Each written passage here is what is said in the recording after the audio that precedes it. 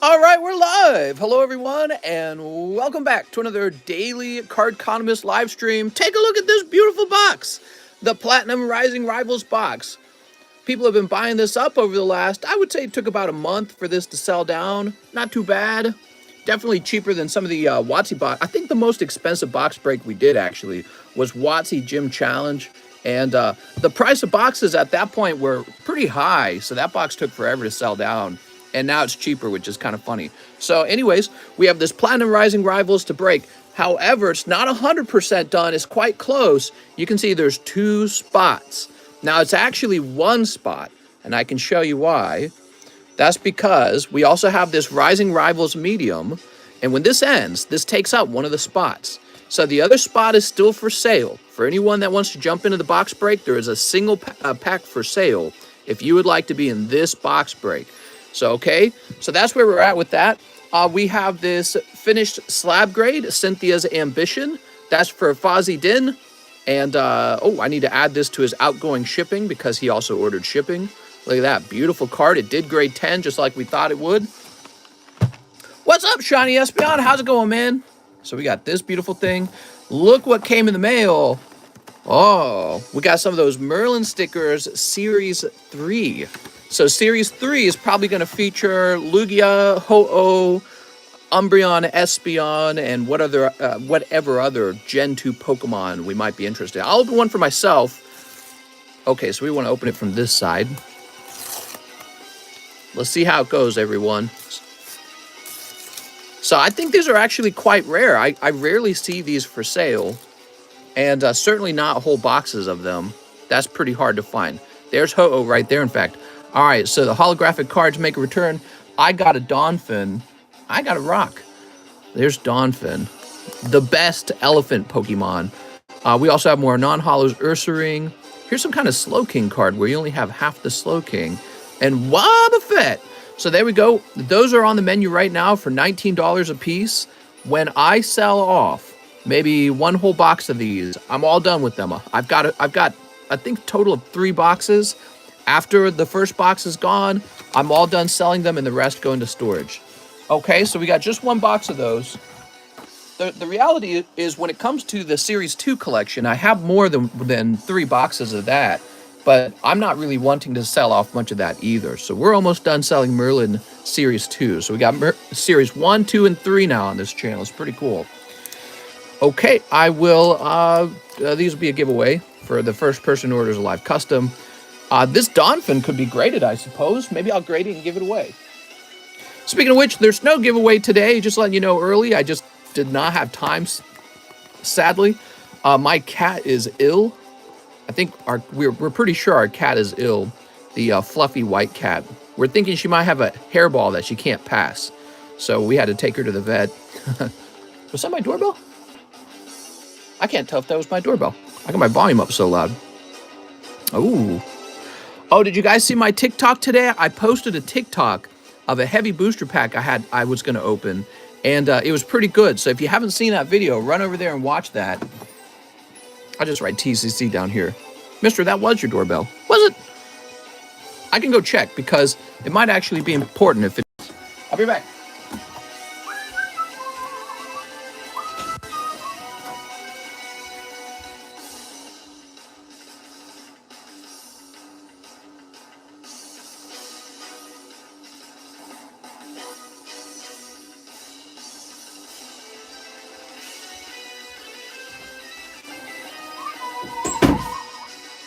All right, I'm back. It was just a small package dropped off by DHL, though, so we're good. All right. Whew. Uber Eats. Nah, we don't even get Uber Eats out here. We do, but they don't offer anything. Anthony says, it's the prune lady. You got any prune juice? All right, beautiful. And I will place this, I guess, over here. Probably the tax man. Mr. WTF just saw the TikTok. I know. Thoughts on the Pokemon battling coin game coins? They're great. I like them a lot, actually. I have more to say about that when NGC returns my coin submission. Do you know Captain Rafa? No. What's up, fella Chris?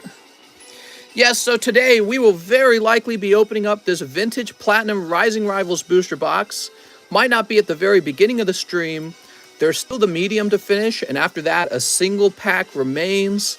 If, if nobody wants to buy it, I'm just going to start the next medium, and we will probably sell out of that medium pretty fast. Okay, very cool. And you guys know, let's go through all the lists. So we have the Rising Rival box with just these two spots. One of them is a medium. Here's the Rising Rival medium right now. Just a few spots left there. Here's the charity card for today. It is still the Misty down to 304, getting close to the 200s. We started Phantom Forces, so Phantom Forces box break has begun. Here is the large Sublist, okay? The actual large, it's actually got some action in it. And the UFC hobby box, which James O'Brien has shown a lot of interest in. All right, cool. Happy Tuesday to you all. What are you guys doing on Tuesday? Working? Let's get some calm music playing, huh? All right, that was our intro music. Let's get some calm music. Diamond Pearl. I bought 3 mediums. Nice.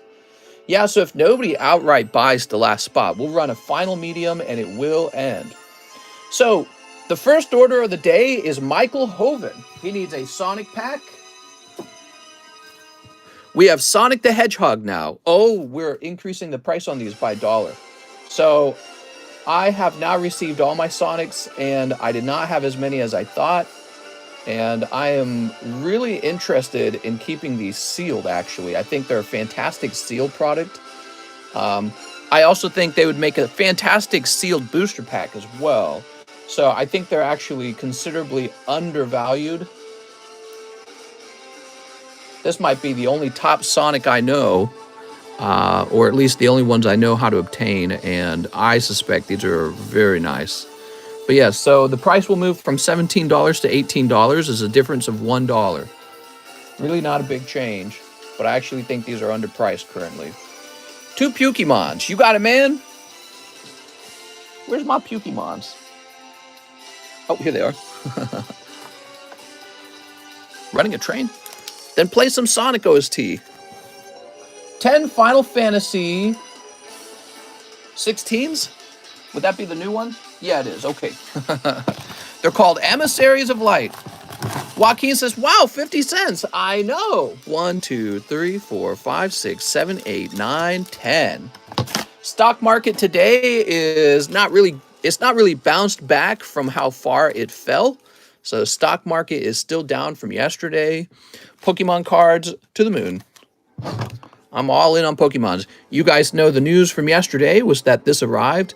This is my Legendary Collection Charizard. We got this cool little PokeRev signature on it too, but that's on the case. And yeah, real happy to have that in my collection now. Now I can focus on a new card that I want. I've been looking for that Legendary Charizard for a long time. Had him in my view. You know what was interesting was he sold for $13,000 in auction. I'm like, now's the time. Now's the time to go buy one because you're going to be able to ask for price close to that auction price. We ended up getting him for about 16. Still surprised that auction only went for 13. Mister, any suggestions for a very nice $500 card to buy? You know, the opportunities are endless. I say pick your favorite card and go buy that. Now, if you're just looking to emotionlessly invest, you could just go buy any $500 vintage card with a low pop, maybe. I'm not sure. Or you could just go buy a case of the latest Sword and Shield set and give it like 2 years, and maybe in 2 years it'll double in price, which isn't bad, by the way, for your return on investment. Also, I can't confirm that it will do that. It looks like it will because that's what the past boxes have done, right? So there's no guarantee. All right, let's look into this. He's a hero rare. He's not legendary. He doesn't get his own sleeve. Here's Merrill. Okay, Merrill looking fine. Is that signature why you want a Cardconomist signature now? Yeah, actually, I realized he doesn't sign with his real name. He signs with the name of his channel. And I was like, huh, I'd never even considered that. I just sign with my real name. What do you guys think is more valuable? Signature of my real name or a signature under the Cardconomist, which is sort of like the handler name? Ooh, look at that. Warrior of Light. Legendary. Looks great. Yeah, I was thinking about it. I was like, huh, maybe I should develop a Cardconomist signature. I don't know. It is kind of weird. I think that, yeah, no, I think it makes more sense to sign with your real name, doesn't it? Because that's his organization. That's his group. Wouldn't it make more sense if it was his real name? I think I'd rather have his real name. Most people here don't know your real name. TCC signature to the moon. Steve Jobs doesn't draw on Apple. I want a signature. I think I'd rather have his real name when I think about it. Like, let's say you're, ooh, there we go. You got Luneth full art. Beautiful, man. So full art is a chase card in a set, and you just pulled it. There we go.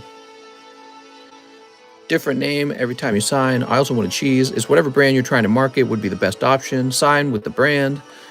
It's kind of a weird thing because you got, you know, when a sports player signs their signature, they don't use their team name. You know what I mean? Let's say that football player had like a YouTube channel. He probably wouldn't sign with his YouTube channel name. He would sign his real name. So I don't know. It's a weird question. I guess you would have to know. You would have to know who I am, right? There we go. Shiva. All right, we've got Gladiator, Warrior of Light to Legendary. His real name is the brand. What? Here's Suzaku, Wool Legendary. LeBron James is the brand. True. Here's Black Waltz.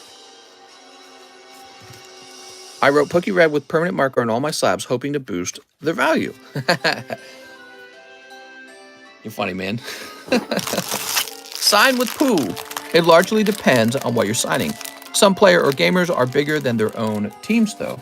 Yeah. You can always sign both. The way I'm seeing this, like TCC under your name. I haven't been buying like I used to. Moving and all, but still supporting. Keep up the good work. Remember Pokemon rules, Digimon rules. What? 99% of the community knows you as TCC, not Derek. Would Superman sign under his real name or Spider-Man? You should sign the cards as Mr. What if the signature was Mr.? Sign it as Mr. Oh my God, that'd be funny. All right. Oops. Pokered's real name is Mr. Yelzer. Here's Jigglybutt. Mr. would be great. You should sign your name like Will Smith. He makes a new signature every few years. Here's Yuck. Well, Pokemon's still better. What's Pokerev's name? Here's Youth. This Pokemon has a stomach that hurts so much she spews poison acid that stuns her enemies. Yow. What would Batman sign as? Bruce Wayne or Batman? What would you like Batman to sign as? Bruce Wayne or Batman?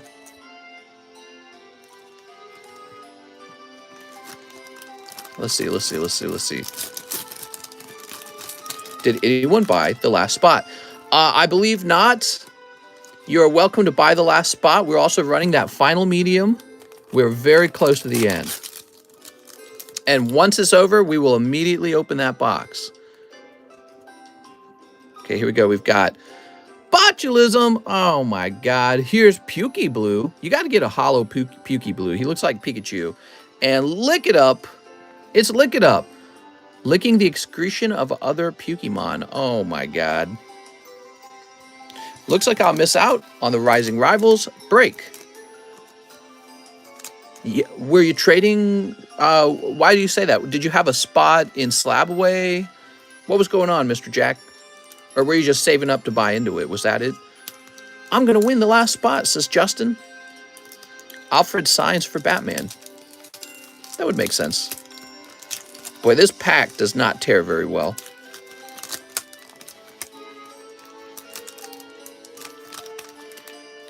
Man, I wish there was a easier way to open these. What's up, Zack Attack?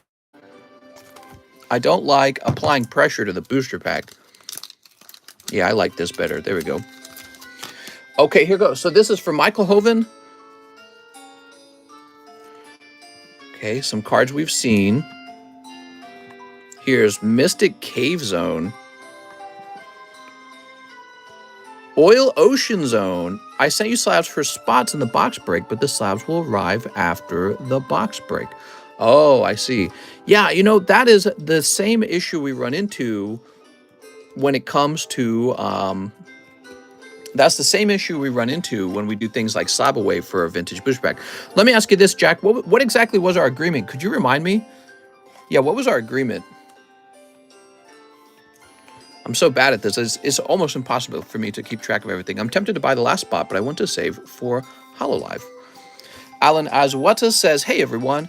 Demetrius, buy that spot, man. HoloLive is a modern set. Riding Rivals to the Moon.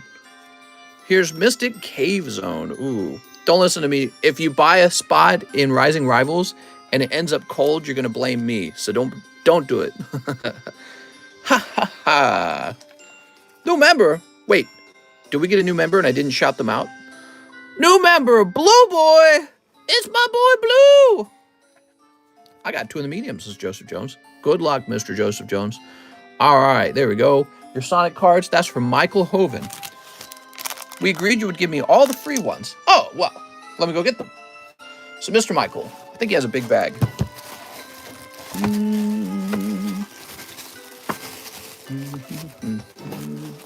Everyone's all horny about these last spots.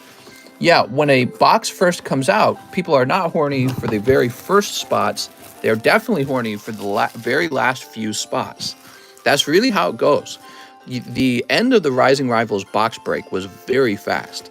The beginning was very slow. It'll be the same way with, you know, Phantom Forces. It'll be the same. But, you know, it's funny because people go, oh, dang it, I didn't realize it was going to end so soon. So, you know, it's real slow, real slow, real slow, and then suddenly it just takes off. It's just like, oh, yep, it's over. Sent you some slabs for 2 packs in the Rising Rivals plus some store credit. We can change the trade when you get the package. It was stuck in customs for 30 days. Can you message me on Discord? I'll take a look at it. Yeah, message me on Discord so I can take a look at the trade real fast. I might, if I look over the trade and I see myself saying something like, yep, you're definitely getting this and all that, I'll honor the trade and we'll get you into those spots, I think. I think I can probably give up one of my spots. All right, here, let me come over here. So that was Michael Hoven. Did Rising Rival box break in? It's like 2 seconds away from ending. Matthew Fowler says, frick it, I'll hop on the medium. Good luck, mister. Thank you for letting me borrow your Lamborghini last minute. Oh, no problem, man. What's a unicorn hunter? Good question. Okay, Mr. Fowler. Now we have Mr. Keegan, who wants 5 Chilling Pains and a Super Evolution. You got it. By the way, this is Diamond Pearl music playing. I thought that was appropriate with our vintage box break just about to happen. Super Evolution, where do we keep that? How many spots are left in the Rising Rivals? Apparently none.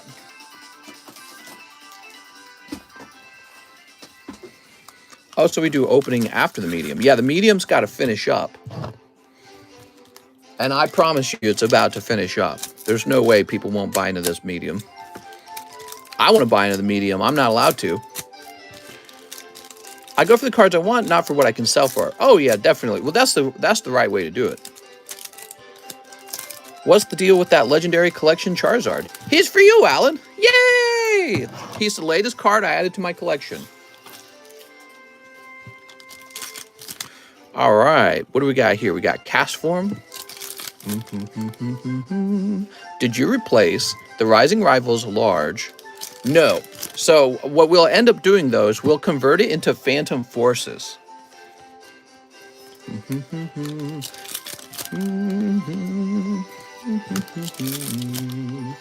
Oh, Tornadoes. This is for Mr. Keegan. Mr. Keegan. We back, Mr. I ordered a bunch more stuff. What's up, Dan? How's it going, man?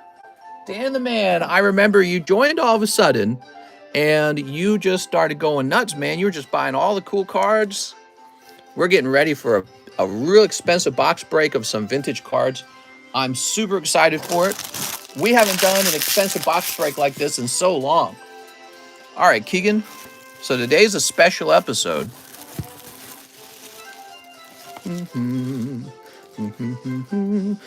That is why I went deep for Gym Challenge for the attempt for the Mewtwo, but I got Nido King and still haven't sent it out. Sell it to me, Mr. Demetrius. I'll buy your Nido King. Love Nido King. He's my favorite.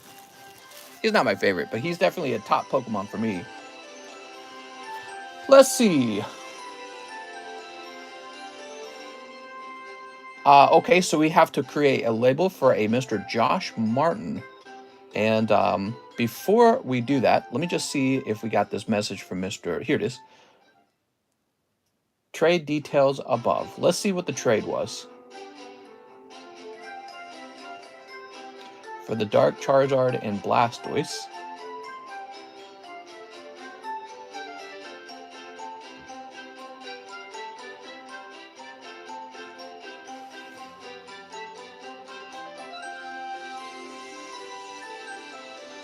All right, so apparently I agreed to Charizard and Blastoise. Let me take another look at that. Is that right?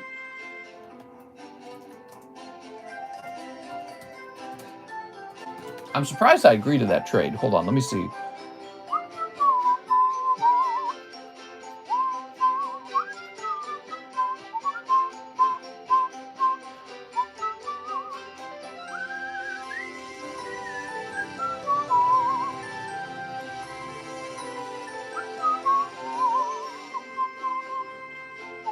Oh, I'm doing a little research.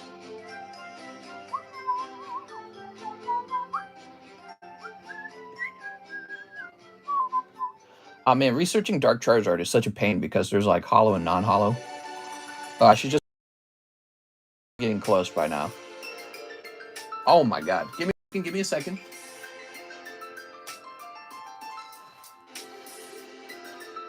All right, so that should have done it.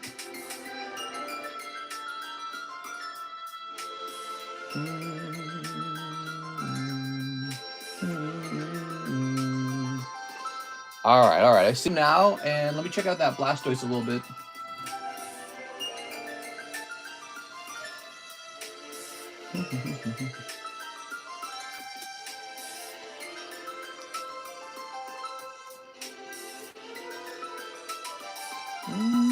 All right.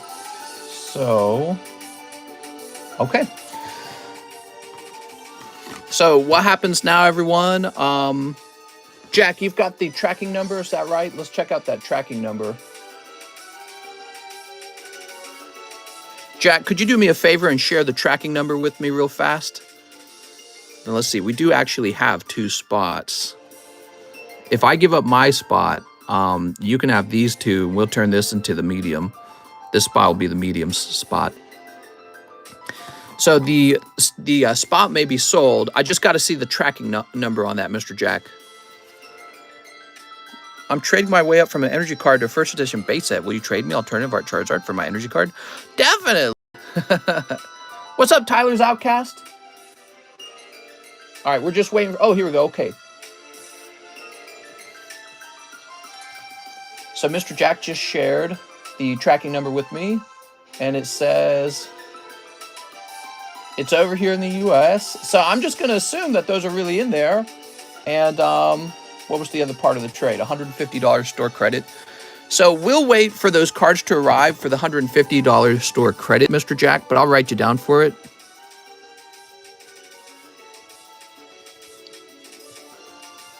Okay. Yeah, so you guys could do this too, by the way. You can actually trade me your cards for store credit or to get into a box break, or maybe you see I have an expensive slab that you want. You got a bunch of smaller, cheaper slabs. Here it is. So these are sold. All right, I'm sorry if you get bad pulls. Hopefully you get good pulls, Mr. Jack. Normally we wouldn't do something like this because you wouldn't want to make a trade until I actually have the cards that you sent me in my hand, but I don't think you're trying to pull me a quick one or anything like that. So there's Jack Gray. And so this is the medium up here. Spot number 23 will be the medium. I'm taking myself out of the box break in order to do this so that I can give Jack the spots he had traded for, and then this gets taken care of for these guys. All right, so we just got finished this and it's over. All right, cool. Now, Josh Martin wants shipping. Is that right? I paid for having shipping to Australia a few weeks ago, but you canceled the label as my address was wrong. I need to get it shipped again, and address is now correct. I have 2 bags and 7 to 8 slabs. Yes, I remember this. Let's see. Josh Martin bag number 1. And where's Josh Martin bag number 2? Here it is. Whoa, man, you got a really, really heavy order then. So I'm going to start working on Josh Martin's label right now. Have no fear, guys. We are going to break that box. It's all but guaranteed. Rising Rival has the Snorlax. Nice. Yeah, and I hope we pull some really good stuff out of that box. I have no doubt we're going to pull something. Something nice has got to come out of there.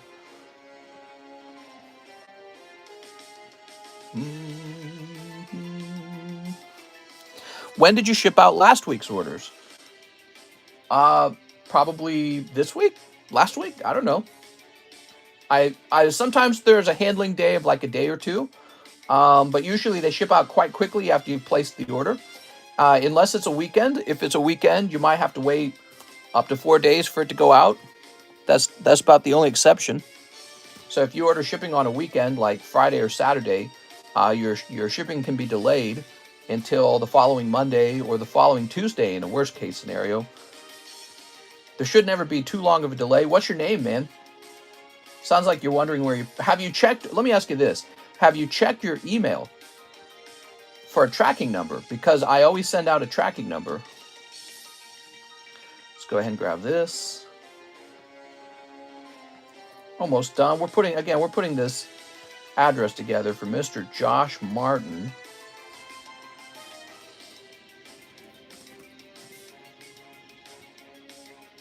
Okay, so we got all of this. Now, oh, we need your phone number. You didn't include your phone number. Let me just check for your name in another place. Uh-oh, hopefully he's got his phone number. Let's see what you guys are saying. All but guaranteed, I'm here. Joseph Jones likes expired milk. Smoked Out Turtle says it was on Thursday. What was your name? So that's pretty close to the weekend. You could have been stuck having to wait over the weekend if you, for some reason, yours got missed.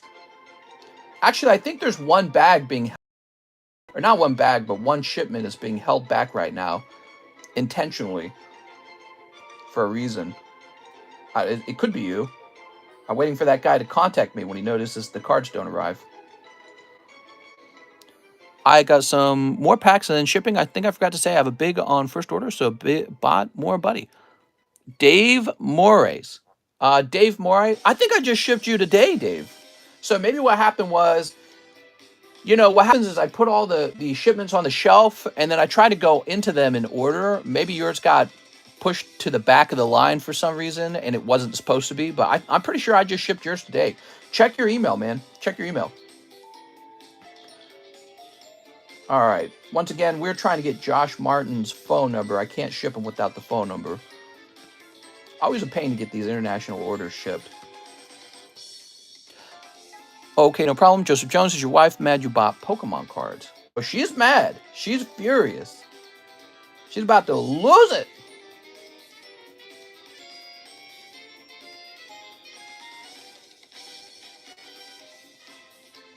Oh, here we go. I found his phone number. Okay, Mr. Josh.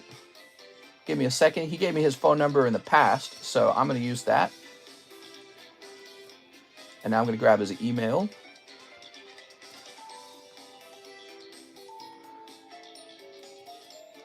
And now we are going to go ahead and bring up the weight of the package as much as we are allowed to.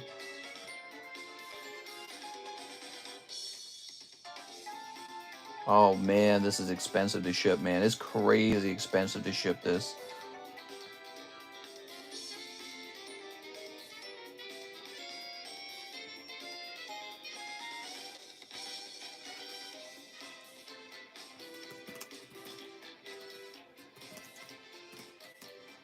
All right, give me a minute. Fill out the customer. You gotta be more careful when the weight of the package is like heavier.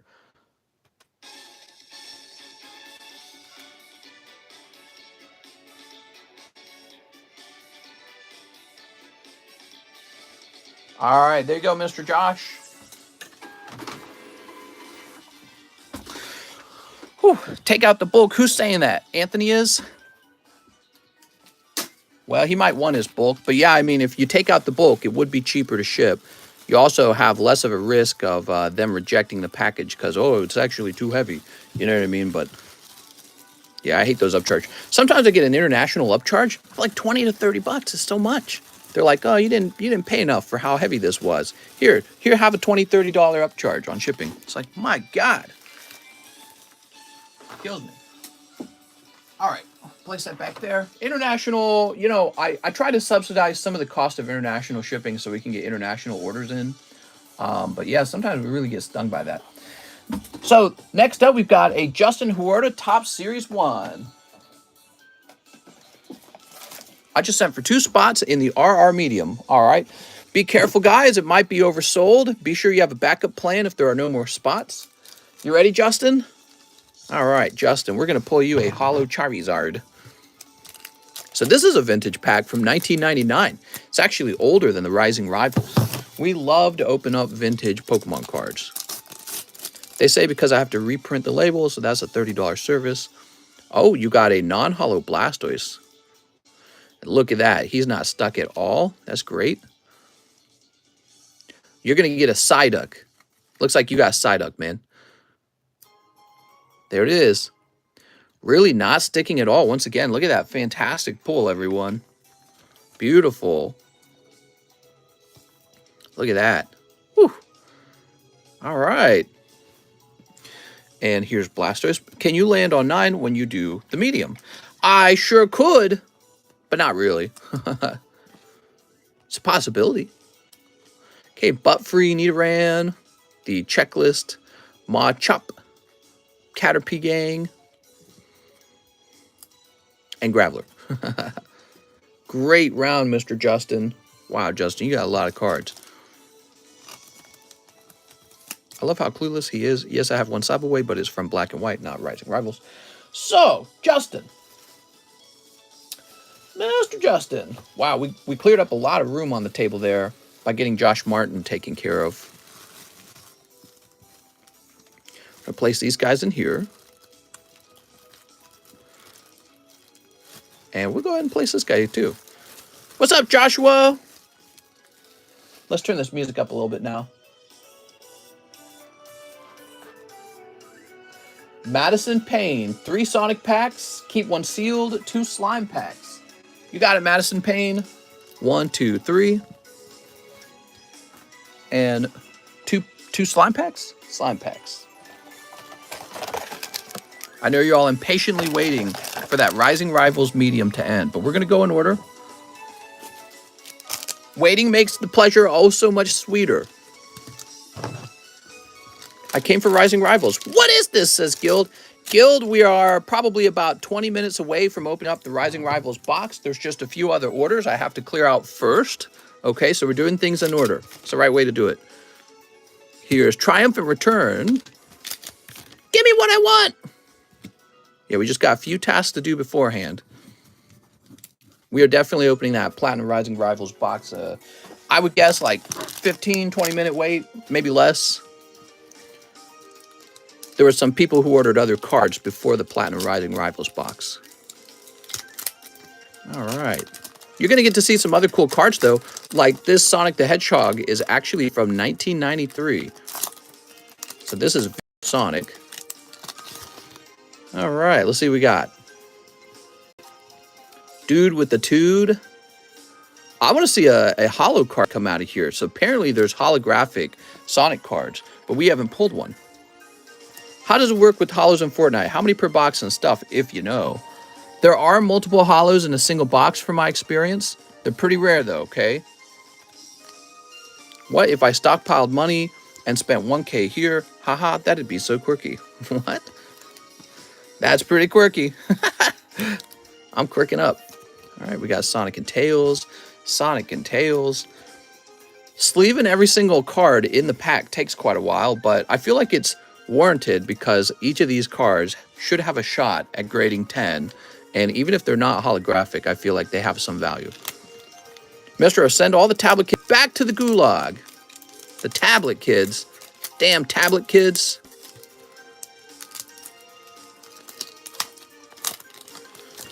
Do you buy or collect complete sets? No, I do not. I do not complete sets at all. I'm not worried about it. Rotten egg. He's looking kind of scary there, man. Bonus stage, aquatic zone, labyrinth zone. Okay. And metropolis zone. Oh, how nice.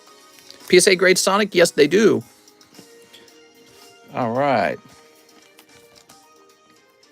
All my cards are packed fresh, but ... Sometimes you got to take a risk in life, man. Got to get those cards graded. Just look them over. Pick the ones that are well-centered with no white dots on the back. Got to send out something eventually. Here's Rotten Egg.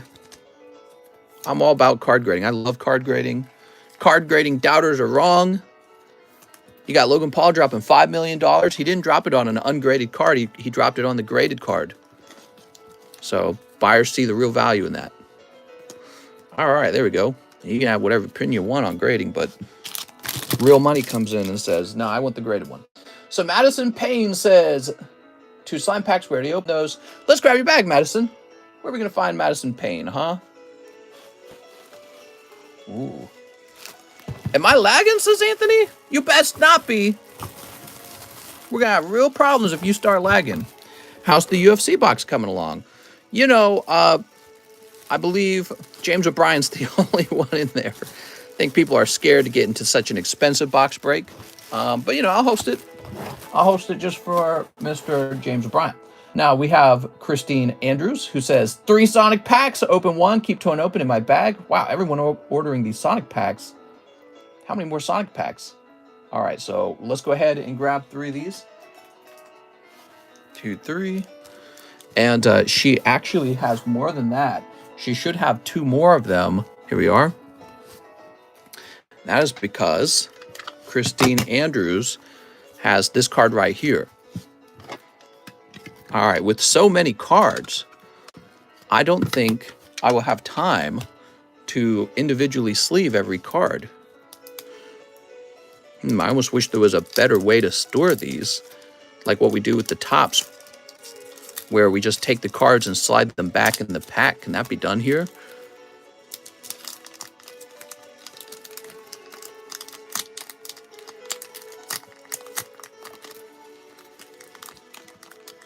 All right, Christine, here's pack number 1. We're looking for a holo card.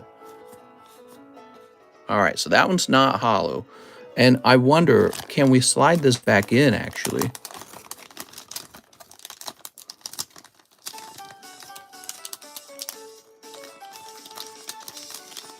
This might save us an enormous amount of time not to sleeve them up.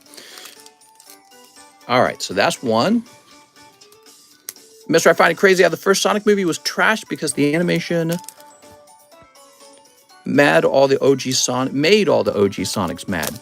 Yeah, well, you know, it's kind of a fascinating thing because back then, YouTube had a dislike button, and they have since gotten rid of the dislike button. And to be honest, they probably got rid of it for political reasons.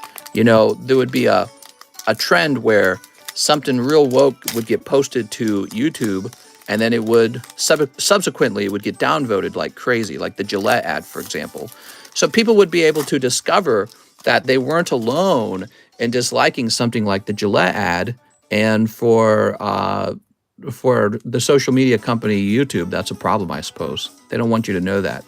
I can't really think of another reason to get rid of the like button other than that. And so, yeah, we managed to get the Sonic movie improved with the dislike button on YouTube. And YouTube has decided we don't like the dislike button because it allows you guys to understand that you are actually the majority when you don't like something.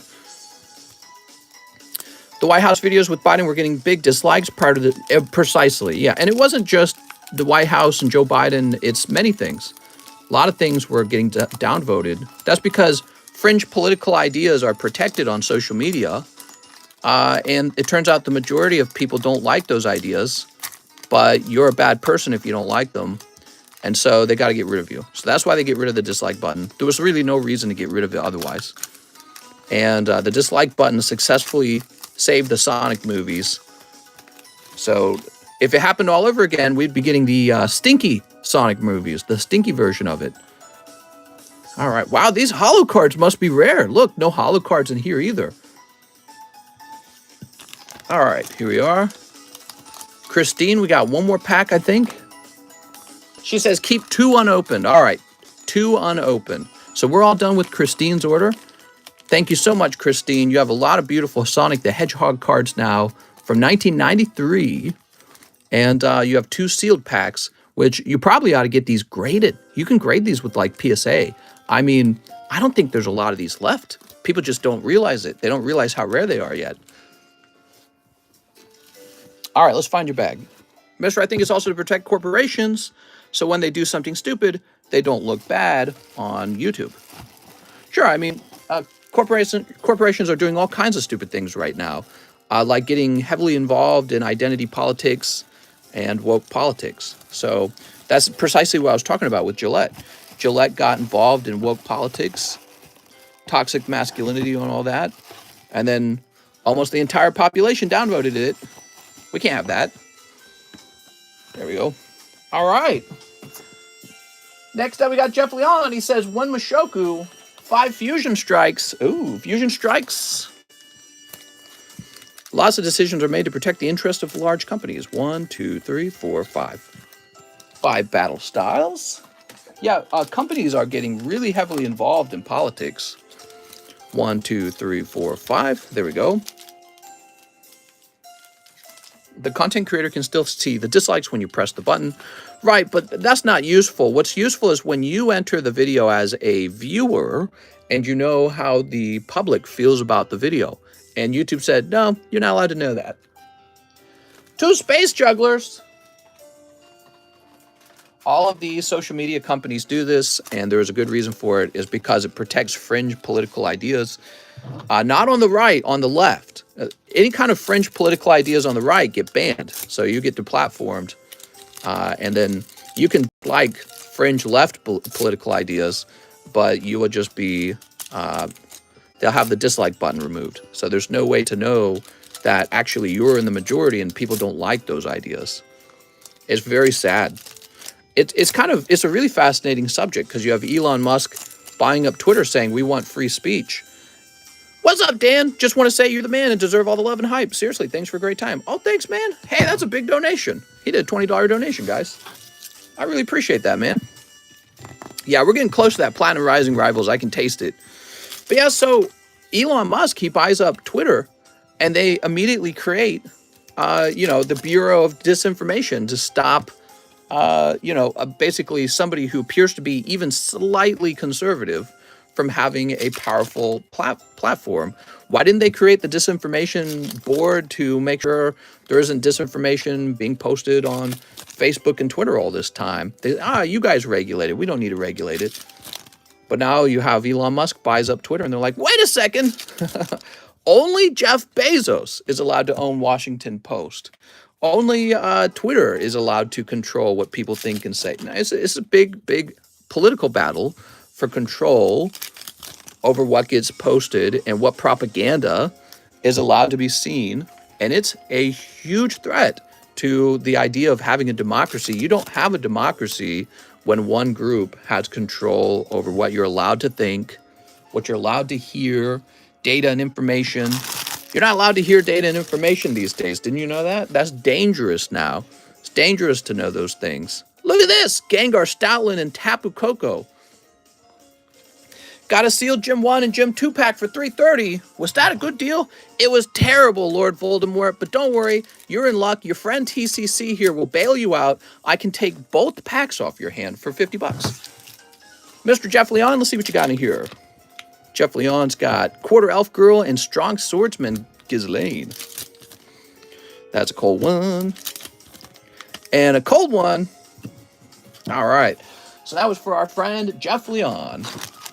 Jeff, not the craziest round. I think that was kind of a tough round. What's the difference between left and right? There are differences in personality type. There's some pretty deep fundamental belief differences. One of them is showing up right now. and it's the difference between their position on abortion. So, you know, you have the Supreme Court. There was a opinion leaked from the Supreme Court. It's looking like the Supreme Court's about to overturn Roe v. Wade, and that is one of the big dividing points between the left and right.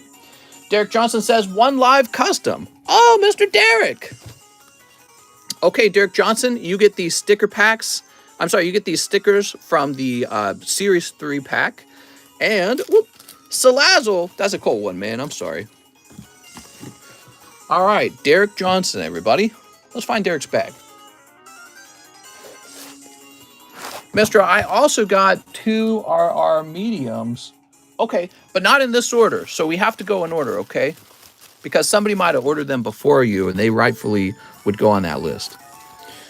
All right. Did the RR box break happen? It's about to happen. You haven't missed it. Actually, it's kind of good that we waited a little bit to open this box because it gives more people a chance to join before we officially begin. We have our little political side commentary before we officially begin. All right, here we go. I've just refreshed. Whew, Daniel Wiseman's got some big orders coming up. So here's Derek Johnson's order that we just finished. I'll shout out the line. Tom Morris, Jeffrey Kroon, Jared Senovic, Sergio Espinoza, Brooks Bellinger, Liam Burrows, Tony Reed, Cesar Rodriguez, Joshua Rodriguez, Joseph Jones, Juan Garcia, Thomas Davis, OSM, Daniel Wiseman, Jose Suentes, Chris Bates, Derek Johnson, Kip F, Daniel Wiseman, Colt Hicks, Alan Duarte, Space Lemon, Taven Richardson, Alan Azueta, and Daniel Wiseman with some really big orders. What you got there? Oh, Daniel wanted to buy up a Rising Rivals box break pack. All right, well, we won't be able to fulfill that, okay, Daniel? But what you can do is there's all kinds of substitutes you can do. We can try and pick out the next box break if you want. But let's get it moving. So Tom Morris says slab away payment. All right, Tom Morris, let's take care of your slab away payment. I'm sure in those orders I just read out are all the remaining medium spots. I'm like sure of it. Okay, Tom Morris, we updated that. In fact, let me go ahead and remove the medium from the menu because we don't need it anymore.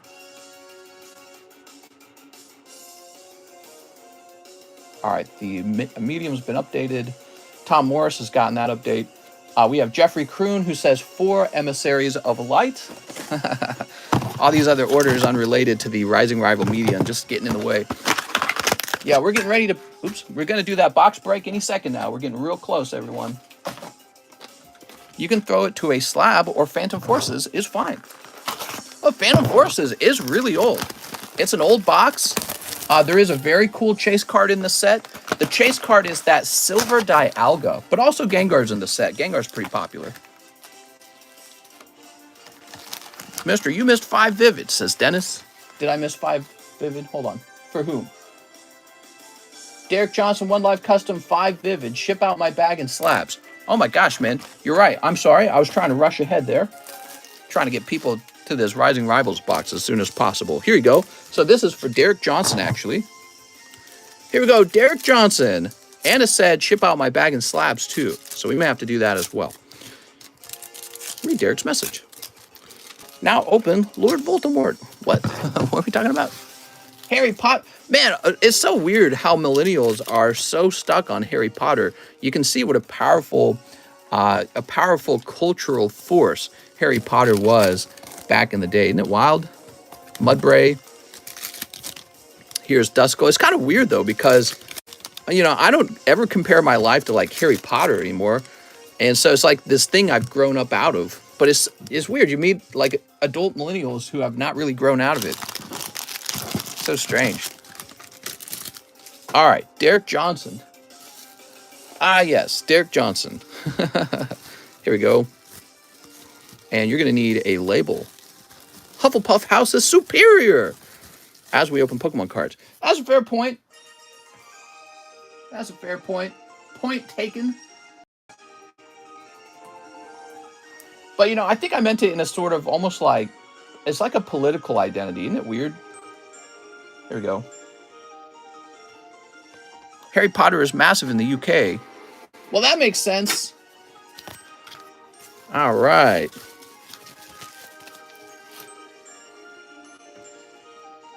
So Derek Johnson is taken care of. Tom Morris is taken care of. Jeffrey Croon ordered 4 Emissaries of Light, 1 Merlin sticker. Here we go, 1 Merlin sticker. By the way, did you notice there's a big value difference in Italy and USA printed Fortnite cards? Oh, very interesting. Here we are. Have like 3 to 4 slabs to be shipped. Can't wait. The new Harry Potter game looks crazy. I like the corn version of Harry Potter. What?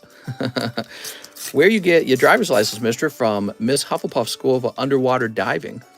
Harry Potter, no. Lord of the Rings is much better, says America, favorite order. Oh, look! It's this officer and Dark Muck. Oh, look, Blastoise. I've got many of my slabs from Mister. Has all the good stuff. What WTF is a Hufflepuff, says Anthony. Okay, get that Muck in there. We got Officer Jenny and a Muck. Sounds about right. All right, here we go. J.K. Rowling got like canceled and all that too because she wasn't like, I guess, progressive enough. She believed that being like a female was something only women could, biological women could experience. That's one of her beliefs. So she's like a feminist. Look at that. That's pretty good, Mr. Jeffrey. Pulling full art Shantoto Legendary. Wow, man. That is probably an expensive card. I know that the base set Shantoto is pretty expensive too. Is it base set? I think it's base set. That's probably pretty good. We got Tros. Okay. There we go. But yeah, she got canceled because she didn't believe that gender identity was like this fluid thing. She believed you had to be born a woman to know what it was like to be a woman. And she got like super canceled for that, despite herself being pretty progressive. Oh, hold on. There we go. Put that in the sleeve. What 10-pack should I donate today? Team Rocket, first edition. Doot. All right, Jeffrey. Thank you so much, Jeffrey. And congratulations on that Shantoto. That really is a big snipe for you. Let's grab your bag. She's all good now, though. Who's all good now? There we go. Shantoto is very rare in the base set TCC. Did I say base set TCC? Let's go. Love my Shantoto. All right, now we have Jared Sentovic. 2 spots in the medium. There we go.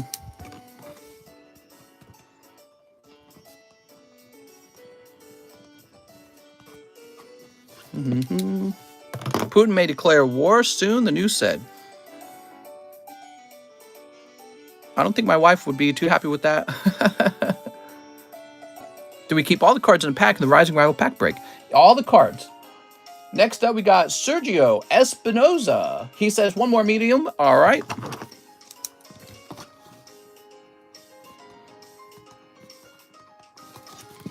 And 1 battle region. Where are my battle regions? They're always so far away. Ugh. Why do I put them so far away? I can barely reach them. All right, we'll bring 1 closer. Then I told him about the Bulbasaur. What? What are you talking about?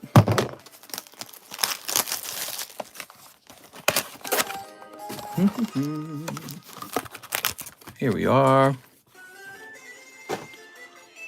All right. Sneep. What do we got? What do we got? Oh, it's Virizion! How nice. Not really.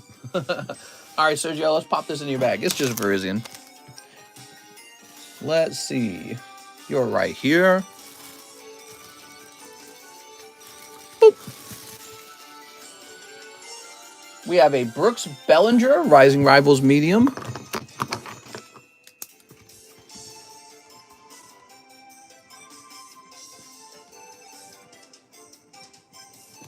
Okay.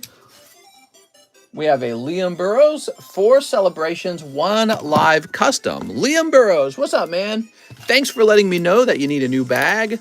Oh, it's a cold pack. Sorry about that, Liam. Let's try the celebrations real fast. So you ordered how many of them? 4? Okay, we got 3. Please tell me we have 1 more. Oh, of course not. So let me open up a fresh box of celebrations. So close, guys. Just 4 spots in that medium, and then we start that Rise Rivals box break. Very close.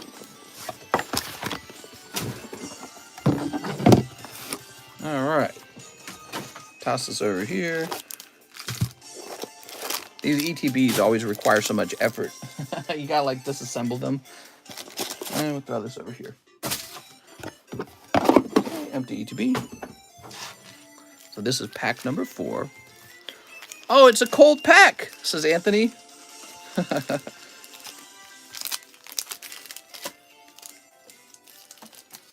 right, very good.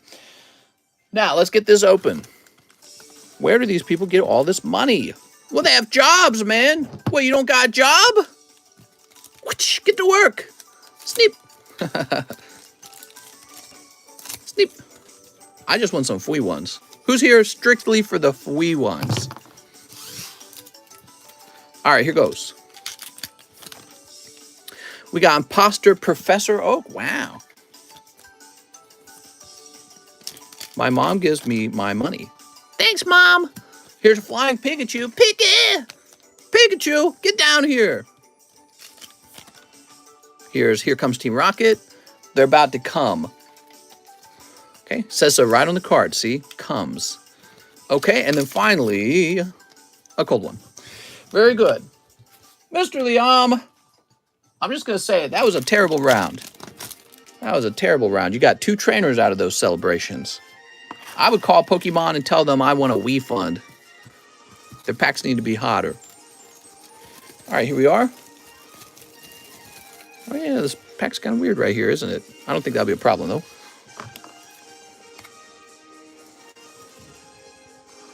Liam Burrows.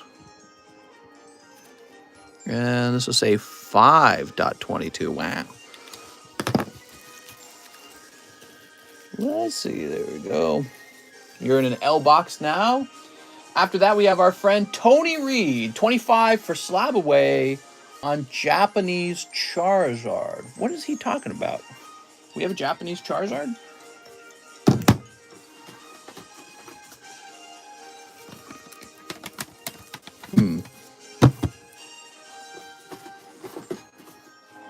Are you sure? I don't think it exists. Wait, didn't somebody buy that? I think he's trying to slab away a card that already sold. By the way, this is available in slab away now. Ancient Origins booster pack. But let's see if it was on the table real fast. Was this a Charizard on the table?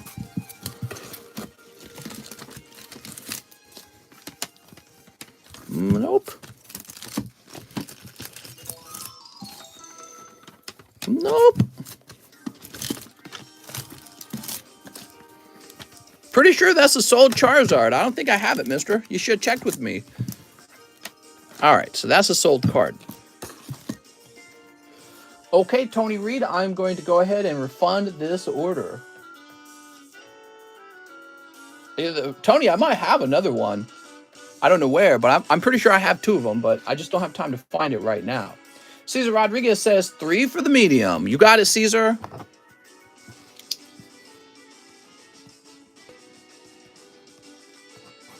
There you go, Cesar.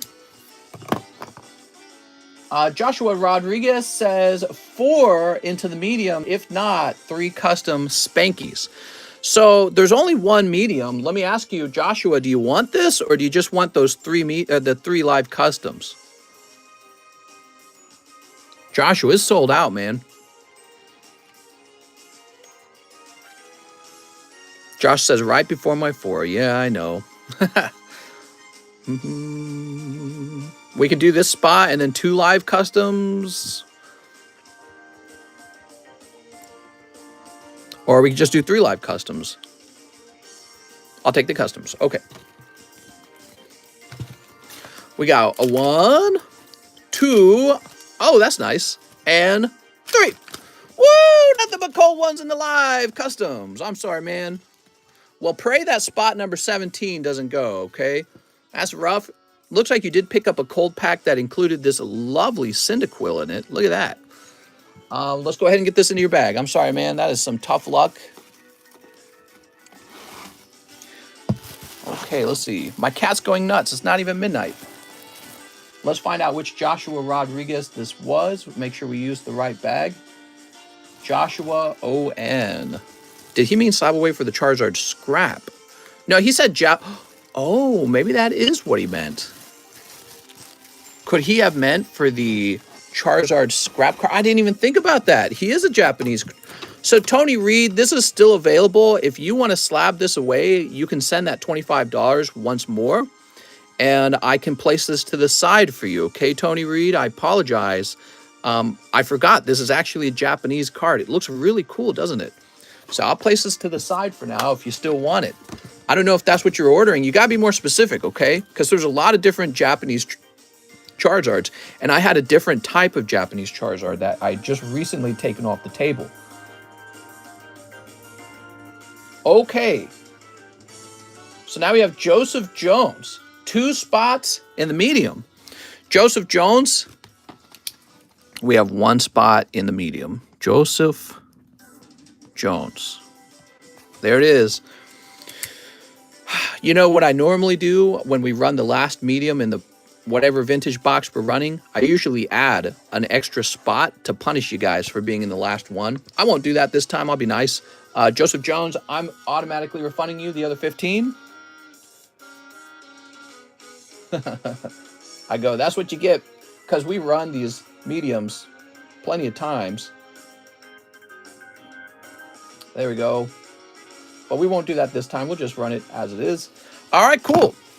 So you got your 15 bucks back, and now we need this.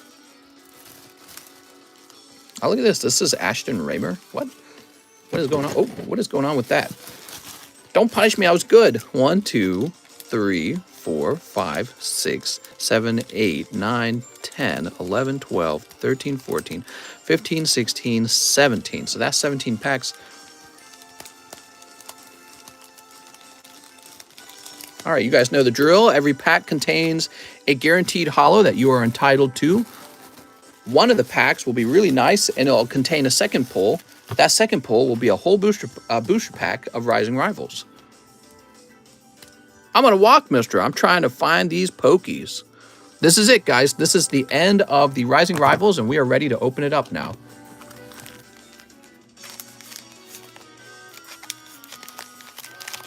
I found the solution for the graders. Just throw in an energy card with the name instead of writing on the grader. I don't want to toss in a secondary card into the graders. I think that would have multiple issues. So we won't do that. It's an interesting idea. Yeah, there's multiple issues. Like when I'm doing in the grading process, I actually measure the centering while the card is still in the grader, because then I can place a ruler against it. The energy card could get in the way of that. You got to see the back and the front of the card. I spent $120 to try and get into RR and failed every time. Oofed, almost should have bought a spot outright. That's true, mister. That is true. That is true. So the reason people take a chance for a pack is because they hope to get it below the market price. Whereas the market price guarantees you don't spend over on it. And so I think people open booster packs because it's like gambling and they enjoy that. And these are little booster packs, right? So, you know, there's fun to that, but just keep it in perspective, you know. Same with the live customs. You know what goes into the live customs. This guy does. So this guy might be 4 live customs or 3 live customs, or you just buy them. You know what I mean? You can just buy them outright, and there's no chance or risk to it. All right, can I get a number from the audience? So much shuffling. Yeah, we got to shuffle it real well. Kyle says 4. 1, 2, 3, 4. All right, there we go. Kyle Sexton, are you a moderator in the Discord but not here on YouTube? All right, here goes. We got 1. Pretty sure you are, right? 2, 3, 4, 5, 6, 7, 8, 9, 10, 11, 12, 13, 14, oh my God, 15. Oh my God. 16. Oh no, it was spot 17. Spot 17 was the Rising Rivals hit. I'm so sorry, Joshua. I guess you didn't know it was going to be 17, but you just didn't know. Okay, so it's not your fault. The odds were against you that it would be spot number 17, obviously. I'm going to get Joshua a pity pull because that's horribly bad luck. So let's get him a pity pull. He had a shot and he turned it down. I was just doing what he told me. Holy. So let's get this little guy. We'll get you a little bonus pull, man, because that was hard to watch. Here's a cool little card. I don't know how deep we're going to go on the pity pulls because you did get your live customs, but the live customs were kind of cold too. My God, that was hard to watch. Here's a vintage rocket card. All you had to do was say, put me into that, even if it's just the one spot. All right, so we got you some bonus pulls here. That's for Joshua Rodriguez. I'm so sorry for your terrible luck. Should have stayed in the original order. My gosh. All right. We know what we sign up for. Yeah, that's kind of what's going on here. So you know what you're signing up for. So this now goes to Joseph Jones. Lucky day for Joseph Jones. Congratulations. Have you opened the Rising Rivals box yet? Yeah, we opened it yesterday. All right, Joseph Jones.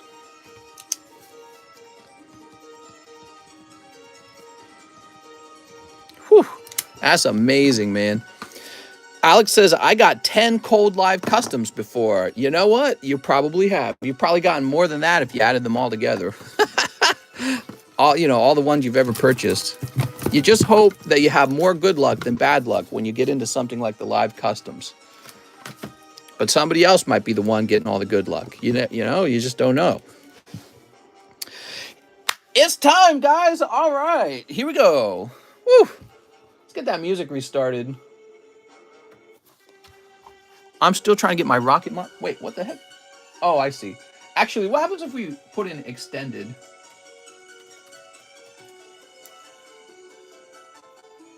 What extended music do we have?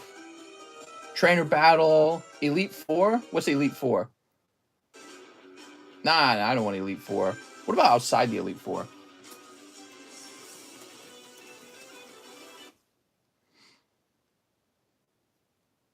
What's that song that plays just outside the Elite 4? Is it the, let's try this.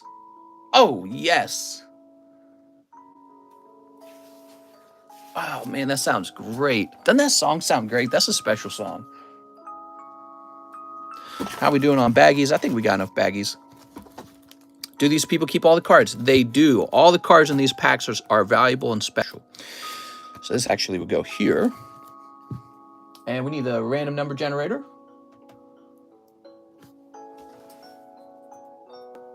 All right. Can't wait to find out what's in here, guys. It's usually during the box break that you go, dang, this is fun. I wish I had jumped in, especially if the box ends up being hot. Like if it's really cold, you're like, I didn't miss out on much. But if it's a hot box, and hot boxes, they occur, you go, dang, I wish I had jumped in. So here we are. Starting number is 11. So we are starting on spot 11. That's cheese, actually. We're starting on cheese. All right. Mr. Cheese. So we actually start on 10. The way it works with the random number generator is, so if you have multiple packs, we start with your first pack. So cheese on 10 is the actual starting point. For those of you who are new to this, here goes. From 2009, the United States was in a heavy recession. The housing market bubble had exploded. All these companies were filing for bankruptcy and begging the government for money. It was a crazy time. I was going to community college a long time ago. Skyridge when, mister? You guys want Skyridge? I'll take out a bank loan. We'll do Skyridge. I think I could do that. So I feel like this box is old enough that even the empty box might have a little bit of value, maybe like 20 bucks at least. Yay, Canister Cheese Pack. I ain't cutting it. All right, so Cheese on 10 and 11. I don't know, is Cheese here? Here they are. I don't have audio on him. I don't have audio on. I want him to cut one. You really want me to cut one? That appears to be Cheese, guys. Cheese wants me to cut a pack. I think it is an absolutely terrible idea. I would never recommend this. I would personally not do it. All right. Which one do I cut, the left or the right? You guys choose, left or right. It's a terrible idea because if it's a hot card, he's going to lose out on so much value. And it's a rare card, you know? Cheese wants to cut one of his packs. It's a terrible idea, Cheese. No, cut me, says JV. Cut that Rotom, says Matthew Fowler. You got it. So the Matthew Fowler, he spoke first. It is going to be the Rotom. Here it goes. Terrible idea. That's from a box break, too. All right. I don't want to see what we get here. I'm hoping it's just like a holo. Look at that, even right off the bat. All right, it's not a heavy pack, guys. He did slice a Nidoking, though. That is a Nidoking. Ah, man, what are you doing, Cheese? What are you doing? All right. Just what is going on, man? There's a cry for help. Here, we don't want any residue escaping these. What did I just walk into? Not Rotom. Matthew Fowler, you picked good. You picked good because we don't know what's in the other pack, but we can say this pack did not have a heavy card in it, like a EX or whatever it is for Platinum Series. Okay, now, Cheese, we'll keep your bag down right here because now we're starting. All right, you ready? Woo! It could have been a heavy pack. I mean, it was just luck that it wasn't.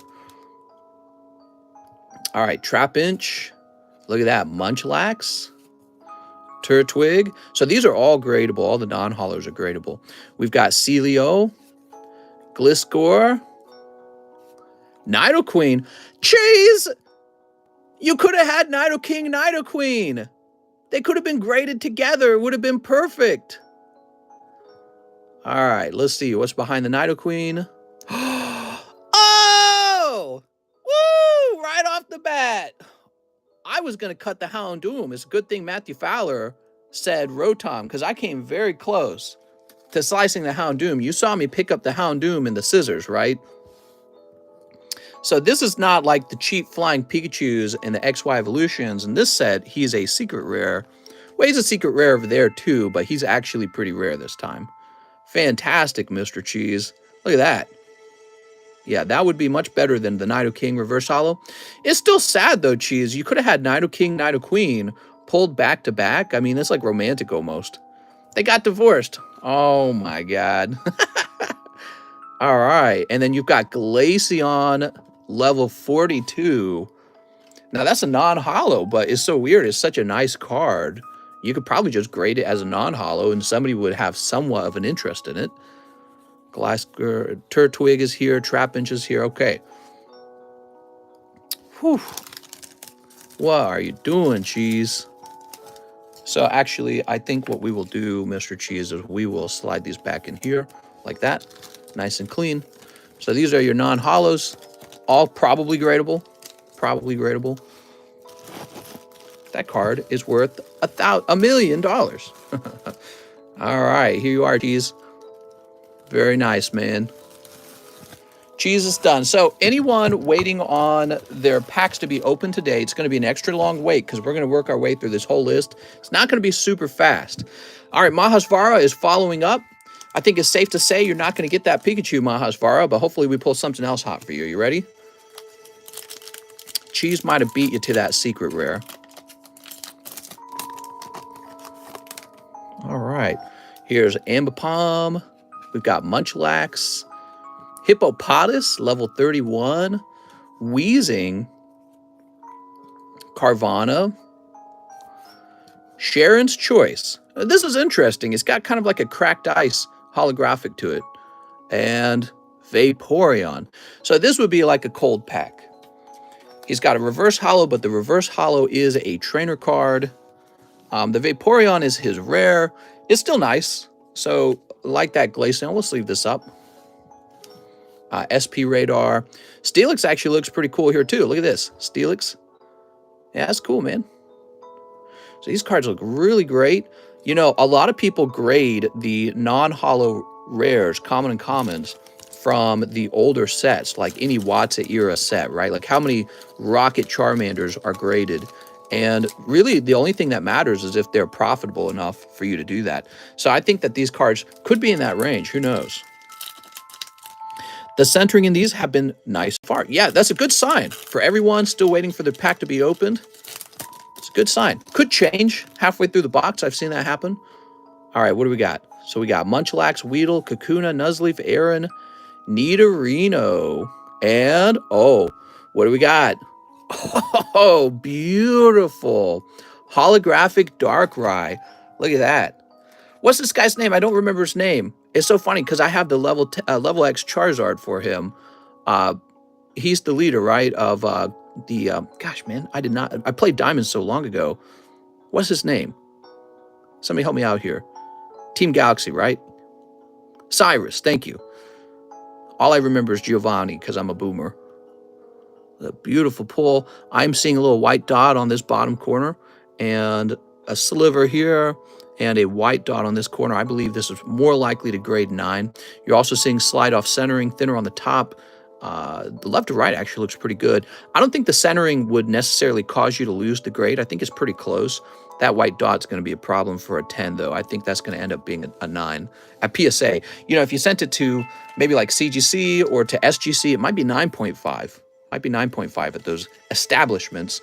Of course, those cards don't sell for as much. Sharpedo, man, I just love the way this looks.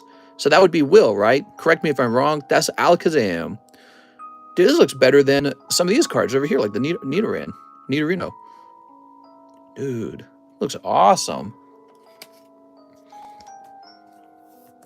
I'll sleeve that up just because I like it. All right. Cool. So that was for Mr. Mahasvara. Mahasvara, you did pick up one of the holos in the set, that Darkrai. And that's the first 4 packs. What do you guys think of it so far? Now we have to find Mahasvara's bag. What do I remember about this? I remember the M box is like crazy full. And then I was like, where am I going to put Mahasvara's bag? So over here by chance? Yes. All right, so here's your bag. Why are these packs expensive when the cards aren't worth that much? I don't know what you're talking about. A PSA 10 of these cards is probably really expensive. I don't know what you're talking about, man. I don't think you know what you're talking about. There we go.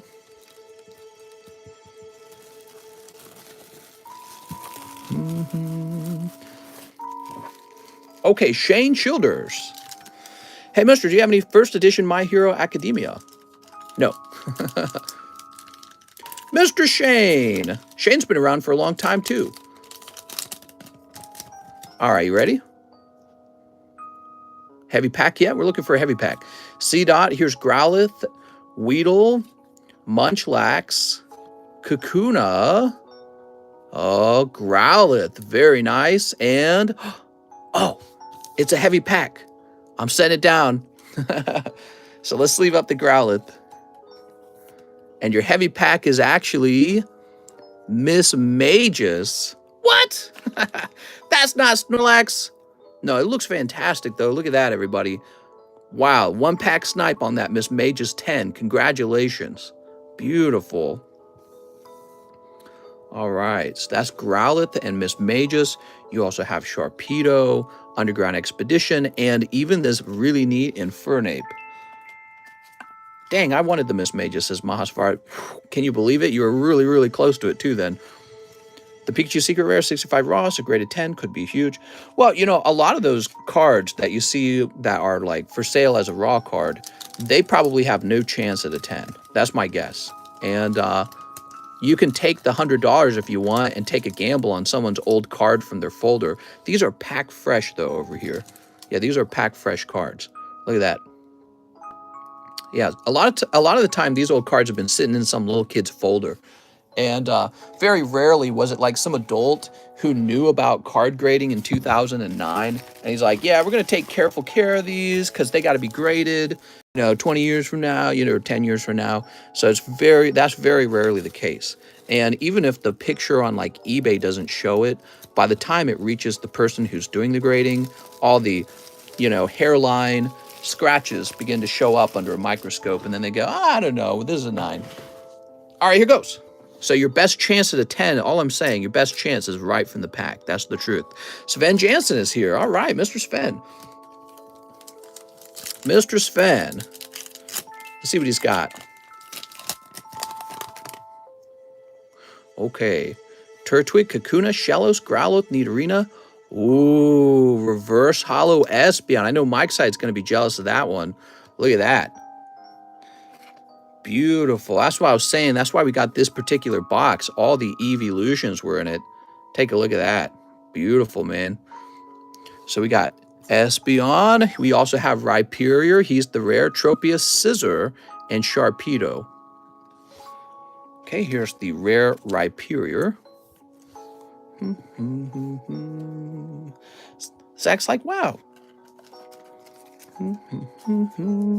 Team Aqua from Double Crisis has the little face icon. What?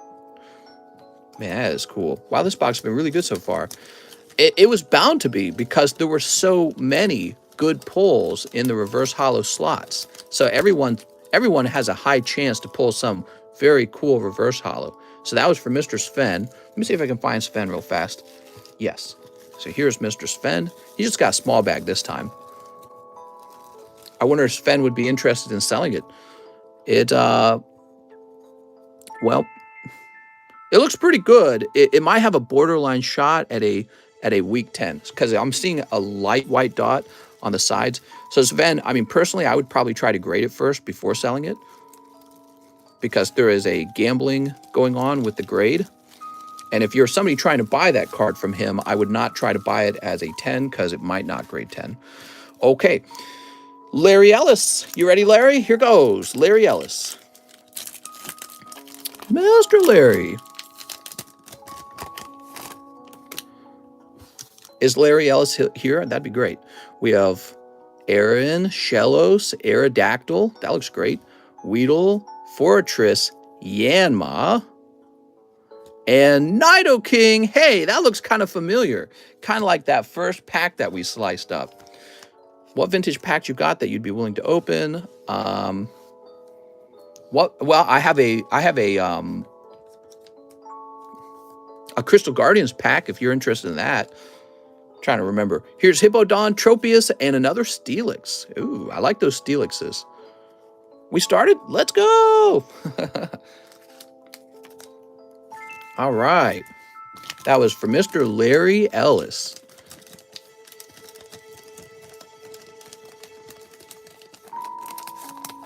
I think the coldest pack I've seen in here has been one of Maha's Varus packs, the one that had the reverse hollow trainer, although I like that cracked ice on the trainer. That doesn't seem to be on anything else.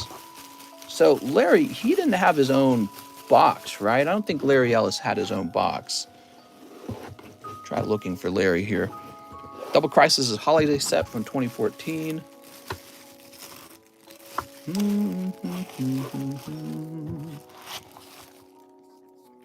That trainer was a pull law. That's from the Rotom subset of this set. Oh, really? So you're saying the trainer was a special card as well? Well, maybe that's why the holographic on it was different.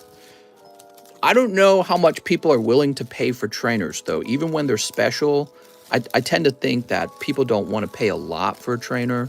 So, and I agree with that if it's true, because even if a trainer is real special, I tend not to spend a lot on trainers. Okay, now we have Kelsey Powell. We're on 17 here. The whole Rotom subset is cracked ice. Oh, okay. All right. Kelsey Powell, you ready? Seville, Snorlax, Quagsire. There you go, Snorlax. Beautiful. All right. So that is one of the Snorlax reverse hollows. Look at that, guys. Beautiful card.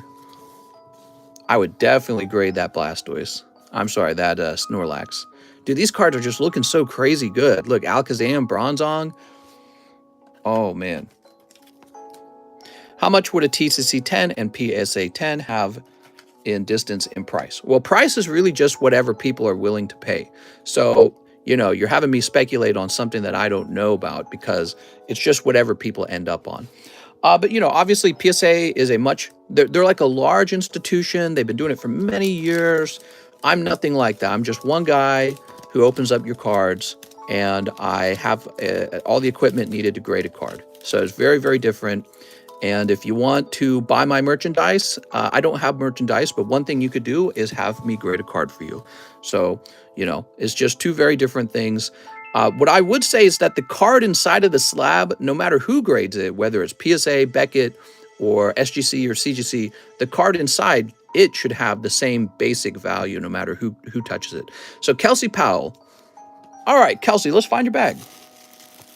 The card inside has the same basic value. And that's why I've been buying SGC slabs and CGC slabs lately. And I'm not scared to buy a card that appears to be underpriced just on account of what slab it's sitting in. I think that when people do that, they may be missing out on a good deal. Looking for Kelsey Powell. You can miss out on a good deal because you are too loyal to one brand. Congrats on 43K. Thanks, man. We got to find Kelsey Powell here, guys. Give me a second. Kano Zone, Kyle Sexton, Kevin O'Neill. Kelsey Powell. Did he ship? I feel like he shipped.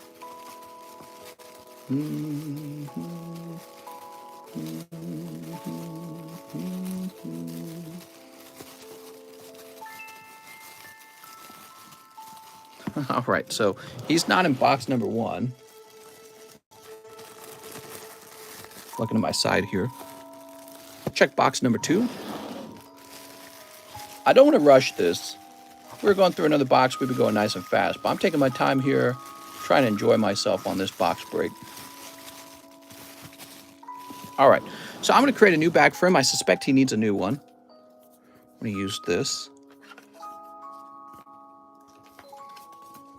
Yeah, I suspect he shipped. There we go. The bad ASMR is better than the box break. Oh, the bag ASMR. All right, there we go.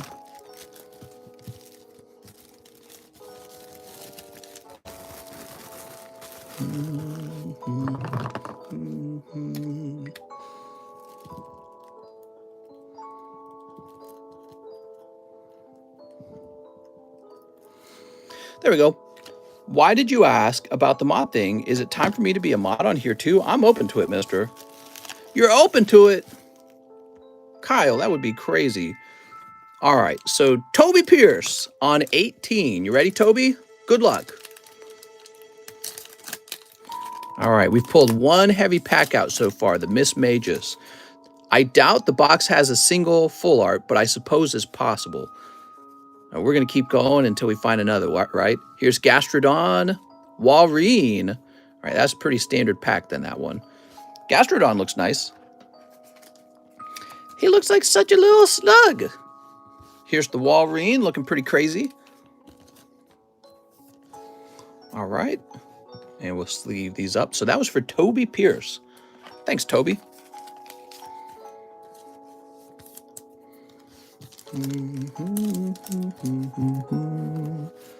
And we'll grab this bag.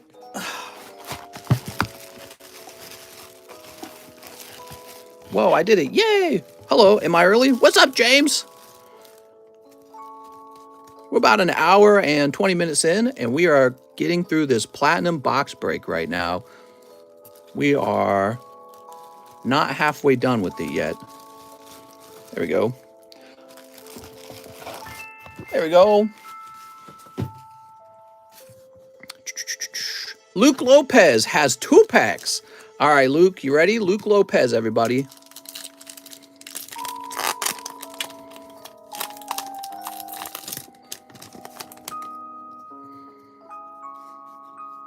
Got the Snorlax non-holo, Roserade, and Gardenia. Oh, and Shiftry. Very cool, man. All right, so that's going to be holo Shiftry is your best pull. Let's go ahead and sleeve that up. This is a beautiful card, everybody. Ooh. And the Roserade. Gardenia Roserade. Take Rising Rival off the menu. Yeah, here, we can do that after the box is done. But yes, it's off the menu, guys, obviously. It's not available. Does Cheese not know he got his pack cut? Cheese almost had a valuable pack cut, the Secret Rare Pikachu. All right, now pack number 2. This is also for Luke Lopez. Here we go. Aerodactyl, Weedle, Fortress, Trapinch, Munchlax, Shellos. That's so cute. And, damn, you also got Rampardos holo. He just got 2 holos in a row, everyone. You did great, Luke. Yeah, both your packs were hot. Shiftry and Rampardos. Ooh. Look at that. Rampardos fans going crazy right now. Not bad, man. I'm scared for the next guys now. He took all the holos. Level X cards look the closest to a full art. Yeah, that's what I mean. Yeah, the Level X cards are so cool. Okay, very nice. So that goes into Luke Lopez's bag, and we just have to find his bag now, wherever it may be. And it's right here. Mr. Luke.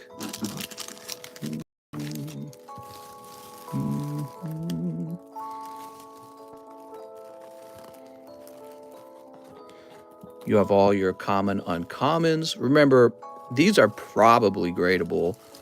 I mean, they're obviously gradable, but the question is, are they valuable enough to grade? I would say some of them, yeah, definitely, like the Snorlax. Non-holo Snorlax looks great. He's got a nice old date to him, 2009. People will see that and they go, oh, that's a vintage Snorlax. Probably very few people have bothered grading that Snorlax. You know what I mean? They'll go, oh, it's a low pop Snorlax. Sansane. You ready, Sansan?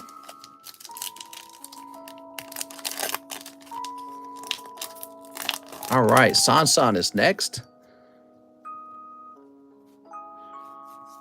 Munchlax.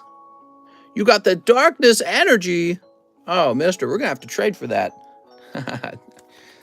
You guys know I'm always trying to grade those energy cards, right? Here is a Golem level 52. Ooh, and a Gengar. This is probably your most valuable pull right here. Damn, somebody needs to pull a reverse holo of this card right here. Look at that. That looks awesome. So that's probably more valuable than the Golem, even though the Golem's a rare. All right, awesome, man. For Sansan A.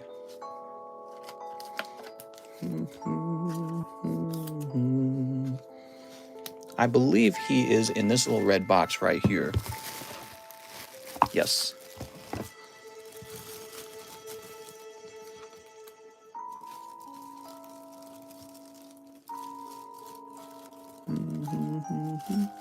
There we go. Finger getting stuck on that. Okay, we'll put the little wrapper in there. No promises that the wrappers don't get a little bent during shipping, guys. I'm actually not a big fan of keeping the wrappers, to tell you the truth. I think that they end up in the hands of like scammers and counterfeiters. So I'm not huge on saving wrappers. To me, they're kind of like trash. Here's Carter Thomas. All right, Carter Thomas, you ready?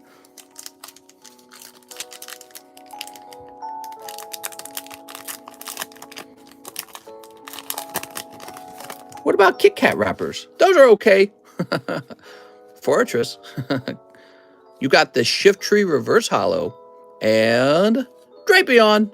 Okay. All right. So Drapion and Shiftry for Carter Thomas. Not a super wild pack. There we go. I hate when people grade a card that people say isn't worth grading, and then they claim that it's hogging up what? Hogging up the line.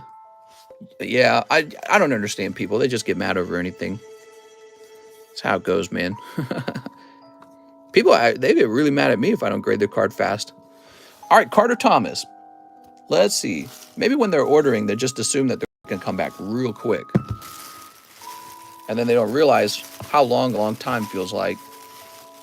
I don't know. Here's Caesar, Cliff, Mello. That, like, the first thing they do is blame me, but I go, well, it's not my fault because it's based on demand. So it's the next guy who's ordering, you know, like 10 or 15 cards to be graded in one day. I can't keep up with that. And then they just get mad. Caesar soda. Let's see. Oh, that's Carter Hinderscheid. Yeah. I understand, though. I get mad if people don't grade their Weedles. Grade nothing but code cards. Yeah, I mean, the person doing the work gets paid the same amount whether you grade an energy card or you grade a Charizard. So you got to remember, you're hiring somebody to do a job for you, and they're just going to be paid what they're paid. Now, you could pay them more. You could be like, hey, my cards are more important than his cards. I'm willing to pay you more to put him behind me in line. But people get really mad at that too. They're like, no, there should be no line cuts as well. It's like telling the worker how much he's allowed to earn, you know? Wouldn't you like to be able to earn more at Taco Bell if you have a Taco Bell job? And somebody says, well, I value you more. I value your work more than the other guy, so I'm willing to pay more for you to service me. You know what I mean? So it's kind of how it's supposed to work. People always find something to complain about, mister. True. True. It's in our nature. Grade all leaf energies. Love Taco Bell. Yeah, it was kind of a Taco Bell commercial, wasn't it?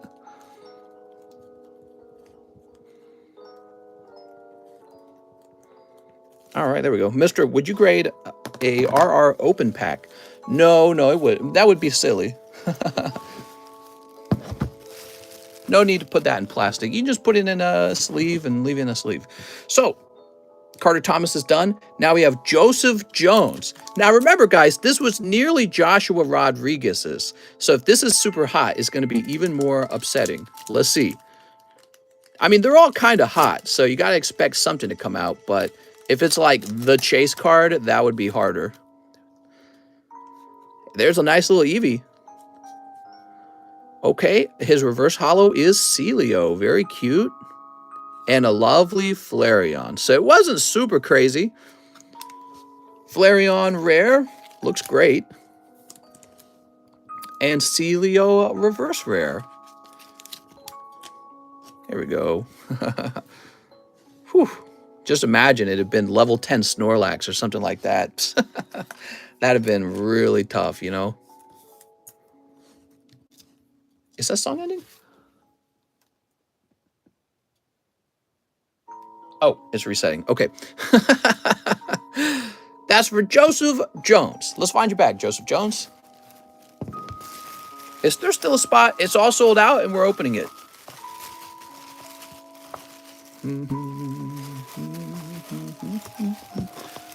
Joseph Vargas, Joseph Pratt, Joshua Ortiz. Joseph Jones, you got a bag, right? Tell me. Oh, you've got a box. Holy. This guy's serious business.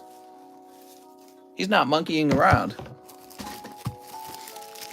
What is this song? It is calming. This is from Diamond Pearl, and I believe it's the Pokemon League song or something like that. It's right when you're outside of the Elite Four. Let me get a free pack for feet pictures. Okay. Whose feet? Keep Joseph Jones on the table. He has like 7 spots. Does he? Oh, he's over here.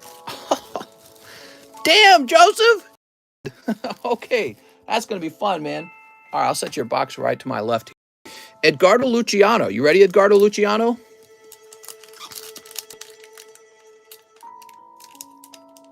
There we go. All right. We've got Raichu. That's good. I like that. And Beedrill. Okay, Beedrill's all right. Vibrava. Beedrill. I'd ask for a free pack, but I don't believe in handouts. All right, you're the one to get the free pack now. Look at this reverse holo. Doesn't that look fantastic? Wow, man, that looks great. Okay, So Mr. Edgardo, we gotta find his bag. Uh-oh, quality went down. It better not. It best stay the same, or I'm gonna get mad. All right, Edgardo. Stream is potato, mister. Uh-oh. Mister, message you on Discord about the Crystal Guardians pack. Just let me know the price. Went to 144 PP. All right, we'll wait for it to clear up, okay, guys? 6 pixels. All right, we'll do this. YouTube's mad because there's too many people watching. They're like, this many people can't watch. Mister, you have fiber optic? I do, actually. I have fiber optic, and I pay for the best possible internet because to me, it's like not even that much money. So I can't do any better than I'm doing when it comes to internet. Okay, so that was Edgardo. Now we got Picalo Matt. Mr. Picalo.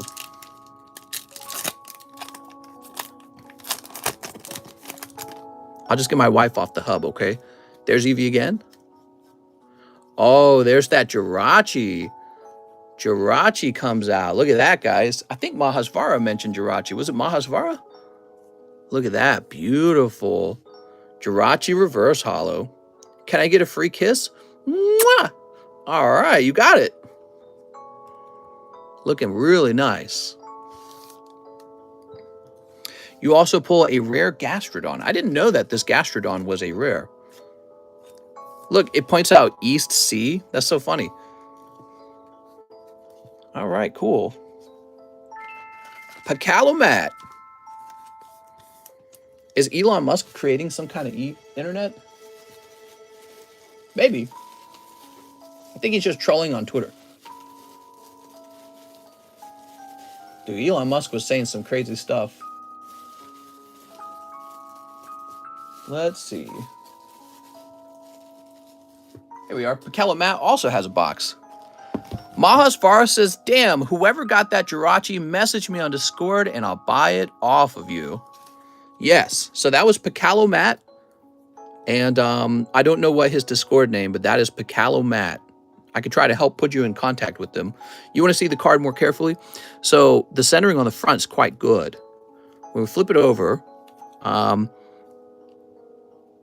seeing a very small dot on this corner here. Sometimes PSA will overlook that. It's a pretty clear white dot.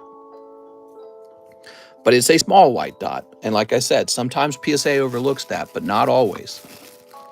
PSA is real sensitive to that stuff sometimes. Like think of, like Google and Gym Heroes and Fossil. You get a little tiny white dot, even the smallest little white dot, and they'll be like, nope, it's a 9. So they get real tough. I'll just put this in here. Mister, you sound cute. Oh, thanks, mister. You like my Pokemons? I got some Pokemons for you. Oh. Nicholas Deckert. Oh, you must be so excited, Nicholas. Ah, yes. I hate when these boxes are open because most of my investments are in these low pop sets. Platinum, my favorite era. Mister's Dank was Oh, you're saying that the slabs you own are from Platinum era and you're like worried that this might affect the population over time. Is that what you're saying? All right, let's see. We got Gliscor, Nidoran, Snorlax, Shellos, Fortress, Weedle. You've done it. You're part of the Weedle gang. And, ooh, Frostlass looking amazing. Look at that Frostlass. Oh, man. Don't you just want to stop and, like, read all the moves, too? That was like a whole time period for them playing the card game. There we go. And there's the Weedle. So now you can grade Weedle and be part of Weedle Gang. Maybe we'll create a Weedle Gang and a Caterpie gang on our Discord server. And you can only obtain the role by grading a Weedle or a Caterpie. I think that'd be funny. Grade the one that you want to join. So if you want to be part of Weedle Gang, you got to grade a Weedle. All right, there we go. Let's see what we got here. Wait, you can play with cards? I thought it was just funny cardboard pictures. That's right. I thought they were just pictures of Pokemons that you spend thousands of dollars on. Oh, That's probably going to be a chase card in this set. And the lovely Raichu, but non-holo. So that's very good, because this Eevee is not a rare. You can't pick them up as a holographic, which means you can only pick them up as a reverse holo. Congratulations. That's definitely a chase pull for the reverse holo set. Signs of Evolution, Bounce. Cool, man. Okay, and let's get your little Raichu as well. He's a rare, right? The Raichu is a rare. So that's the Eevee, and people are always after Eevees. Look, you got Glaceon and Alakazam as well. Some hot packs here, man. Thanks, mister, says Nix. What's up, man? Glad you were here to see it. I'm sure a few people might have missed the live opening. I hate to think that that would be the case, but somebody always misses it live. Okay, let's just go find your bag now. I hate Eevees. What? Right over here, mods, this man. He's the one. Oh man, the live stream's flying by, and we have not opened too many packs, just this one box. So really, these box breaks, these special box breaks, take up a whole stream to themselves, don't they? But when it is over, we will jump and start taking care of all of your other packs. See, this is why I wanted to take care of all the orders in order, because I knew that the people who ordered just regular packs, they're going to be waiting forever. So the people at the very beginning of the stream would wait the longest. I didn't want that. All right. Hey, Nick, did you want to sell that Eevee? Look at these guys. They're ready to buy your card out. Whew. They're circling around you. They're smelling blood. Mister, how's my ever look? The Eevee? Oh, man, I just put it in your bag. Your ever. Where'd he go? Oh, man. I just put him in your bag. Hold on.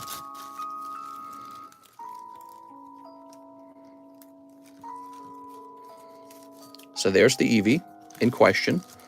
How's my ever look? Terrible. Obviously, from the front, he's looking pretty clean. I can't easily see a print line. He looks good on the three corners here, but this top corner has a miniature dot right there. You see that on the edge? So once again, that is a gamble when you grade it. You should take the gamble because if you sell him, nobody's going to want to buy him as if he's a 10. So if they're already going to 1 to 9, you might as well take the gamble as the owner of the card and get it graded. Okay, Nicholas Deckert. Next up, we got Dylan Stein. All right, Dylan. Dylan Stein, everybody. Quagsire, Flareon, Spheal Staryu. What's this? Rapidash. Wow, that looks fantastic. And Gallade. All right. So your main pull is definitely this holographic Rapidash. Look at that. I remember this Elite Four fight. We just had Brilliant Diamond, Shining Pearl come out.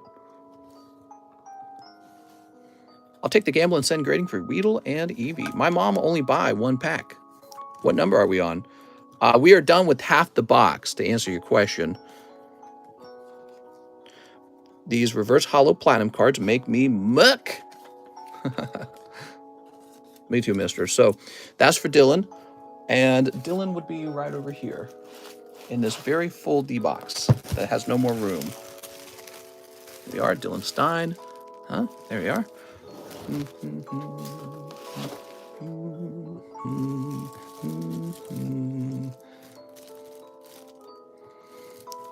Fusion Stroke. Just borrow her purse. What? What are we talking about?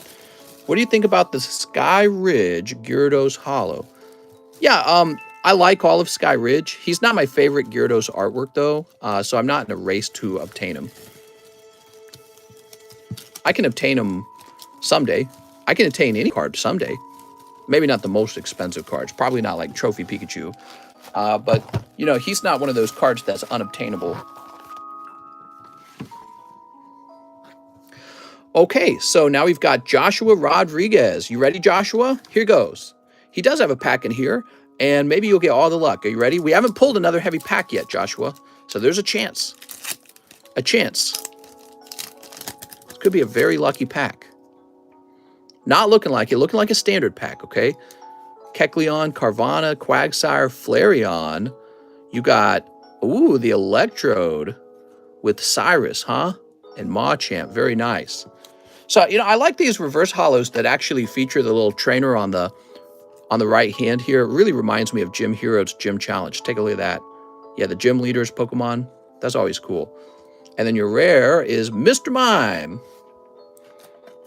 Mr. Mime has for Platinum Arceus and break it. You know, if he wants me to do that, we can. I was saying this in the announcements. We can work out a deal where he just sends it over and I pay him each time a pack sells. I've been wanting to offer that as a service. So I would like to offer to break your boxes for you. But the way it has to work is I don't necessarily buy the box outright.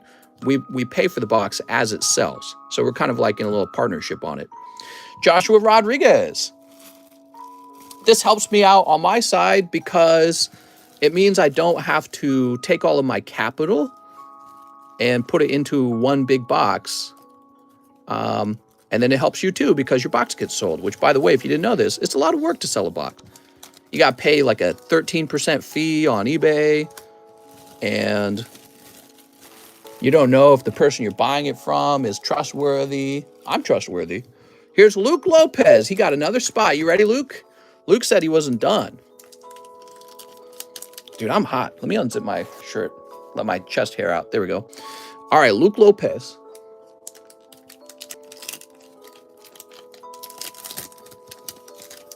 You ready, Luke? Snorlax. Oh, what's this?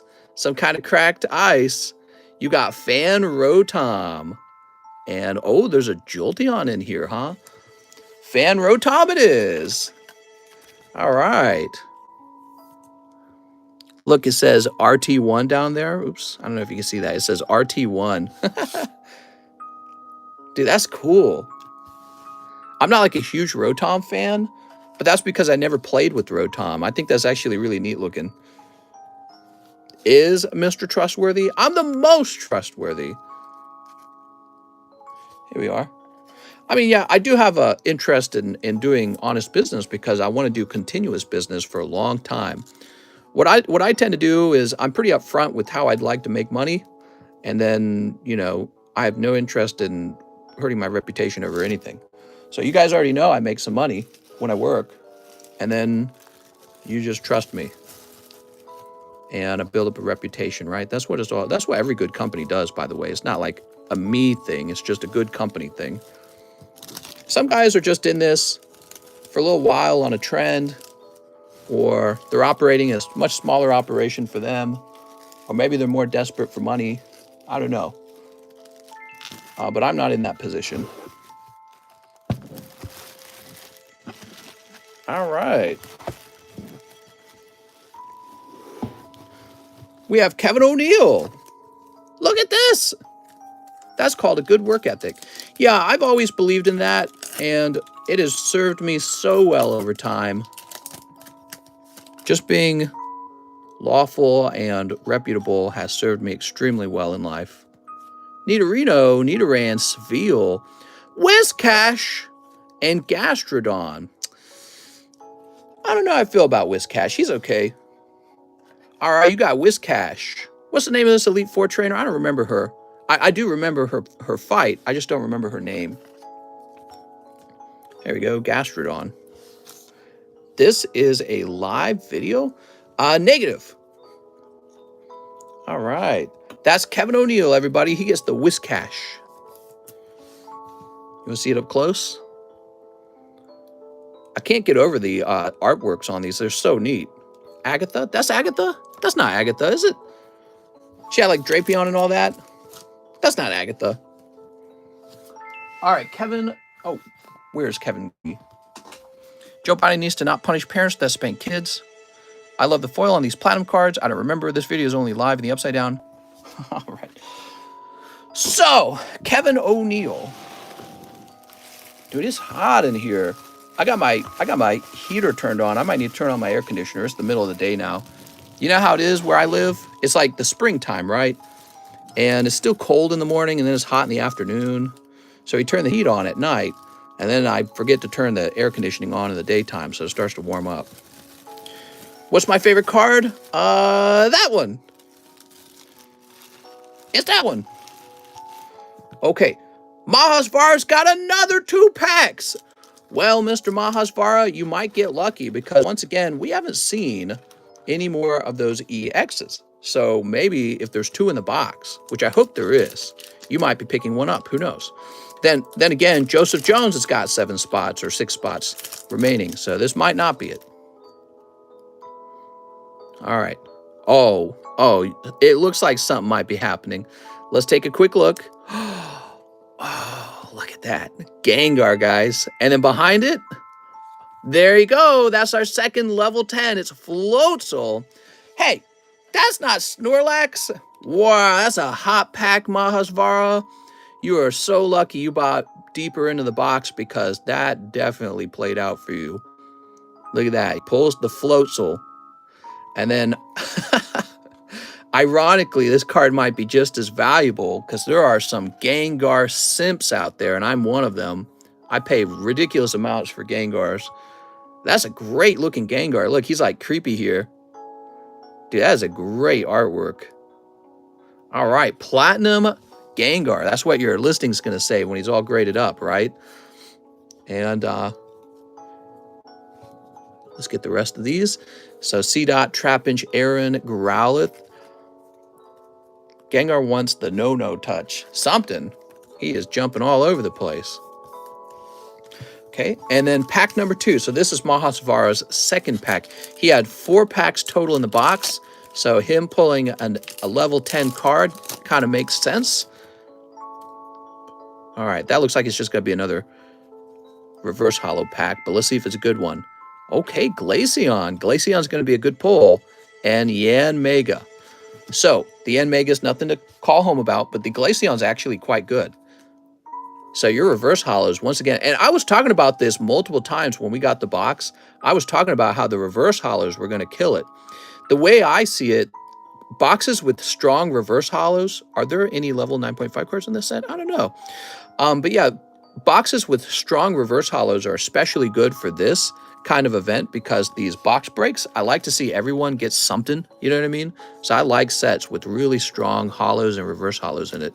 That's why I also like the Rocket set for box breaks because there's, you know, the Dark Charmeleon, Dark Vaporeon, Dark Flareon, Dark Jolteon, right? So like even if you don't get the best Rocket pull, you might get a good common and common. All right, very good. Well, I'm happy with that because, man, I felt kind of bad on your first pulls. I thought they were just okay. And now your other 2 pulls turned out pretty hot. Any Charizard yet? How much is Mahasvara Platinum Arceus box? I might buy it if Mr. Middlemans and verifies the box is unopened, then breaks it live. Is this possible? You gave me a damaged Nidoking, you mister. I'm so sorry, Cheese. All right, I'll give you a refund, Cheese. 245 bucks. Cheese, what was your other pull? Oh, you got the Flying Pikachu or something, right? Dude, that was a lucky, Cheese. You got the secret rare. All right. You got kind of a fat bag now. Got a lot of modern holos in there. It's funny how we treat the modern holos like they're nothing. Jack Gray. So, Jack, here are for the 2 cards you traded in. Hopefully some hot stuff in here. Mahasvara just sniped a level 10, unfortunately. You might have some good reverse holos, though. Like, for example, Snorlax. He's a real good card. There's 2 Snorlaxes that can be reverse holo in this set. That's how many Snorlaxes there are. Let's see what we get. Okay, so Eevee, Nuzleaf, Nidoran. Oh, okay. I like this, the Steelix. And that's the other Snorlax, but it's not the holo version. Look at that. You also pick up the non-holo version of that Gengar. So far, that pack's actually not bad. And I like the way this Steelix looks. Look at that, guys. Remember, Wellix loved Steelix. He would have liked this card a lot. Wonder whatever happened to Wellix. How's he's doing? Okay, here's the Gengar. Ooh, beautiful artwork on that. And Snorlax. Yeah, sorry if the music's a little repetitive at this point, but we're going to keep playing it. And that is because we want to... oh, it was 2 packs for Jack. I'm going crazy. That is because that will make it nice when we do clips on the box break. If we do clips. I think there will be clips, though. So here we go. You ready? Jack Gray. Oh, doesn't want to split.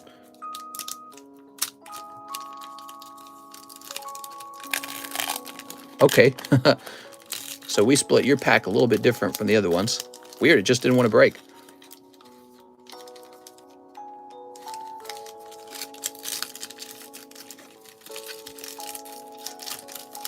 All right, that's fine. All right, what will they hold? Quagsire, Carvana, Munchlax, Leyron. That's the best one. Oh, you're getting a holo.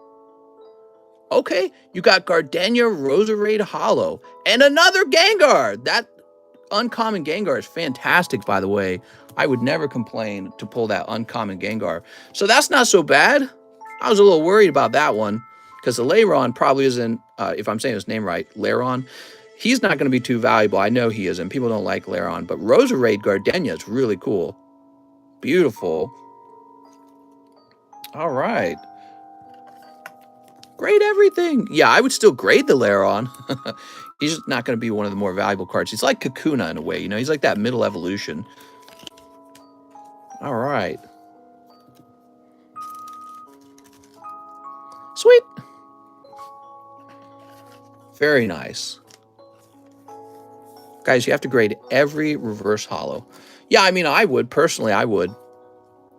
I'd even grade stuff like this Gengar. If this grades well, and it probably will, somebody will buy that. Somebody will buy that. Roserade, Snorlax, Gengar again, and Steelix. Is this the new set? Yeah, this is the new set. It just came out. This is the Pokemon Go set. Wow, we got it early. So cool that we got it early. I guess Pokemon just really likes me that way. I think you're up top, actually.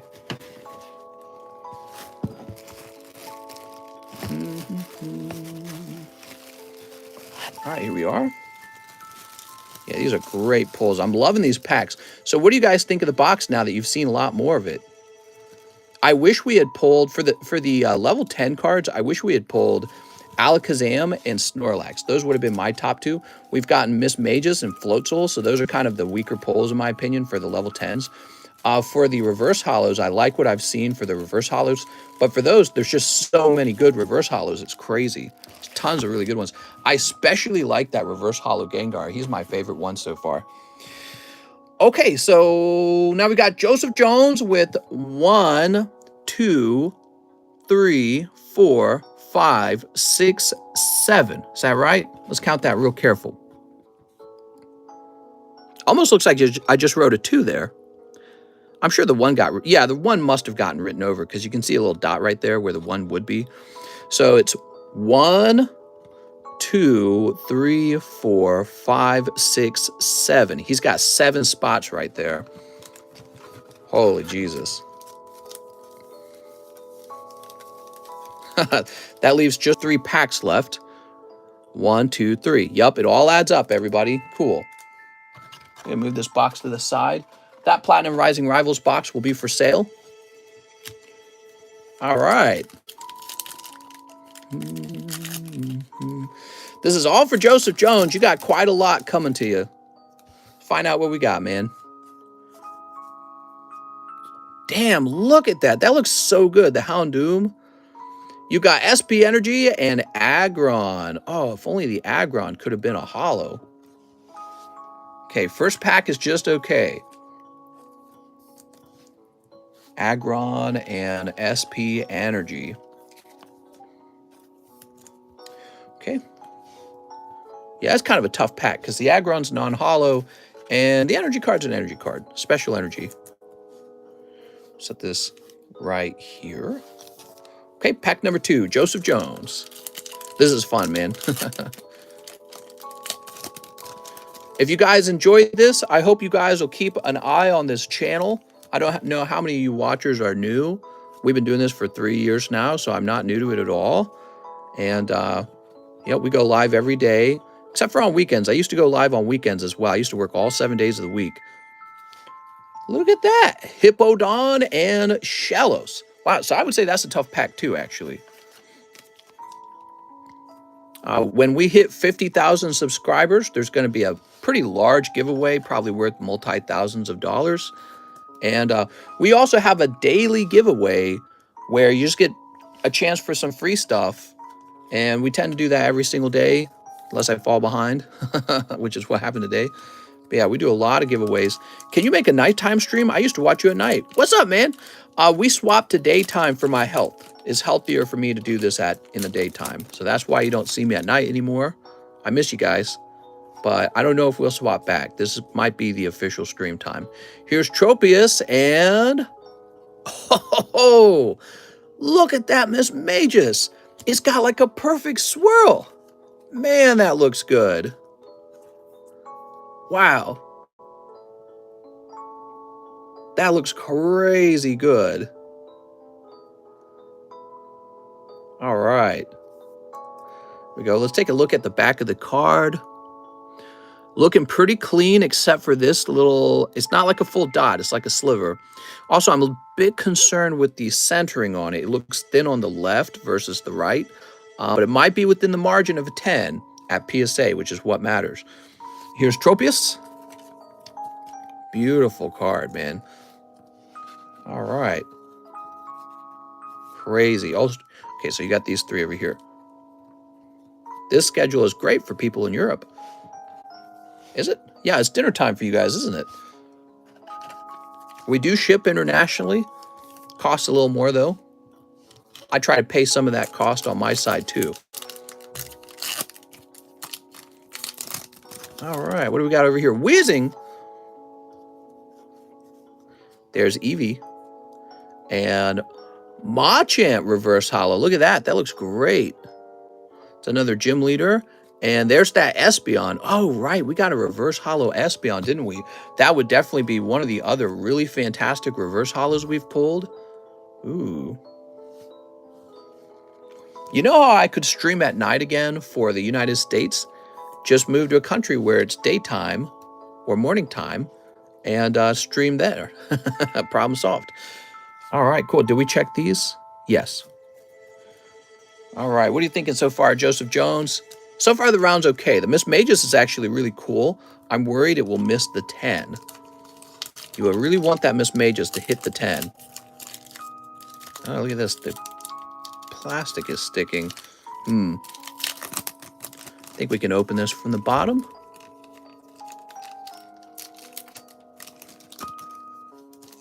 There we go. What's the hit Floatzel? There could be one more full art. You never know. So hold your breath. Vibrava, it's kind of like Lairon Vibrava is, and Vespiquen. So that is kind of a tough pack too. Okay. Vespiquen Vibrava here. Ooh, beautiful card, man. Still great looking. Probably still worth grading if it can grab the 10. If it can grab the 10, I think it's still really good. Okay, we've got 2 packs left. 2 packs to redeem yourself and get some really big hot ones in here. Here they are. You ready? These packs are so expensive. They're pretty pricey. We'll probably offer a new expensive box and you'll say, hey, those packs are pretty pricey. But also, you know, give it a year or two and you'll look back and you'll be like, wow, those prices were not that bad. I kind of wish we had those again. Oh, yes. That is definitely one of the best reverse holos. And a holographic Flygon. Oh, man, that looks crazy good. It makes me, it's got like these vibes that remind me of the Ruby Sapphire era. Look, there's a swirl right there, right in the middle. Great card, man. Flygon's awesome. So there's Flygon, and then your holographic Alakazam as well. That's a great pack. So that pack was awesome. Yeah, I really like this. Okay, good.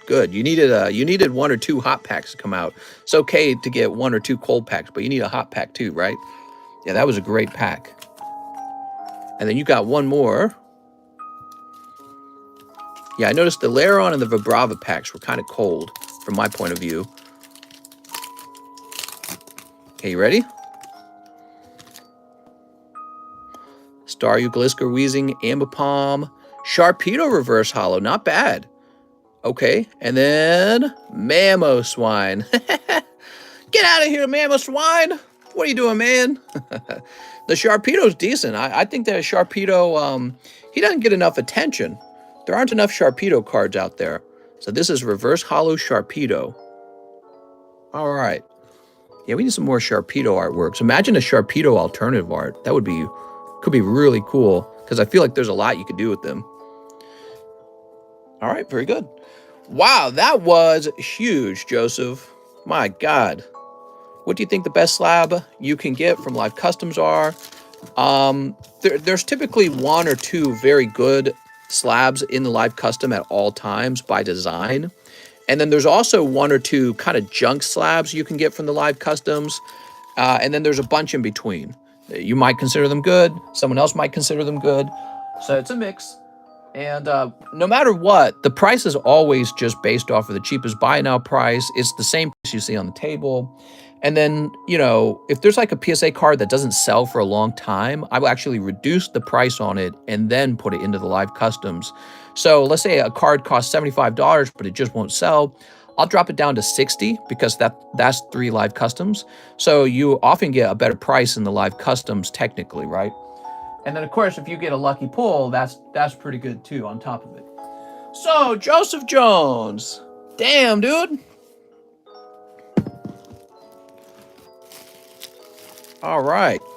The Live Customs is how I got in this box break. Yeah, so, like, you know, the Platinum Rising Rivals booster was $245. But in the Live Customs, it was $240. Because what I did was 12 booster packs at $20 each. So it was technically $5 cheaper every time it sold from the Live Customs. Is UFC in the Live Customs? So now that we're done with Platinum Rising Rivals, we could potentially add it, or we could have Phantom Forces. So I was thinking about maybe doing a card where you get either a booster pack of UFC or a booster pack of Phantom Forces. The thing is, most people are going to choose Phantom Forces. All right, great pulls, man. That was so cool.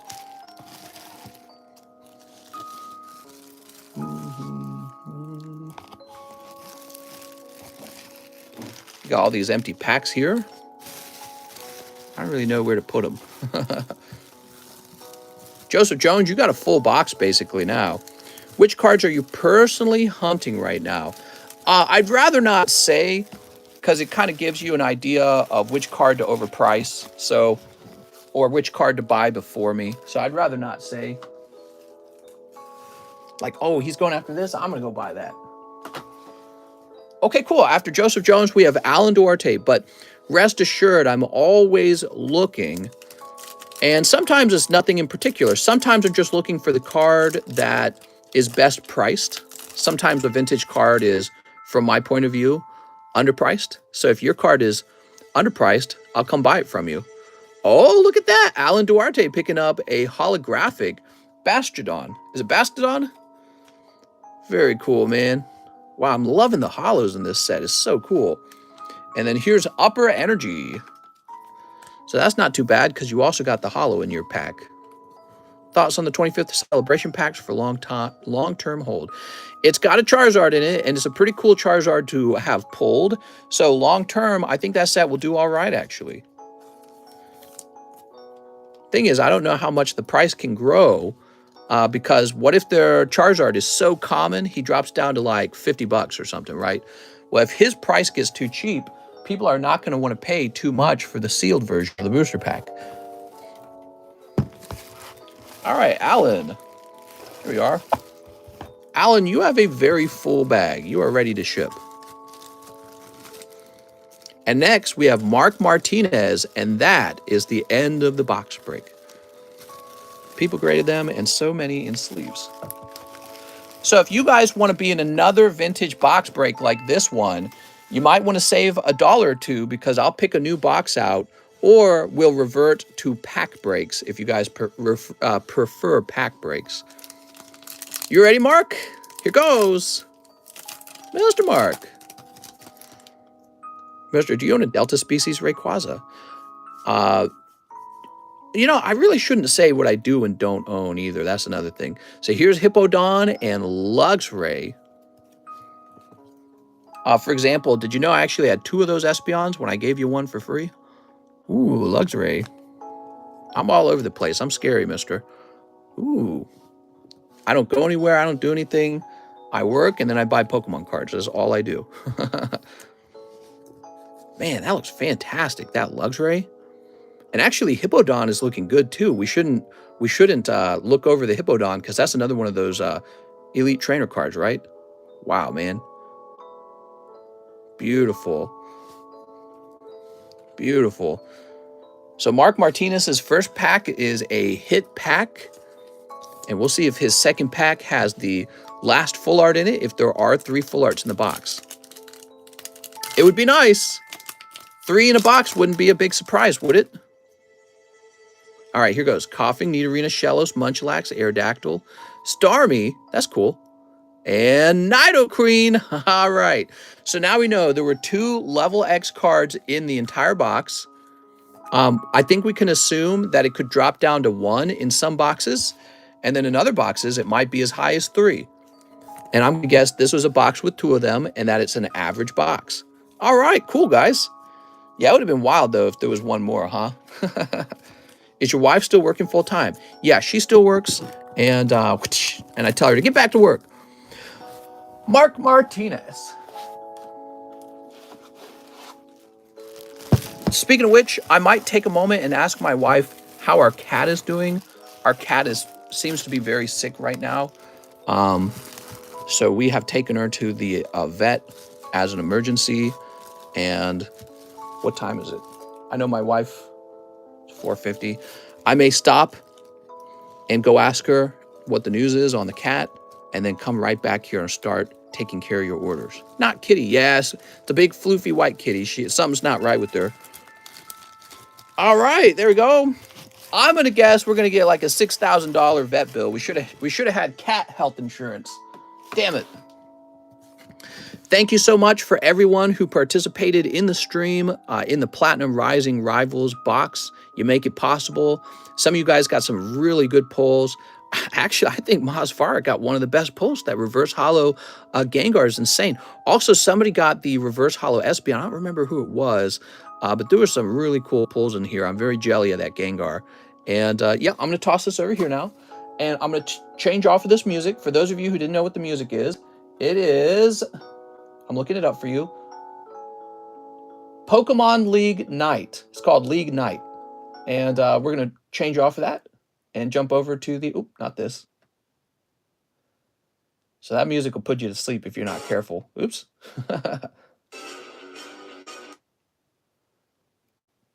All right, Brilliant Diamond. Oh, that's the opening title screen. Hold on, we don't want that. We want the entire OST. Oh, but this is like the, oh my God. Why is it so hard to find music? Oh, hold on. There we go. And we'll click on this. So this is the original soundtrack for Pokemon Brilliant Diamond and Pearl. So I'm going to go ahead and place these back on the table. And now we're ready to open up your card orders again, and we can talk all about whatever future box we're going to break. Of course, you guys know we have the Phantom Forces is next, right? So Phantom Forces is available now. So I'm going to go ask my wife about the cat, and then we'll be right back, and we'll continue the stream just like every normal day.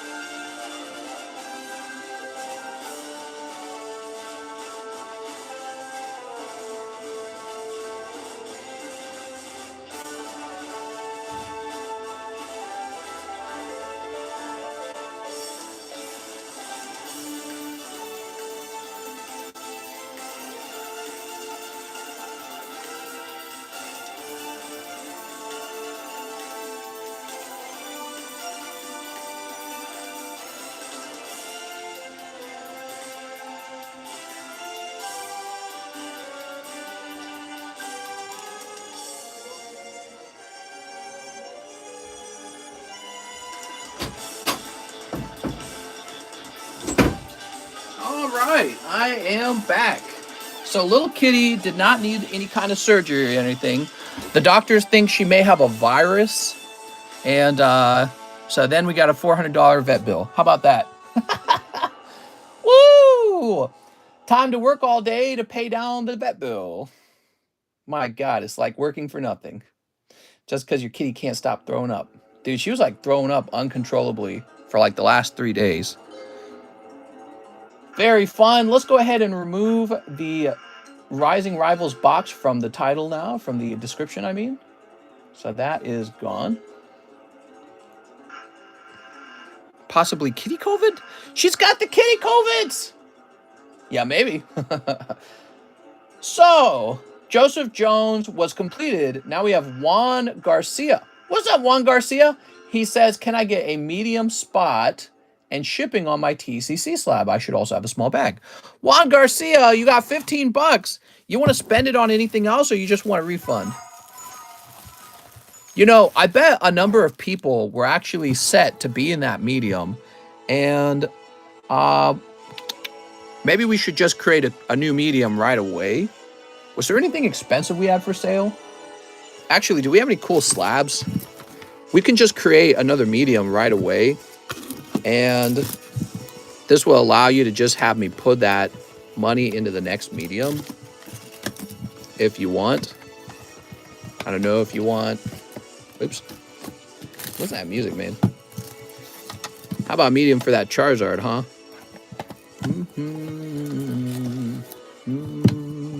Oh, the Polyrath, maybe. All right. How about a Polyrath medium?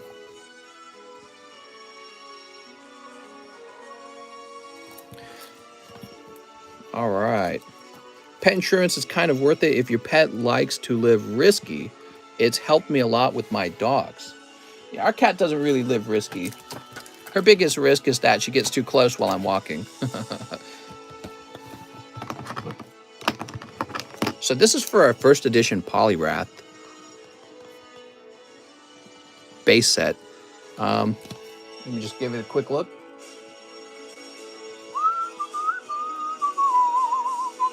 Oh man, that's 25 spots though. And it's got to be more like 26 because of PayPal fees from all the flat fees. Let's just go for it.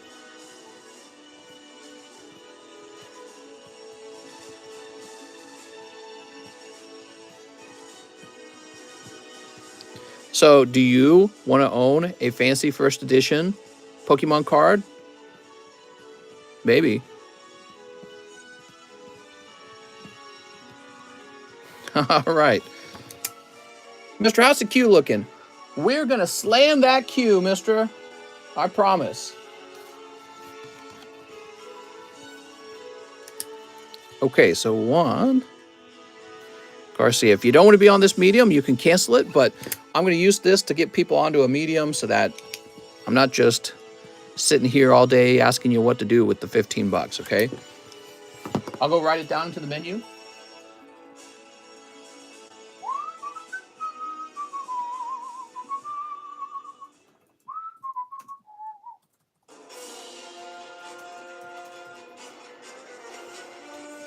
That's battle music. Skip. Do a face to attract more DILFs and MILFs. A face? How's it going, everybody? Where's all the DILFs? All right, there you go. Now you get to see my face for a second. Oh my God. Oh my God, this camera's terrible. The camera stand. All right.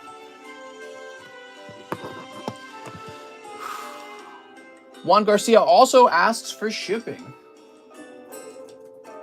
We are on the move, guys.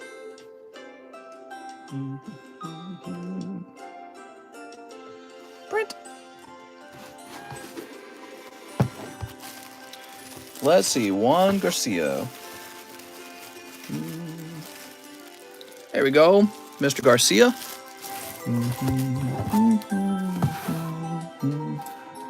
We'll just make one of the cards a camera. Not a camera, a mirror, so you can see me in the reflection. Man, I really need a dock, says Alex. Oh my God. Now we have Thomas Davies. Hey, mister, I've watched you for a year. This is my first order.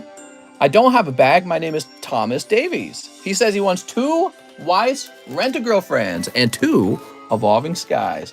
All right, guys. Well, now's the time to place an order like usual, because we're done with that box break, so you won't have to expect a 4-hour wait time, I guess. PS Vintage are underrated. Sure, I mean, you could say a lot of cards are underrated right now. All right, you ready? Here goes. Audible Gasp Roxy. Strong Body Ghislaine. All right, nothing crazy in your Jobless Reincarnation packs. Wait, he said rent a girlfriend, and oh man, I did this last time too. Oh, what an expensive mistake. All right, I gotta get him 2 rent a girlfriends. Oops. Oopsie daisy. All right, 2 rent a girlfriends. Whoopsies. Damn, dude. Cutting 2 of the wrong packs that just cost me a lot of money. Because those packs are pricey. All right, here we go. The right set, though. We've got Shizuru and Cheater Ruka. All right, there we go. We got you the right ones. You can keep the wrong ones this time. If I'd pulled a signature card out, I would have kept it for me. I'd have been like, oh, that's the wrong set. I guess it goes to me. We got Treasure Energy and, oops, Floetta. It's Flow Rider. Mr. Thomas Davies. What's up, Thomas? Thomas, it's so nice to meet you finally. I'm glad you've been watching for the last year. I have a lot of new card sets planned for the future and more box breaks. And we could talk about all kinds of fun things like politics and the economy. Those are our 2 things that we really talk about very consistently. But we can also talk about how long tummies are way better than feet. There we go. And now, kiss the box break. I missed it. Oh, I kissed the box break. What's up, Christian? You kissed it. Damn it. Next up, we got OSM. Medium, if not sold. I will place you down here on the Polyrath medium. OSM. If you want me to cancel that, I am totally able to cancel it, okay? Daniel Wiseman. Daniel, what's up? It's 10 of the Opus 11s. All right, I'm glad to finally get to your order. I'm sorry for the long wait. So he needs how many of them? 10 of them? Damn.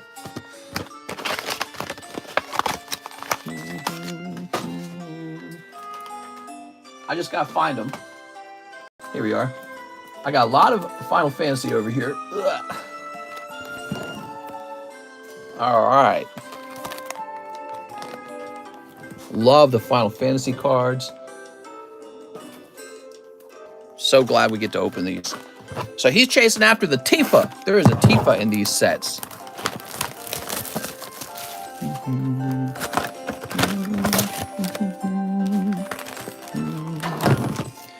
Maybe we should change the title of the stream now. 1, 2, 3, 4, 5, 6. Here's a bonus card for you. All right. That's the promo.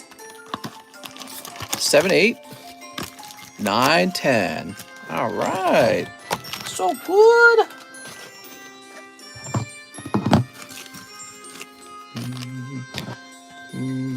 This guy charged $150 to open our locked van door. Their site says $50. Oh my God. Sleep.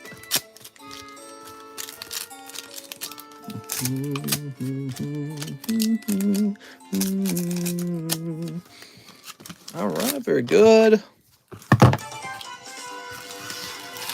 So Phantom Forces, guys, are you excited for that? Here's Yazoo. Yazoo! You also have Beldat. Yazoo's just a common. Marilith. Sabin, Ifrit, Pandemonium. Okay, Marilith. She's a waifu. Here's Rig. Okay. Sahagin Chief. Ah, here's a legendary Braska's Final Eon. Yonaleska. Woohoo! So the first couple packs have been cold mostly. We've not seen a hit. What's up, Tree Cheese? Your streams are addictive. Thanks, man. All right, let's see what we got next. Bobby Corwin. Here's Ritz Legendary. All right. Skeleton, Warrior of Light.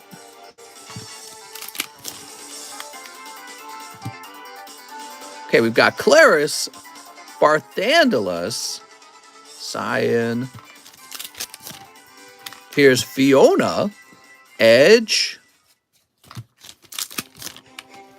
Ooh, White Mage, Maya, Luca, Famfrit, and Mute. All right, so that's going to be all of your Final Fantasy 11 packs. I did toss you that lovely Ariana. This might actually be the best card right here. Look at that. Dragoon Ariana. And that is a legendary full art. Very nice. Man, these cards have such fantastic artworks. Look at that. Very wild.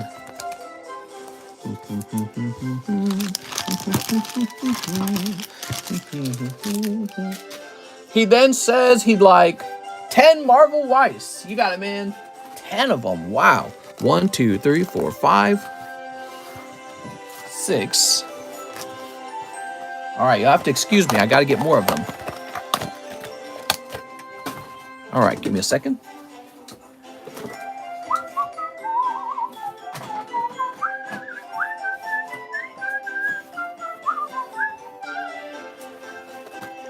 Marvel. That's right, we got Marvel. All right.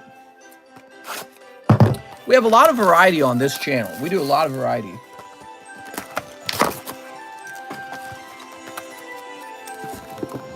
That's also a promo. Is it 4 that you needed? Yep. Okay, cool. There we go.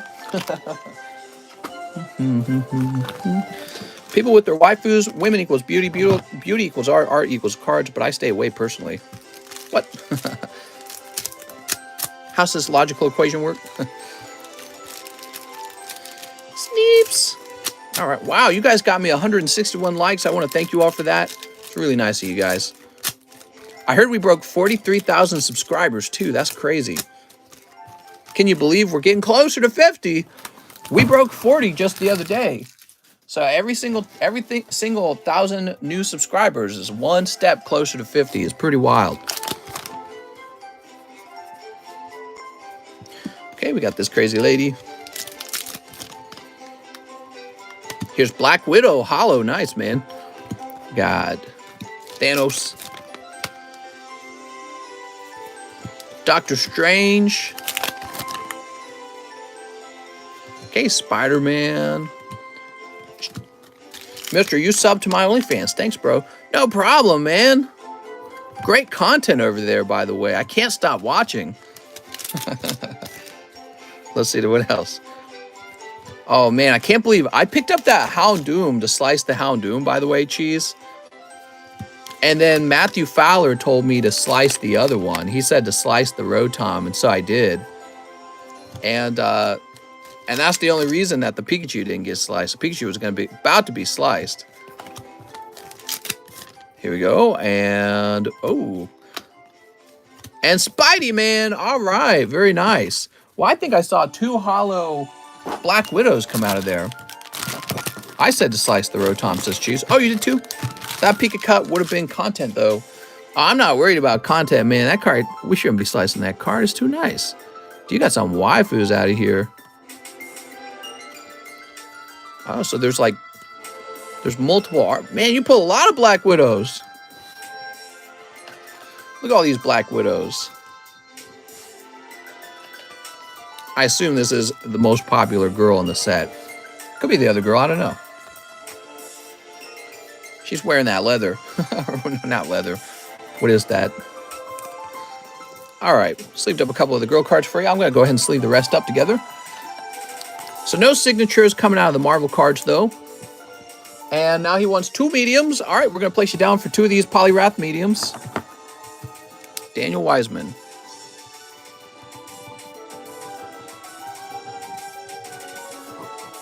There we go. He then says 6 of the large customs. Wow. 6 of them. Holy Jesus. Boop. Oh. He didn't mean that. He meant the Sublist. Here we go.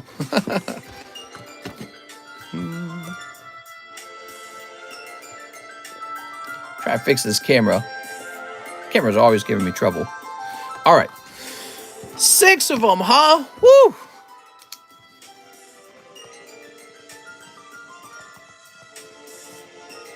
That's 4. And 2. And to be honest, I'm going to give you a bonus one down here as well.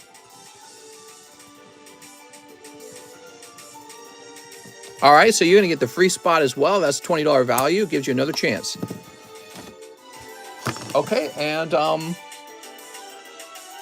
so you said you're back.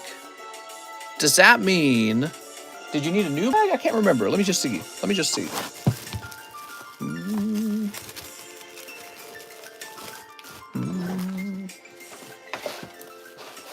Mr. Daniel. Here we are, Daniel Wiseman. Very nice. So you do have a bag. You're going to have a box in a minute with those kind of orders. Holy cow, man.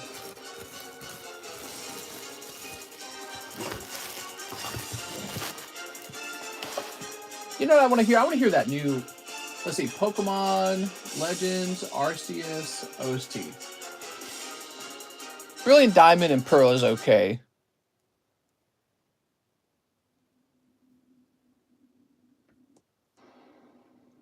Follow Arceus.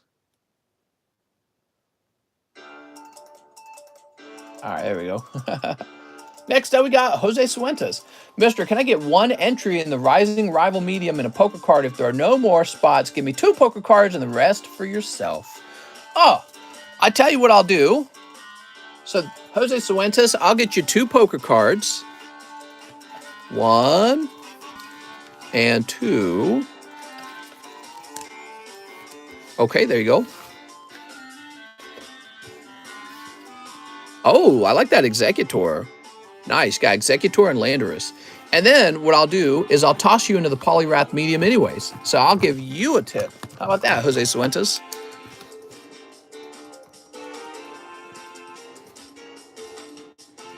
All right, cool. So you're in there and you have a shot at that Poliwrath. He's a fancy card, real expensive. Okay, let's see. We gotta find your bag.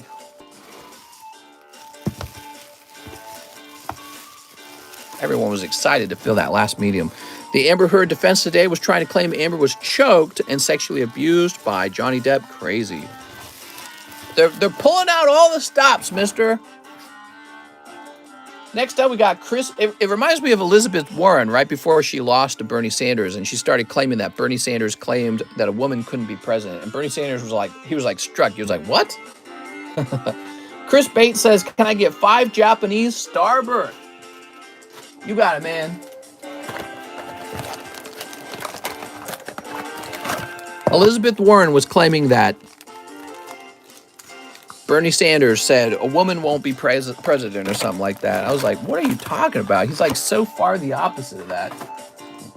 So 5 Japanese Starbirth and live shipping for our friend Chris Bates. All right. Sneeps. Johnny just needs to wear a chastity belt next trial.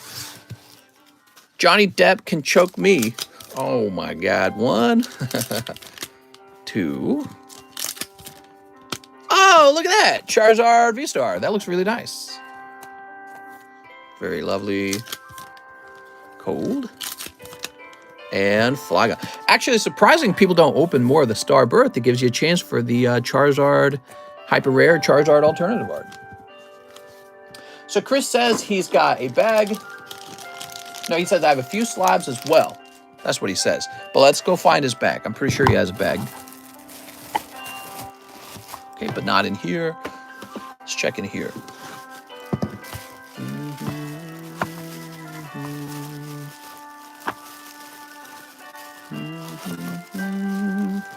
Here we are. Wow, you got a fat bag, man. You got a lot of cards in here.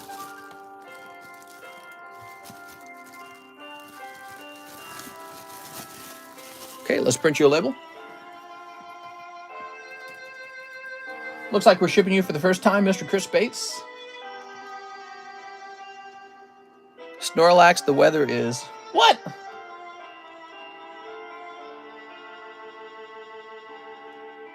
All right, Mr. Chris, I'm grabbing this address that you gave me in PayPal, the one that begins with 57. All right.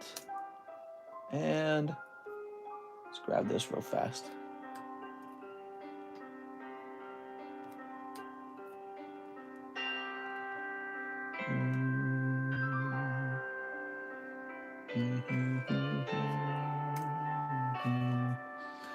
Come on now. There we go. Jeez Louise. Thank you so much, Chris. What's up, Super Dan? Yes, we are still taking orders. We're going to be live for another 140 minutes. That's over 2 hours, guys. We got plenty of time left. Place your orders, and we'll get them opened. Derek Johnson says 2 spots in the RR medium. Mr. Derek Johnson. So I'll place you in the Polyrath. If you want me to cancel it, just let me know.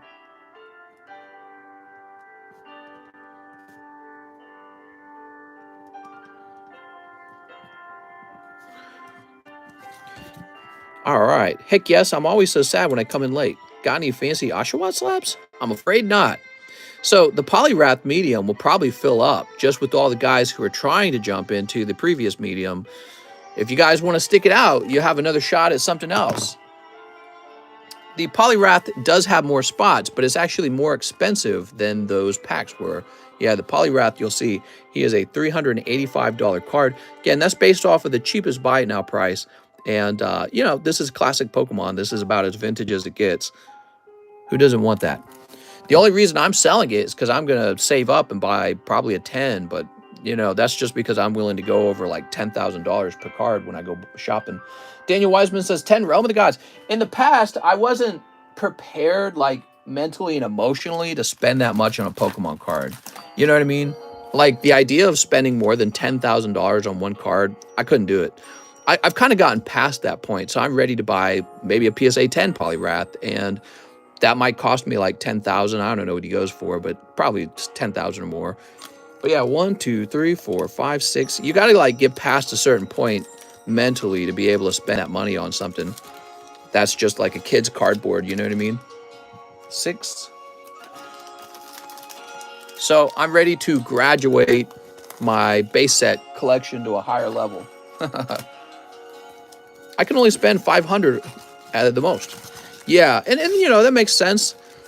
Yeah, it took me a while to reach a point where I was ready to just drop crazy amounts of money on something. I wonder if one day I'll buy my first $100,000 Pokemon card. I don't even know what that would be. Maybe like, probably something from the base set, first edition. That would be 100,000. Probably like the Blastoise. I bet the Blastoise is like 100,000. Or maybe like a Gold Star card. Send her this, Alex. Oh my God. Dude, I love this song right now. This one that's playing. This is great. Daniel Wiseman. I have a big bag and slabs left over. I think much love. You ready, Daniel? Here goes. Vados. Here's SS Vegeta. Oh, what do we got here? You got a special rare, Whisk Calling to Order. Ooh.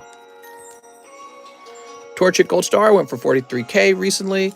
Yeah, I don't know if that's the real price, like if somebody actually paid that. Wow, you got back-to-back special rares. There's usually only 2 of these in a full box, so that was a really great round for you, man. Are you able to grade cards for us? I am. That would be TheCardconomist grading, TCCG. Here's Awamo. Yeah, we just did a 1-day grade. You want to see it? So this guy paid for a 1-day grade on his Cynthia's Ambition.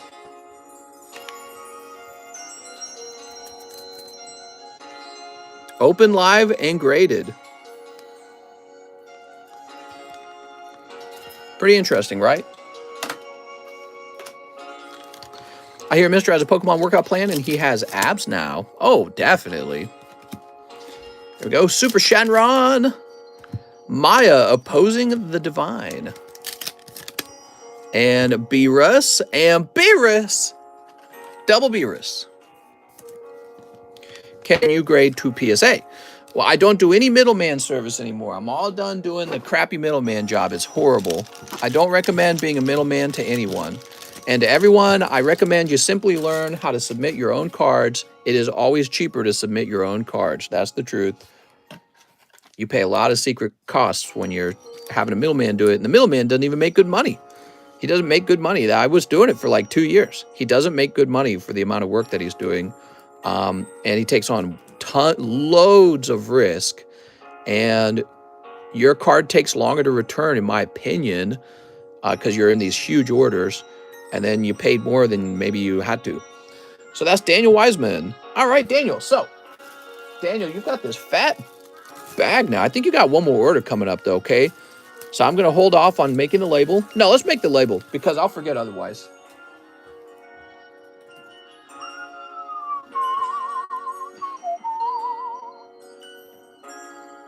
All right, we're going to get the padded envelope. You're going to get priority mail.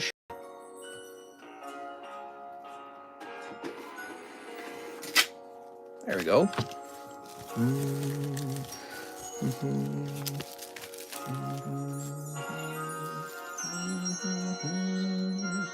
Now we got Colt Hicks, one in the medium. If it's full, doing Adventure Time. You got it, man. One Adventure Time.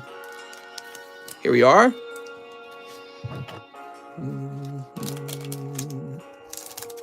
Sweet. My wife collects with me. Find someone who doesn't judge you for your hobbies. Yeah, definitely. Look at that. Card Wars. So cool. Oh, this is such a sweet one. Remember you? All right. That's a great holo, man. Be a mod champ and show her the seismic toss. Oh, my God. All right. Colt Hicks. I'm new to a lot of TCGs that aren't Pokemon. It seems like Final Fantasy or Dragon Ball or some other ones you open look very similar, same company.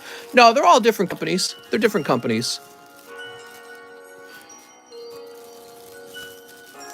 Yeah, so the middleman gets sometimes he gets like hold on, let's talk about this subject. So you're asking me, hey, isn't it cheaper for the middleman to grade your card with PSA? So PSA will have and other companies will have these special benefits if you buy their membership and if you send bulk, right? And so what happens is the middleman gets a cheaper grade per card because he's sending so many. But in reality, in order for him to cover his shipping costs when he ships the card back to you, and in order to cover the many hours it takes to send cards to the card grading company, because it's a time consumption, he has to upcharge you as well. So you pay for the middleman, and he's able to kind of make it work just because he's getting a better grade than if you'd sent it yourself. So like if it was $50 for you to send it with the regular grade service, he can send it bulk for $50. And you're like, I might as well have him do it. No, you really ought to just send it regular. I think middleman services are not a good method. I did it myself. There's multiple problems. You're not really making that much money as the middleman. So, and the problem with making poor money is when a job pays poorly, the worker doesn't stick around. So that is a big problem, I would say. You're not incentivized to keep working on that service because it doesn't really pay well.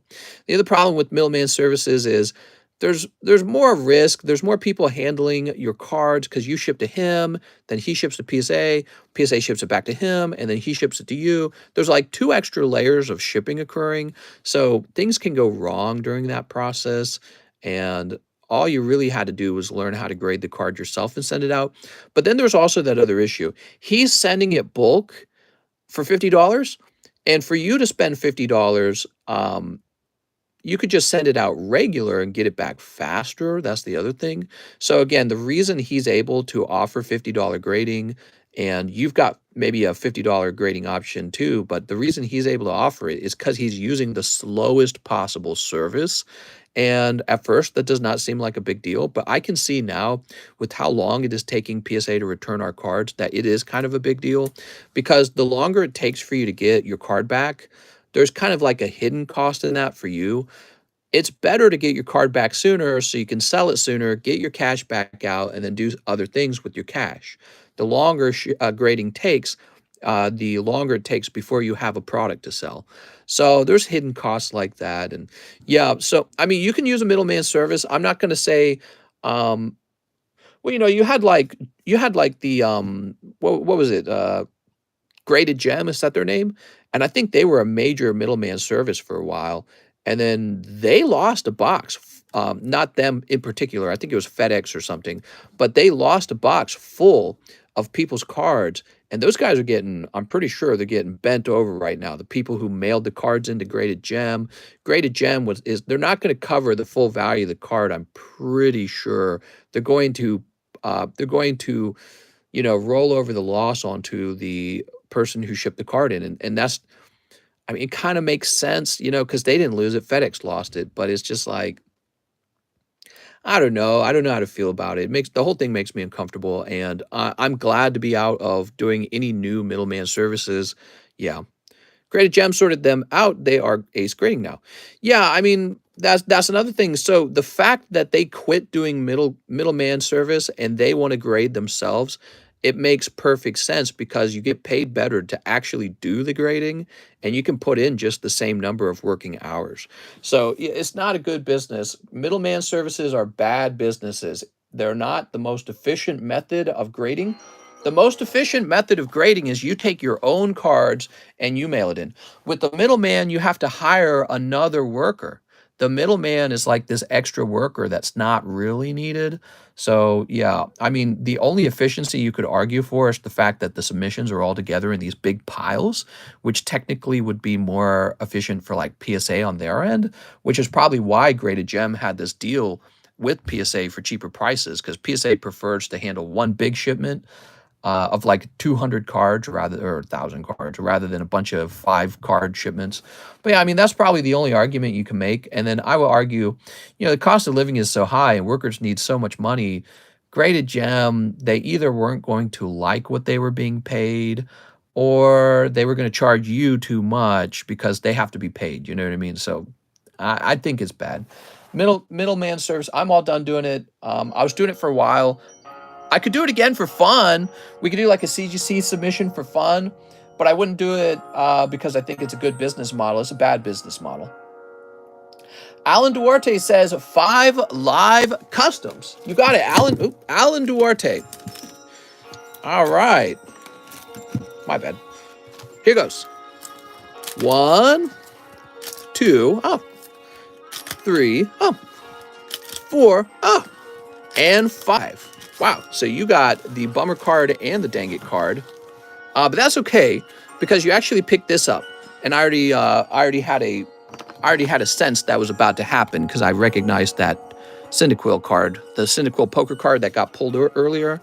I was like, oh, bummer card goes up to 2. Anyone use Economy PSA lately? What's the turnaround I sent in 5 weeks ago? There we go.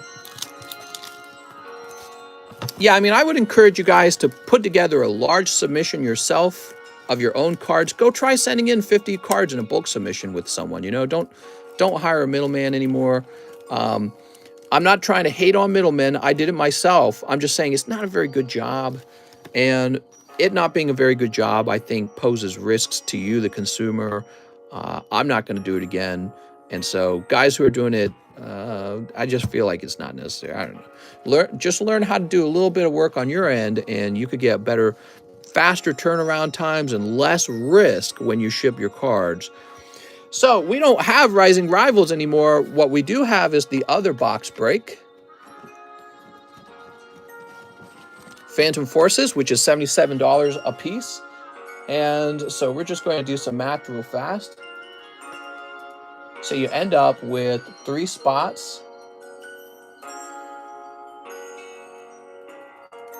3 spots and $14. So you can have the $14 store credit if you'd like, which I think you would like that. That's Alan Duarte.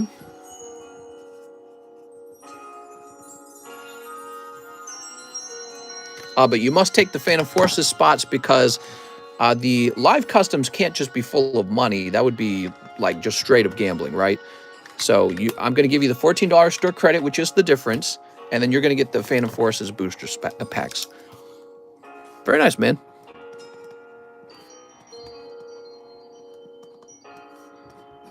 Looks like we were real close to giving out another Rising Rivals pack. We really were at the end, weren't we? All right. Wow. That was some good timing, man. You took that $100 and flipped it into like $245 worth of value. Whew. Next up, we have Space Lemon. First time buying. Let me get 5 Wii Cross glowing. Oh, man. Space Lemon. So sorry for your long wait, man. How's it going, man? Mr. Space Lemon, are you here? It's your turn, and we got your 5 glowing divas. You also want 1 Star Wars Galaxy. All right. I like your name, by the way. That's funny. There we go. So this is for Space Lemon.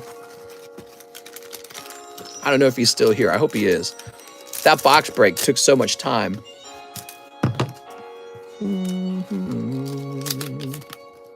So he's got Cobra Type Zvi. That's like a snake and stuff. Here's Quinn Code Labyrinth. Lawnling Type Dry. Oh, man. Here's PRJ Map Code Heart. Look at all these girls. And Fragarak Lightly Armed. I saw my card. Did anything else good come out of Rising Rivals?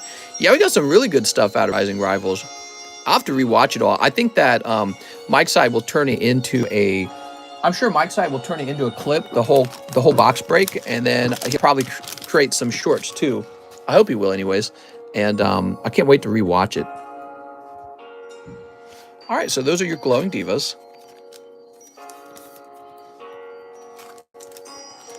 Brooke says poop. What?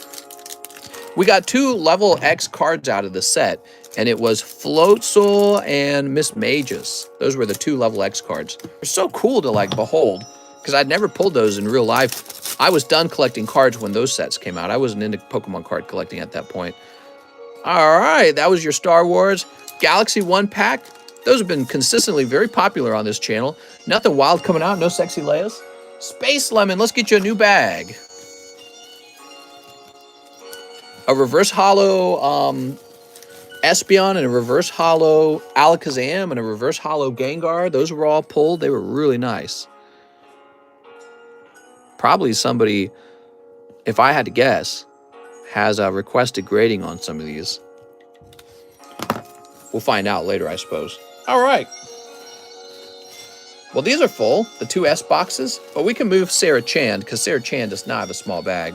So Sarah Chand, we have nowhere to move her. Perfect. So we are full. Sarah Chand is going to go to my right side. Awesome. Really struggling over here. Taven Richardson, 2 spots in the Rising Rivals plus live shipping. Okay, Taven, let's start out with the live shipping. We're going to find your bag. Okay, Taven? Taven Richardson. Where did I last see Taven Richardson?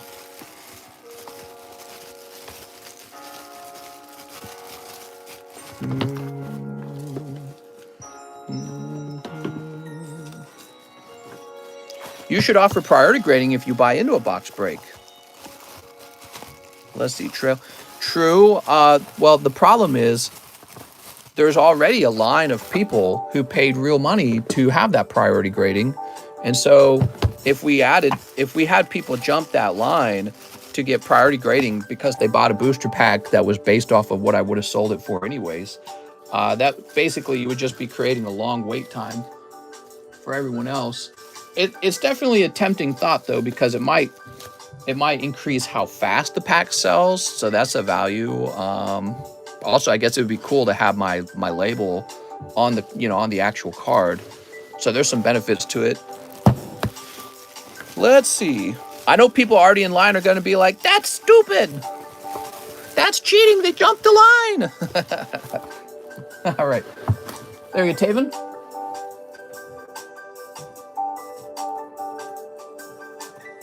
Doesn't matter to me either way because card grading is part of my daily work now. So whether the line's big or small, I got a number of cards I got to grade. It's a lot of work, man. But But hopefully that's going to change. By the way, I'm in talk with like 3 different guys for helping me with the card grading. We got one guy from Maine. We have another guy from Hawaii. And there is a local guy I'm talking to. And the local guy has already agreed to come over on Thursday. Alan Azueta. Hello, mister. I have a tiny bag. I'd like to order 10 packs of Brilliant Stars. You got it, Alan. Oh, man, I need a drink really bad. It's like heartburn. Why do I have heartburn? 2, 3, 4, 5, 6, 7, 8, 9, and 10. How many cards you grade per day? It's probably about 5 per day. It's not a huge number, but if I do it very consistently, then this helps me stop the backup, and it all kind of adds up, you know. Just a refund on the 2 spots, mister. No medium. What's up, T-Rich? Can you tell me who you are? Are you Derek Johnson? Sleep. Sleep. All right, there we go. No one's been buying them lately, but can't just one since it's under minimum order. Here's the main question, like how many cards get sent in to be graded a day? It's more than 5, but some days it's not. So it fluctuates. I would say on average, maybe about 5 to 10. How's it going, T-Rich? I don't know who you are. Can you tell me who you are? Look at that lovely shaman. Ooh, Urshifu as well. So nice. All right, here's a Whimsicott and then a lovely Urshifu. I'm guessing I'm Taven Richardson. Oh, very good. All right, Taven. Give me a moment.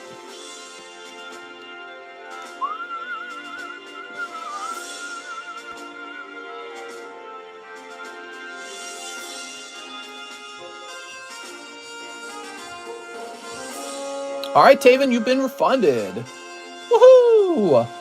Back to Alan Azueta. Sug says, I'm here. What's up, Sug? Is it Sug or Shug? Here's Torkoal. And Cleek. And Fracture.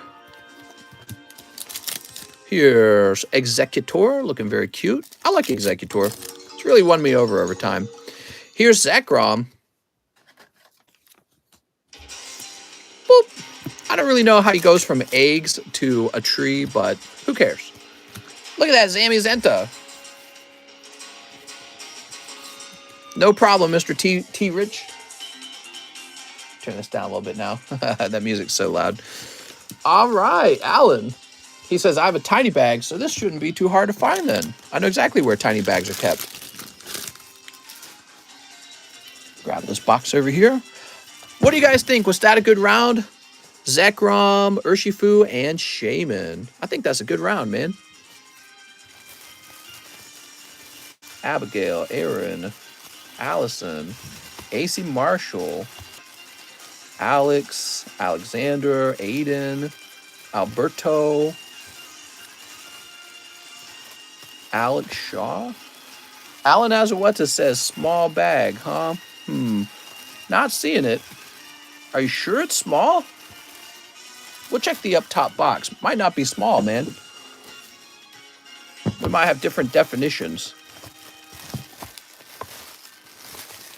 Here it is. Now, that was not in the lower place. When will you open G.I. Joe packs? Take a look at the menu. G.I. Joe packs are back on the menu. They're pretty pricey, actually. They're $42 a pack. You can see the cheapest box of those G.I. Joe packs is like $1,000. So I just went with the 1,000 divided by 36. I think there's 36 in. Oh my gosh, there might be less than 36 in a box. I should check. But yeah, so they're kind of expensive, and you can request that I keep it sealed so that you can send it in to BBC Grading and have them grade your. Hold on, I'm gonna write AL on this. All right. You can send it into BBC Grading to have them grade your G.I. Joe pack so you can be part of the meme. Next up, we got Daniel Wiseman with a huge order. So Daniel Wiseman says he wants a Rising Rivals box break. But we sold out of that, and I think he said he would go into the Phantom Forces. I remember this now.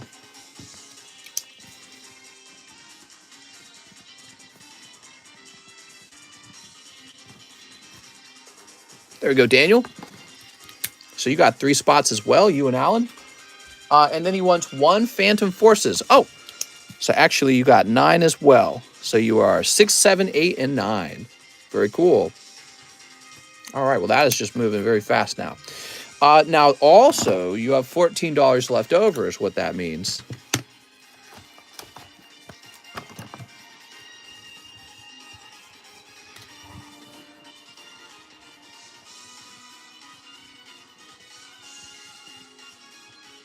Okay, we've taken care of all that. $5 for the reverse czar. That's right. Why don't we swap some of these slabs up, huh? We got Furret. Let's do cheapest slab in every row. So the cheapest slab here appears to be, well, actually in this case, it is this handsome looking Entei. So this Entei 8 is the cheapest slab. Oh, I see, but that was for 2 piles. Hold on. So for this pile, it's probably the spinner rack for 54. So that's PSA 9 Team Rocket Return spinner rack for 54. I want to point out, I just opened a Team Rocket booster pack. You know how much a booster pack of Team Rocket really costs? About $600 roughly. So this card costs $600 to open today, and it goes for $54 as a 9. Think about that for a minute, everyone. Think about that. We're going to have, well, I think the Need Arena is going to go in the front. So Need Arena for 60 bucks. These are the cheapest slabs in every row. Sometimes people shop by price. So here's Misty's Tentacruel 8 for just 40 bucks. And this is actually a 10. So is this Charizard and Raichu. I'll put the Raichu in the front. I like the full art Raichu a little bit better. Okay, there we go. So those are the cheapest slabs. And now we're going to go ahead and refresh. Okay, we're getting some new orders. Cool. Do a waifu every row next. Well, we could. Let me go get all the waifus. All right, now we're ready to start working on your new orders. The line's not too long. Let me shout out the line. We have Jeff Leon, Manuel Diaz, James Targus, Benjamin Wood, Nelson Artiga, Alan Duarte, Kyle Hazard, Jack the Tipper, Jake Dale, Brooks Bellinger, Jordan Estrada, Team Rocket Grunt, Tim Reeser, Jordan Nativa Dot, and that's it. That's considered a short line. So, and that's good because we're already 187 minutes in. So let's see. Jeff Leon says, 2 Mashokus. You got it, man. You're lucky. I opened 2 cold Mashokus for myself. 2 battle styles. Let's see. 2 battle styles. Can I pay in pesos? Yes. But it must convert correctly. Okay. 3 Evolving Skies. 2 Space Jugglers. I have a box. Thinks it's getting near time to ship. Yeah, I mean, it's a little full. You still got room, actually. Derek Johnson says, did you miss my 2 spots in the medium? So, Derek, we have a new medium running. So, because we have these guys who missed the previous medium, we started a brand new medium. This is for first edition Poliwrath from Pokemon base set. You can see this chunk has already been filled. You can hold on to these 2 spots or we can refund you, okay? So you can always, whenever we have a list like this, you guys always have the option to do a refund as long as the list has not been completed. But yeah, so here you are, and you can wait it out and see what the Poliwrath does, or you can have me do the refund. But no, we didn't miss it, to answer your question. All right, Jeff Leon, you ready? Mr. Jeff. Oops. He said he will get it added, says Dark Knight. Passion of collecting. The passion of the collecting. Ooh, I wonder how the stock market closed today. Stock market, it didn't fall anymore today is what I remember, but it wasn't really recovering too much. That looks bad because we're getting further into the week, and, you know, stock market tends to close kind of scared by Friday if it wasn't good in the middle of the week. That's one of the things I've noticed. If you had a bad middle of the week, then the end of the week, everyone gets really scared. Oh, look at that. Quarter Elf Girl Sylphietta full art. Beautiful. Stock market update. It is looking like the Federal Reserve is increasing interest rates, which means no more borrowing huge, cheap amount of money And that means no more euphoric buying of assets and businesses and whatever else you were buying with that money because you don't want to take out the loan because it costs too much to take out the loan. So, and when that happens, you know, rich people are scared of two problems. First of all, they're scared that they won't have enough cash on hand to do their own operations for their business.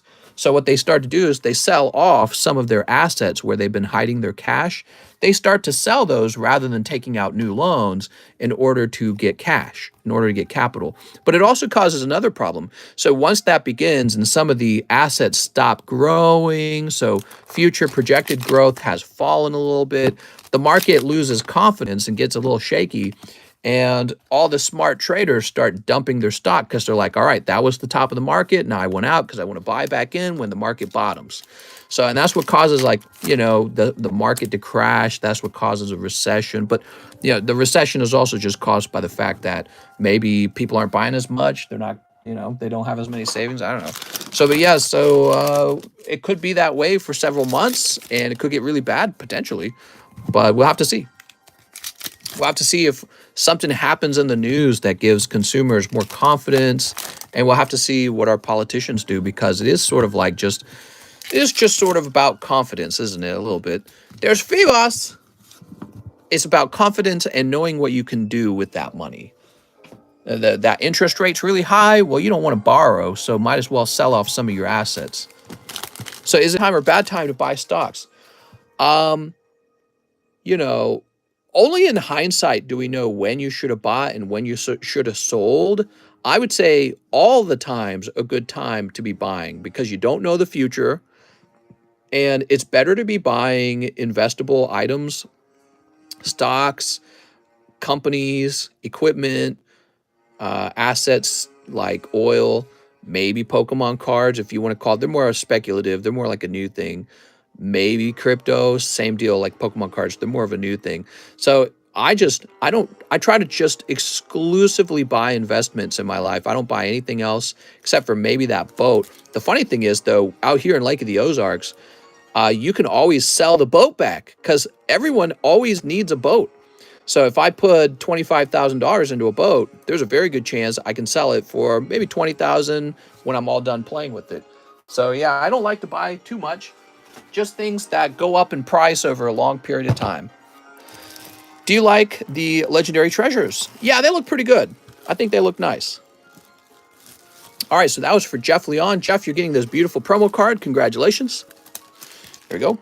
And let's grab this bag as well. Mister, you have a PSA 9 Charizard slab I've paid for. Could I exchange it? You have a PSA 9 Charizard slab I've paid for. Could I exchange it and pay the difference to upgrade it? Oops, hold on.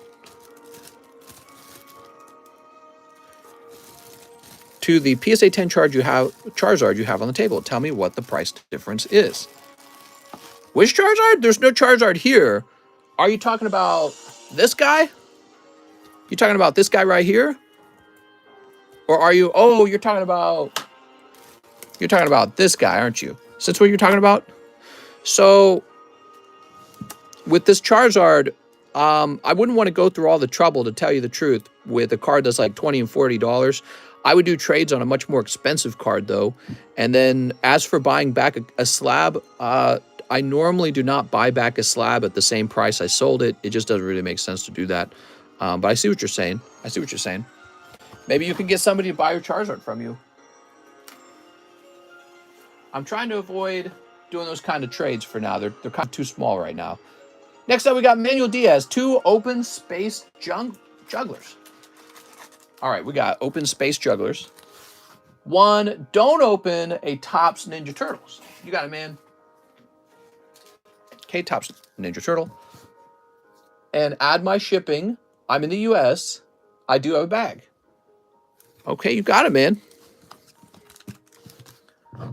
Add my shipping, Manuel Diaz. What do you mean by add my shipping?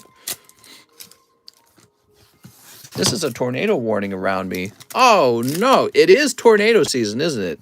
Stay safe, mister. Run to the basement. James says, I was on Top Chat the entire time. Sergio says, are video games investable? Yeah, I'd say so. I would say they probably are. because the generation that grew up playing video games are my age now, maybe even a little older, and I'd start thinking about getting rid of them when we're in our 70s and all dying, because the price might not go up any higher on them at that point. And I don't know if the generation after us will collect video games because they're all digital now. Video games are digital. So I don't see the same bright future for video games that I see for Pokemon cards. Pokemon cards, they keep printing Pokemon cards. So there's going to be a kid who remembers Chilling Reign when he was like 12 years old. And that is just going to continue the cycle of card collecting. I don't know if that'll be true for like video games. Video games are all going to be digital in the future. You won't have too many non-digital video games. Digital sex is the future, man. Dude, it probably is. When can we start teleporting into each other's rooms, man? Just like in that movie, what was it called? Logan's Run or something like that? I don't remember. All right, Manuel Diaz. Someone up here, PayPal. I think it was called Logan's Run, but I could be wrong. And it was like this old movie set in maybe the 80s or even older, maybe the 70s. And it's like a utopia, but they can't afford to have old people there. So once you turn 20 something, the computer like destroys you. And people don't have their own children. The children are like taken care of in a test tube, and the computer takes care of them. And then you just hang out in your room and hit buttons in your room, and people teleport to your room and have sex with you. It's funny because I feel like some of it kind of came true. Now the government raises your kid. Now we have sex with each other over like our cell phones. We like we use the dating apps to get hookups, right? So some of it kind of came true. The accurate predictions. All right, let's see. James Targus. Also, the major concept of the movie was that society was not sustainable. So that part might be true too.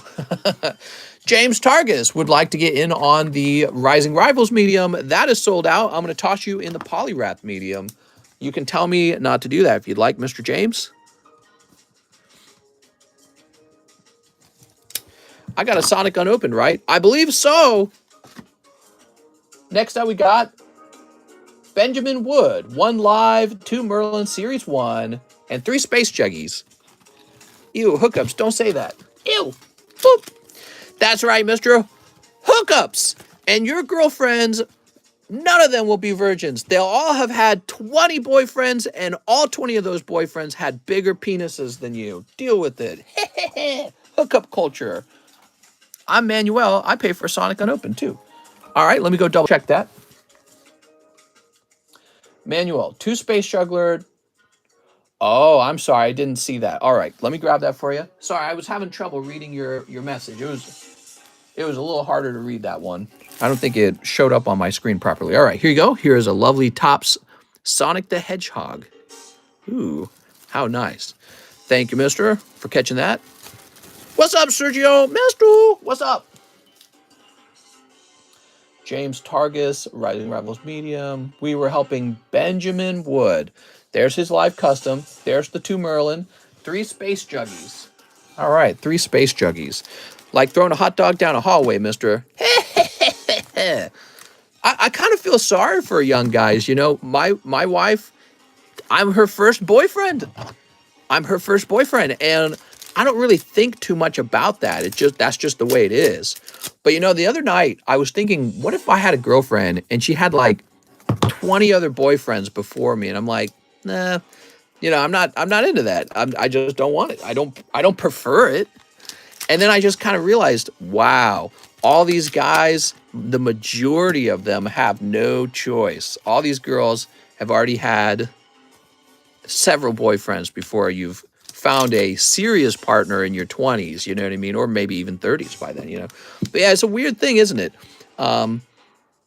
Maybe it's a conservative thing to wish that your partner didn't have a whole bunch of other boyfriends. I don't know. It's weird. It's weird. I don't prefer it. I don't know if I would care that much as long as, you know, it's just me and her now, but yeah, weird. Is that hypocritical that you had told us about other girlfriends you've had? Yeah, it is hypocritical. It is. That's what they always say. They say, well, that's a double standard. But is it a double standard? Because it's kind of a weird thing. Boys and girls have gender differences. And for boys, it's very easy. I'm sorry, it's very difficult to be able to, find a partner who's willing to have sex with you. For girls, it's very easy, right? And that's because the demand for sex is very high with men, very low with women. Maybe that comes down to biological differences. Women, if they get pregnant, they have a lot more at risk. It's harder. Life's much harder for the woman than the man is when your body has to, grow and have the kid and all that, and then you might be stuck being a single parent. So there's much more risk for the girl. It's also more genetic risk, right? So for a guy, if you ran around with like 20 different girls, got them all pregnant, you did good. But for girls, it's a much more slower thing for them. Like they're not. They can only get pregnant one time with one dude at a time, right? For like 9 months. And then after the kid is born, the kid's got to be taken care of. They can't run around so easily, in my opinion. So, yeah, it is sort of a double standard that guys will run around and try to get multiple partners. And then we look at girls and we say, oh, man, I wish this girl didn't have multiple partners. But at the same time, we just have these biological differences where it's like, you'll find girls are like, yeah, that's just how it is. Guys end up getting, actually, there's this weird thing where it's like, if you're a guy and you can pull almost any girl, you're actually more desirable amongst girls. They're like, wow, that's the guy that everyone wants. And for a guy looking at a girl, it's almost the other way around. If you're the girl who just, gives it out to everyone, I don't know, you might not want her. You're like, man, she just does not have any filter at all.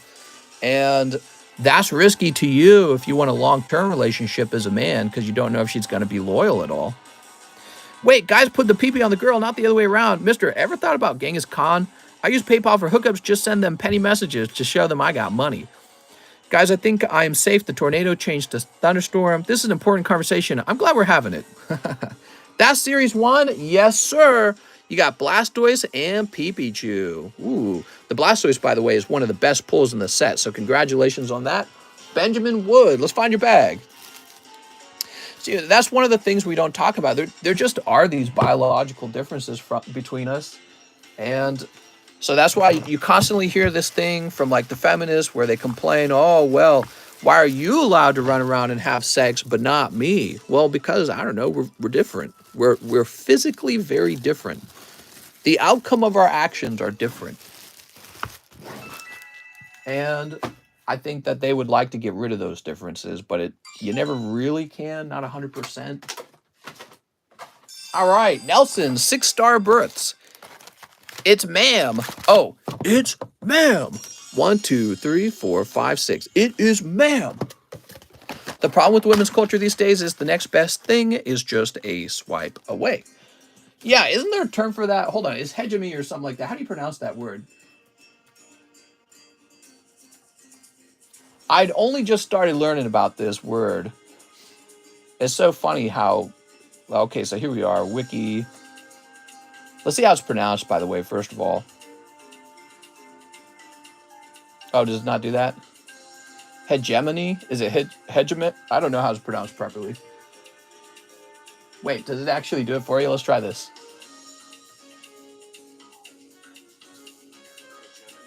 Hegemony. Okay, so I was saying it correctly. Hegemony.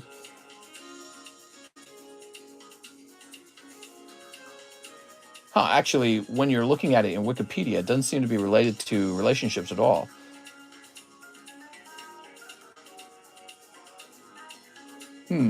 Yeah, okay, so, well, Wikipedia doesn't use it in that way quite at all.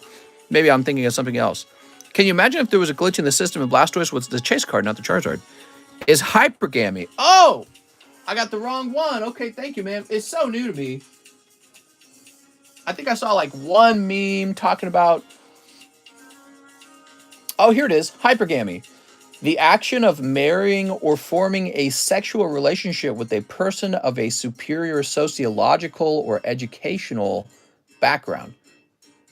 Wow, they only say sociological and educational. They don't say like physical as well, because I feel like physical is probably one of the most important aspects. In plenty of societies, it's more common for women to be more educated than men. That's been the trend. That's right. That's why they have all the student debt. And then they say, oh, we can't pay it. You'll have to pay it. All right, let's see. What does it actually mean? Hypergamy is when men marry women of lower status, or when women marry men of higher status. So it's the same thing. So interesting. So it's an interesting topic because it's the dating apps made it easier to discriminate against people. You go, oh, now I've got this list of all this data on you. It's like a resume. Everyone on the dating apps has a resume now. And so it's weird because girls who want a boyfriend are easily able to avoid the vast majority of men and just go straight to the guy who is 6 foot tall, has $100,000 of income and a master's degree in sexology. You know what I mean? So yeah, it's a fascinating thing, but it also runs you into a problem where it's like you'll have this one guy that all the women want, and nobody wants to settle. You know what I mean? Why would a girl want to settle? I think a lot of guys would settle. And that's because, going back to that earlier behavior we were talking to, guys just want to have sex. I think that guys don't discriminate between which girl is very best. Guys don't have to get pregnant, like you can have multiple children with multiple women as a guy, and that leads you to not being discriminate as much with who you're with compared to women. Men do discriminate, I will say that. But yes, you don't discriminate quite as much, but women discriminate very harshly because, again, they might be stuck with your particular baby, and they're not going to have a lot of babies over time. Girls are going to have a few babies, so they're real picky about who they're with. And it's so interesting that the dating apps allow us to discriminate against each other more strongly. And it's kind of interesting because it's playing out for men where you get one guy with all these girls wanting him, and then even maybe decent guys are not going to get a chance. I think it's very fascinating. Space jugglers. What about gay men, mister? What about them? They don't got any of these problems. Gay men are living the good life. 1, 2, 3, 4, 5. They're just like, I'm not going to deal with this. I'm going to go suck dick. Easy mode. No, but yeah, it's a fascinating thing. I've been thinking a long time, why hasn't polygamy returned to first world society? It just seems like if I was a girl and I had an option between some mediocre Joe Schmo without a lot of money and without a lot of looks and without a huge peepee, or I could marry Atlas over here and be his second wife, but he's got like millions of dollars and the biggest peepee and a huge beard, I'm going to choose Atlas. I'd rather be his second wife, right? So if I was a girl, that's how I'd be thinking. The only thing stopping that, I think, is women itself. So girls don't want to share, and that's it. But Atlas probably wouldn't care. And then the Joe Schmoes, they would be very upset, and maybe our society would become less stable, and there would be more war or something like that. 1, 2, 3, 4, 5, 6, 7, 8, 9, 10. But the guy Atlas, he basically already exists. He's Donald Trump. He's Elon Musk. How many kids does Elon have now? Isn't it like 8 kids or something like that? So these guys with all their millions of dollars, they have sex.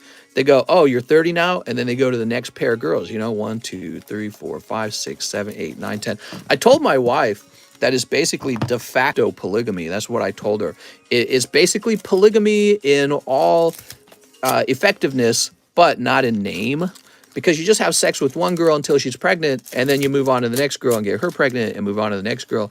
You know what I mean? It's polygamy. The funny thing is, if you're somebody who's real big on welfare, you pay for it. So once you got these single moms, you pay for it. You pay for the single moms, and you actually create an environment where it's easier for certain behaviors in men to exist, right? Like, so if you don't got to take care of your baby mama's baby, okay, you run off to the next girl, make another baby mama. And yeah, so it's sad, but welfare actually creates more welfare. Welfare creates more welfare. It props up life for people who are making terrible choices, and then they don't have to change their choices. I could just keep doing this. You know what I mean? And so yeah, it's an issue actually, but you do want to help people when they are struggling. But I don't know. I feel like some bad behaviors are incentivized by welfare. Look at Sneasler. I received that check in the mail like you guys did, those stimmy checks. Woo! I'd never received free money before in my entire life. My God, was it nice. And it made me realize how seductive welfare must be. Because once you get on it, how are you ever supposed to get off of it and get a real job? You know, like I would never choose that. It's just not the law. It's not the rational choice to get back to work if the government is feeding me free money. And I would probably become lazy and lethargic and unskilled. And you see the data online says that people who are stay-at-home whatevers, they're almost always more likely to be a cheater than if you have a job. And so maybe just not having to work hard at something does something to you psychologically. It stunts your development, no matter what age you are, where you are in life. So yeah, the government takes away your motive to get a job, and then you end up just kind of becoming this couch potato, sort of yuckier person as a result. And then it's like a downward spiral. Then you need even more welfare. You need more help because I haven't done anything. Alan says, ship my bag. You got it, Mr. Allen? All right. You're a stay-at-home truck driver. I hate the feeling of not working. Yeah, working is it's a good feeling, especially when you get that paycheck and you can go spend it on something you like. People forget how good that feels. It's nice getting that paycheck and being like, oh, let's go do something with it. You know what I mean? Sadly, the cost of life is so expensive these days. There's a lot of people who are just trying to earn money to survive. Once you get past that point where you're done trying to get money to survive and now you just getting extra money, that's a great feeling going, I got $200 left over to do whatever I want with. Here's Kyle Hazard. He says, 10 space jugglers, you got them in, and put them up for the daily giveaway. Woo! All right. 1, 2, 3, 4, 5, 6, 7, 8, 9, 10. All right. So this will be for the daily giveaway. Last time you did this, we pulled some really hot ones. Toss this over here. I do really love money. Maybe that's why I work so hard. Nothing wrong with that, by the way. It's like saying I love to farm or saying I love to do anything that's productive. But yeah, you get paid for being productive, and then you can run out and buy yourself a Charizard. So I like Charizard. How much for the Crystal Guardians vintage pack? Wanting to open one on the live stream. I've just got the one. I was kind of thinking that I was going to do a pack break with it, so I was probably going to save it for a pack break. You know, I shouldn't tell you. I say that I've got a pack break. I've got a pack of Crystal Guardians because I'm like teasing you. I should mention that I really just kind of want to use it for a pack break, you know, because we haven't done a pack break of Crystal Guardians, and I don't have a bunch of them, unfortunately. You want to open the Crystal Guardians? So do I, mister. I want to open it right now. You know, I was thinking about doing these pack breaks where maybe we increase the number of common uncommons to like 20, and I supply fresh common uncommons from that same set, ones that are maybe in near mint condition. And then this will reduce the price of being in the pack break, but it will also decrease your odds of pulling the holographic chase card. Mister, I'm on Skid Row, me and my pokies. Nice, man. Skid Row. I hear it's nice this time of year. Thank you so much, Kyle Hazard, for the donation. Kyle Hazard just donated $40. Jack the Tipper says 10 time gushers, Dialga, please and thank you. You got it, Jack. Do you have any other vintage packs you'd be willing to open? 1, 2, 3, 4, 5, 6, 7, 8, 9, 10. What is the Phantom Break looking like? It's moving quite fast, I suppose. That's the Phantom Forces box break. It's up to spot number 9. I do have vintage packs. They're all kind of supposed to be. I mean, it just depends on if you want to. They normally would go into a pack break. Okay, so let's talk about it. So, Crystal Guardians is what you're asking about, right? Give me a minute.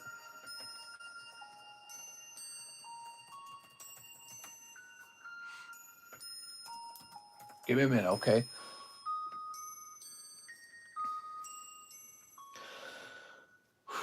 So,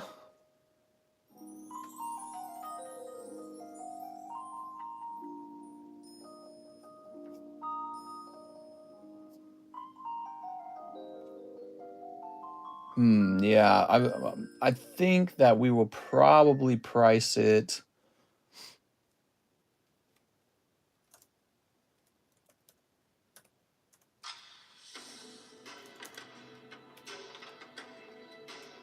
So to do a pack break of Crystal Guardians, it would be $58 per spot for a total of 9 spots. And what I was saying was I could just take commons from a different pack of Crystal Guardians and bring it up to, I don't know, let's say 15. Okay, so 525.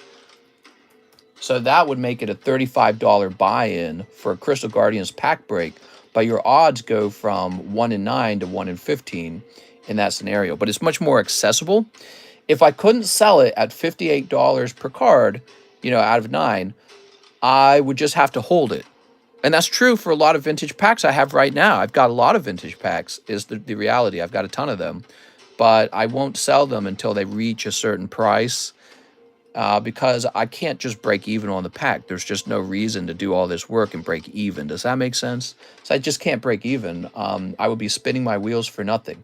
So what I tend to do with like vintage packs is I buy them and I hold them for a long time and the price goes up. The price goes up anyways. So, but yeah, so that would be the target price, $58 for 9 spots. And we could bring that down to $35 if we turn it into 15 spots. And then each person would get a common card, right? Just something I've always done since I came to Wealth, mister, but just want to give forward. Oh, thanks, man. Well, that is very generous, man. You see, I'm not doing well medically. I believe in good karma, so I might have a tumor removed and want to pay for it, hence the giveaways. Really? Holy cow, man. Well, I hope I completely understand that. You just sort of, I feel like when you realize how fragile we are, you see life a little bit differently at that point, and money is not quite as important. So I understand that. But yeah, so you're wanting to do a giveaway on the Crystal Guardian, is that right?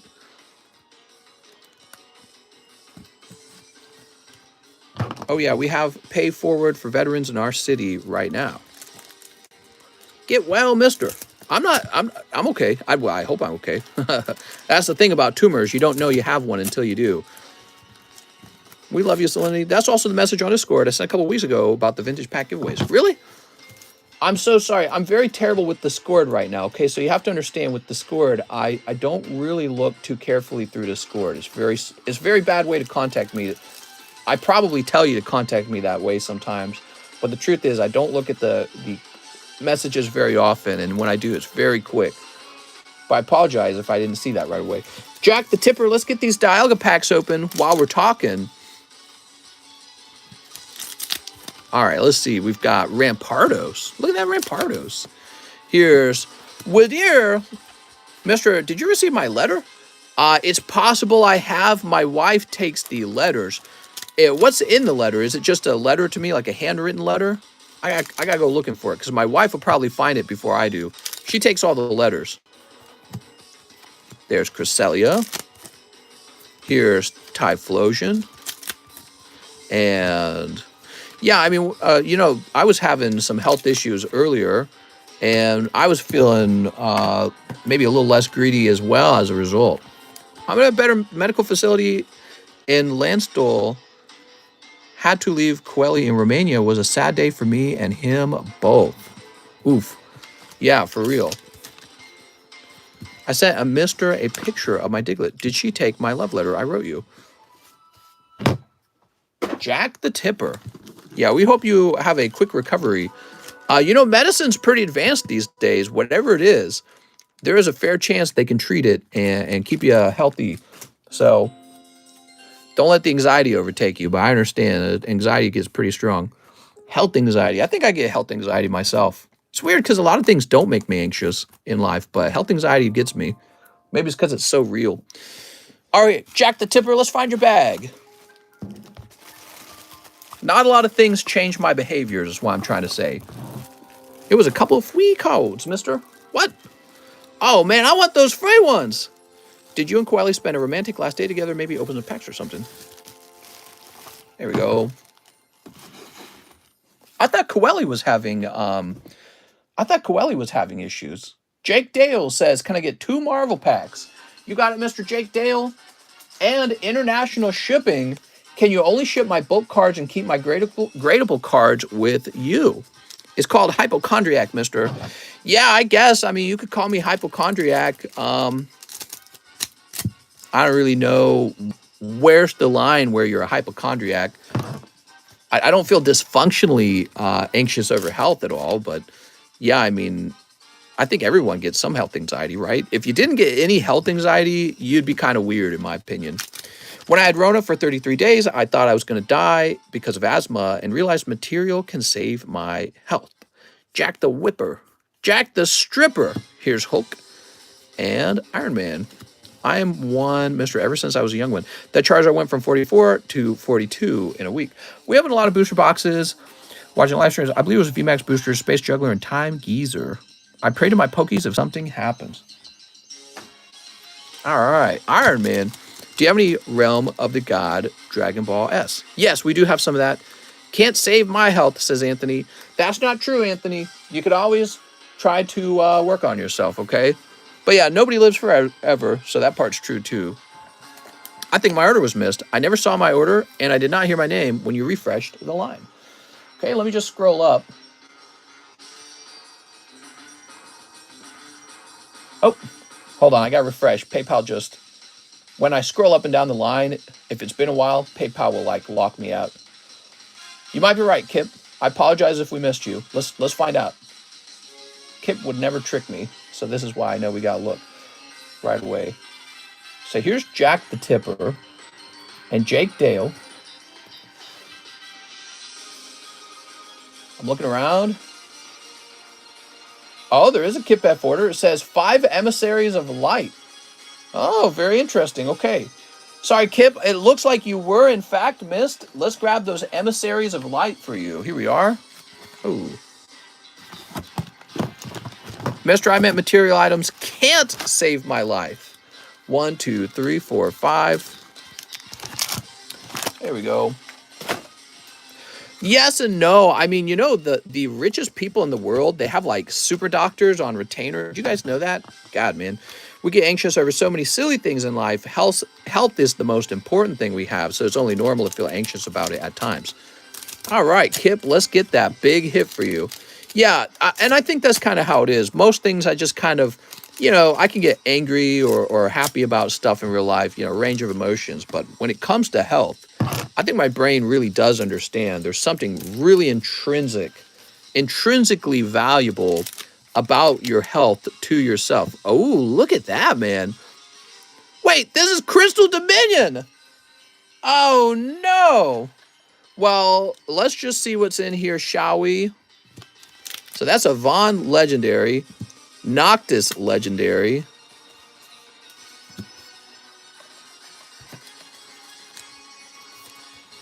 My God. Here's Kites. Guess this is the second set that I opened for myself by accident. Yeah, we'll get you the right one. I'm sorry, man. Okay, we got Lena. And this Crystal Hunt. Diablos. All right. Cover the Gaifus with your finger. I know. I like the Vaughn, I guess. Dude.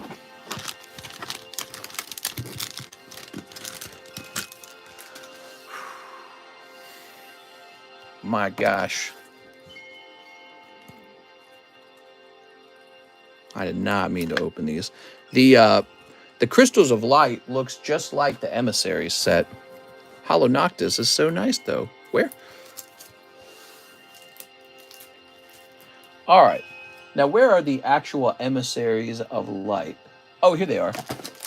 Yeah, the boxes actually look almost the same, if you didn't know that. All right, Kip F. We got you the real packs now, the real deal, the real McCoy. Grade my cuts, Nidoking.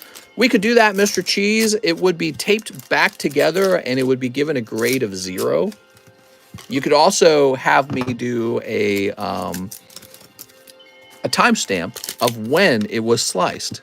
Here's Automos, Titus Legendary. He's non-hollow though, right? Here's Hades. Bart, March. Hades is okay. Here's Yuka. Sarah. Looks nice. Don't know if you'll make it to the next order. Just place right now before the stream ends, but got some other stuff I want to add to the giveaway that is vintage of the top Sears 1-pack. Sweet! All right, man, that's very generous. Very generous. There's March and Lexa. Yeah, very generous, man. Okay, there's Lexa. Now, I would feel the same way, to be honest. If I had some dangerous medical stuff going on, I would I'd be in a weirdly unmaterialistic mood. Does that make sense? I think you know what I mean. All right, Mr. Kip. You lose that importance on the material things, and it's like all of a sudden the things that really matter kind of show up. Look at this. Like just doing the right thing or something like that. You know what I mean? All right. Sorry about that, Mr. Kip. And now we jump back to our friend, Mr. Jake Dale. Jake, have we shipped you before? Let's just see if we've shipped Jake before.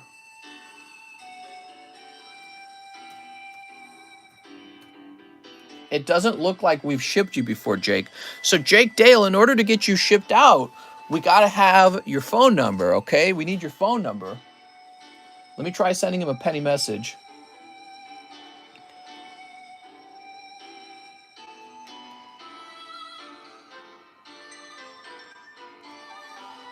Loving this music, by the way. I got more than enough money at a ripe age of 24. I'm well off with 4 rental properties. Oh, nice, man. Sounds like you're doing well. That's why the doctor's got to figure out what's going wrong and get you all fixed up. Well, that wouldn't be right if you passed too early. You know what I mean?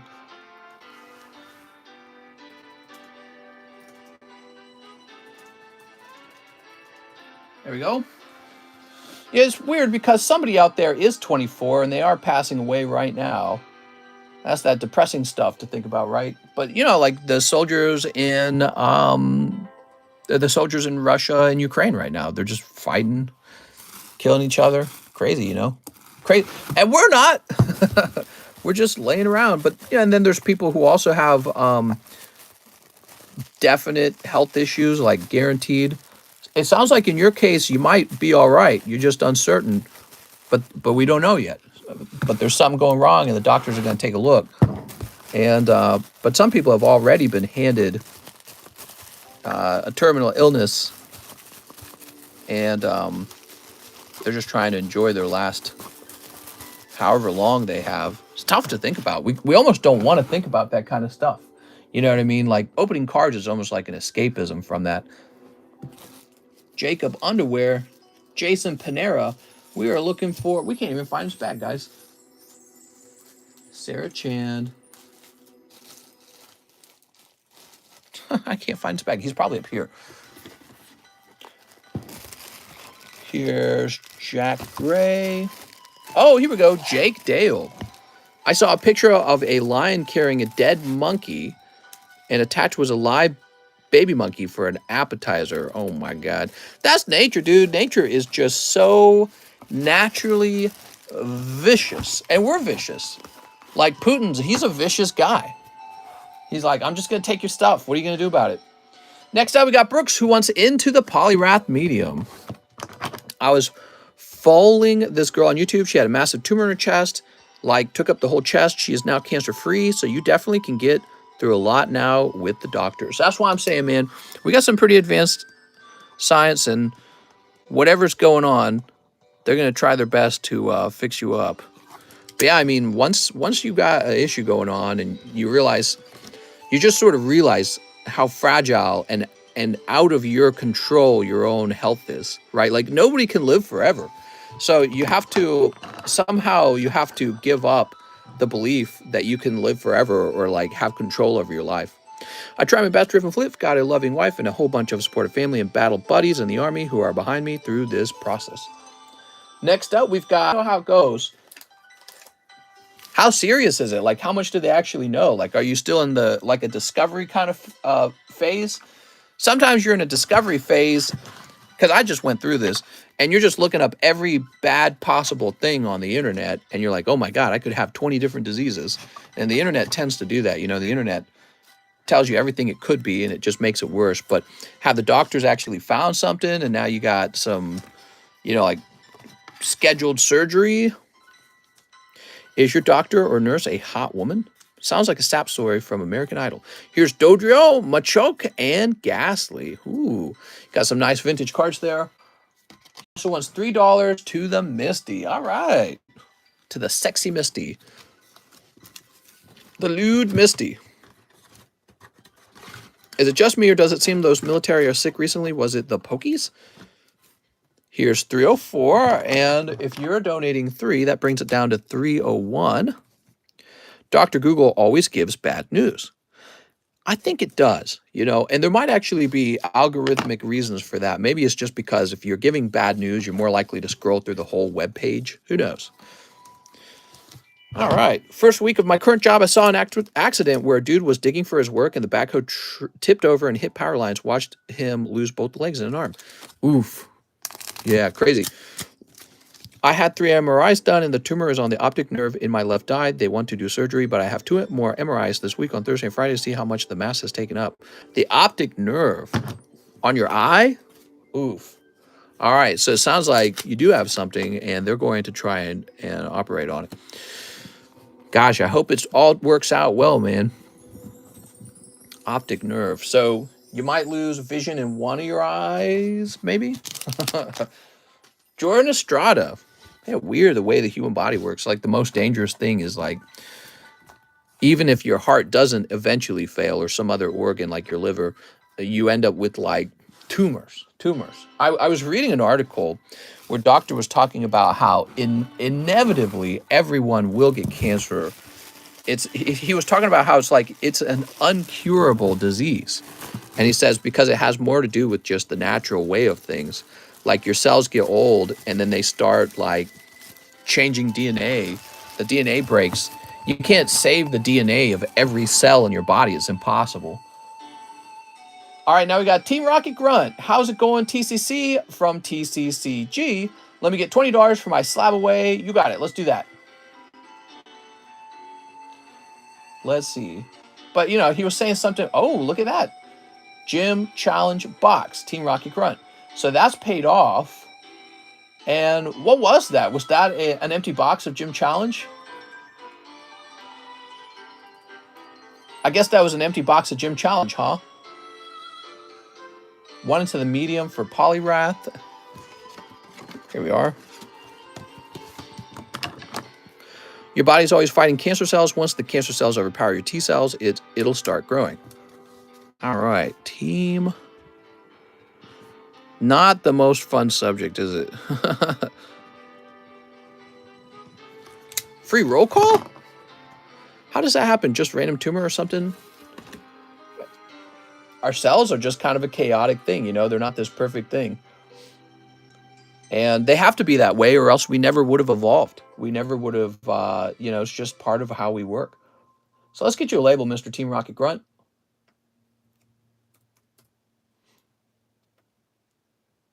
There we go. And we will go ahead and ship out.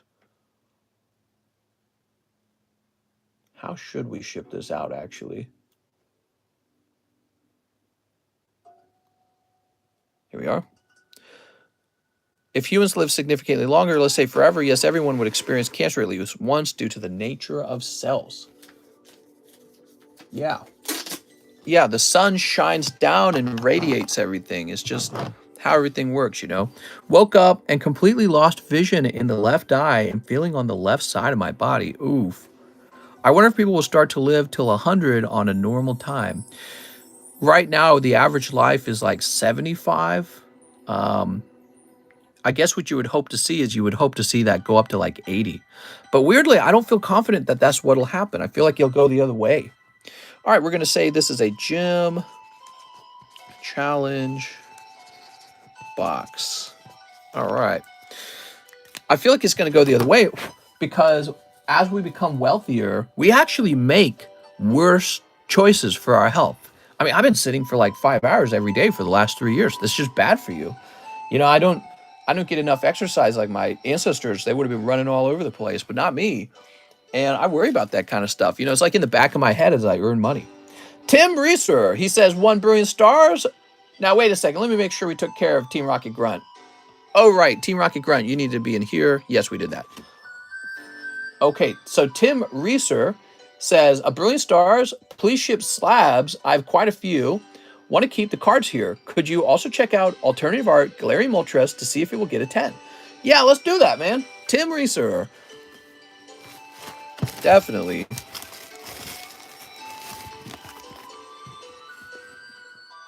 Yeah, who knows, man?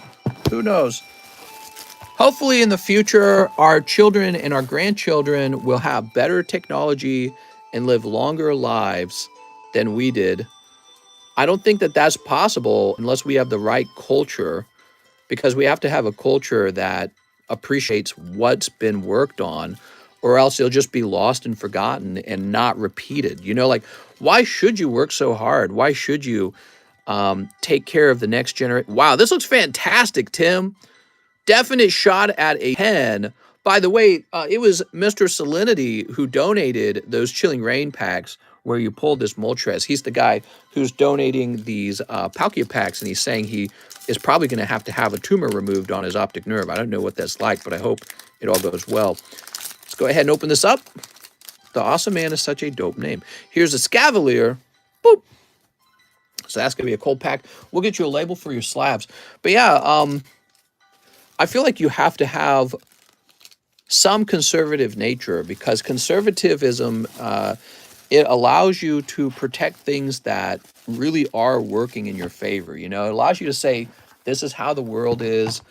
We have to respect reality, and we have to build and protect what we have and not throw it away on like a bender or like a drug addiction or maybe self-hate or something like that. You know what I mean? So, Mr. Tim, I feel like in 2020, we already have an enormous amount of liberalism, and what we don't have is enough conservatism, because we've got a society that's already built and developed so much, and we've been living in it sort of like this first real bubble for so long.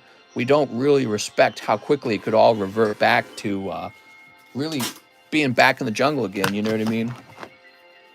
All right, Tim Slabs.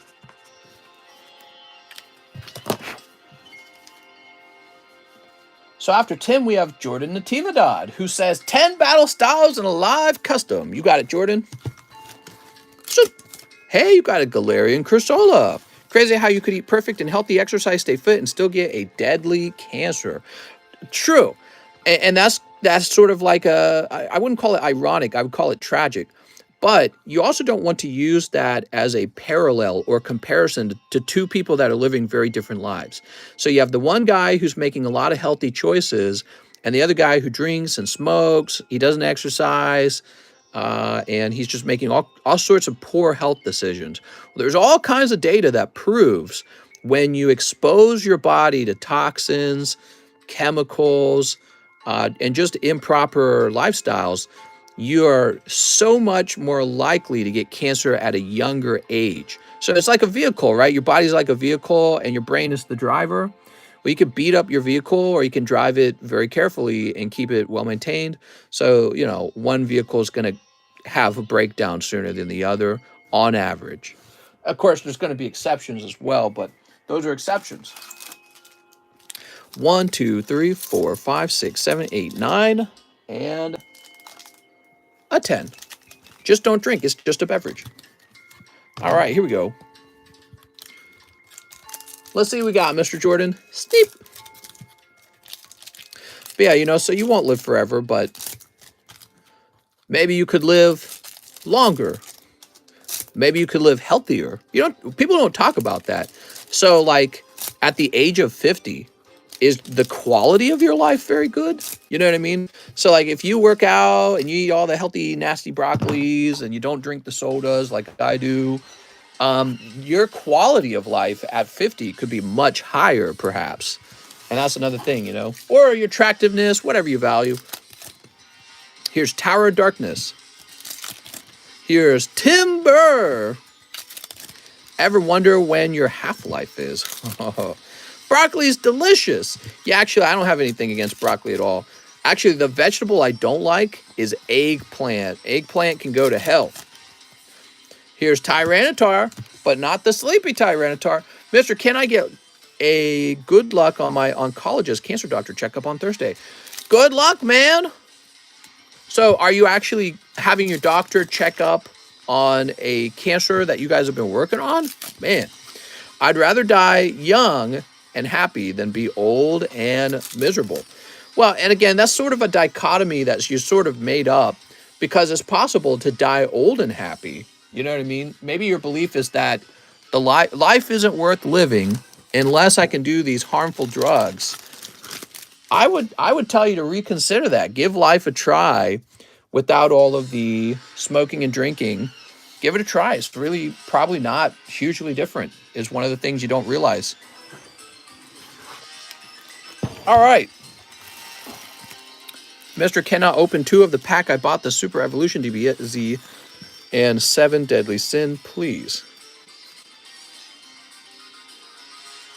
What? I don't understand. What's your name in PayPal? Oh, eggplant is good for Baba Ganoush. All right, thank you, Jordan. Jordan, you should have gotten the Sleeping Tyranitar. Now we have Andy Dirksen, 1 pack of Pokemon Top Series 1. You got it. All right, here it is. Thanks, Mister. I have a bag, says Andy Dirksen. And prune juice. You got any prune juice? Damn. Prune juice is the key. That's right. Eggplant Parmesan. Ugh. Yeah, I'm not a fan of eggplant.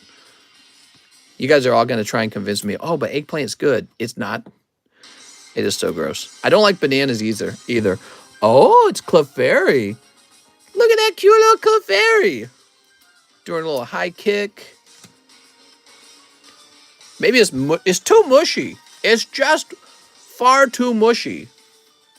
Same with bananas. Bananas are mushy, dude. I don't want no friggin' bananas. They're like mushy as hell. Tastes like I'm eating a booger. That's how eggplants feel. They feel like you're eating a booger. Can't handle it, man. All right, Pikachu. Like, what is this goopy ass stuff? I mean, you like tadpole babies? What about zucchini? Zucchini's okay. Yeah, zucchini's not too bad. Andy Dirksen. Let's see, Andy. I think you're up here, actually. I saw this video where a girl peeled a banana and put it... Oh, my God. Fried eggplant? Yeah, I mean, you guys talk about all these eggplant dishes, but you know what's similar with all these great eggplant dishes? You cook the hell out of them so that they're not really nutritious anymore, and you add so much cheese and seasoning, or you fry them. They've got no nutritional value. It's like calling a potato chip a potato. It's not. It's a zombie food. But if you ever just like boil up some eggplant and eat it, have you ever done that? It's disgusting. Arturo Perez, can I get 2 Palkia packs? You sure can. And 1 English junk. All right. You got Dorio. 3 heads are better than 5 heads. You ready? Eggs good though, just their plant they come from bad. I agree. Put maple syrup on Brussels sprouts. What? What? All right, that's cold and... Oh, snap! That's a snipe for Arturo Perez. And you've got a beautiful Sneasler. Ooh. Eggplants are mushy as hell, but at least bananas are better. You got it. Okay. Arturo Perez, you've got this big old Tibby bag. Balsamic vinegar. You know what I actually put balsamic vinegar into? And you guys would be surprised by this, but actually macaroni. Have you ever put balsamic vinegar in macaroni? Not a lot, maybe like half a teaspoon. and it just shockingly improves like the flavor of the macaroni by so much. Cooper Wozchiak. How do I say your name? Wozchiak. I can't say it. It's Cooper's turn. 4 marbles. You got it, Cooper. All right, 1, 2, 3, 4. Mister, did you skip me? Robert Bahenna. I don't think I did. Oh, you're literally next, Robert. I'll show you. Cooper, Robert.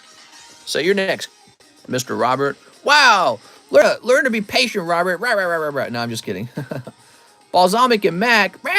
No, try it. It adds like a spiciness that macaroni desperately needs. For Rent-A-Girlfriend. Macaroni has a sort of bready, sort of carbohydrate-y taste, and it's so bland in a way.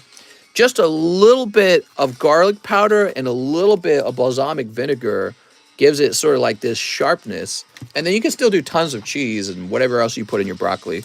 Actually, I'm sorry, your macaroni. I was going to say broccoli kind of is good in macaroni, isn't it? Little broccoli, little macaroni. Macaroni, though, if you eat too much of that stuff, it'll give you a stomachache because it's not even real food, is it? It's like you're eating a big cup of flour covered in cheese for dinner. And I can't imagine why I would feel sick after that. But I don't know, it's not too bad. Oh, if you're going to eat a bunch of cheese and flour, you might as well have a pizza. I'm from the Midwest. It's all about the ranch. Oh, my. The simpleton sauce. No, I'm just kidding. Just season your macaroni. Don't eat fancy dress. Well, I mean, you can. Oh, wait. He said no fancy dressing. Oh, he was talking to the other guy.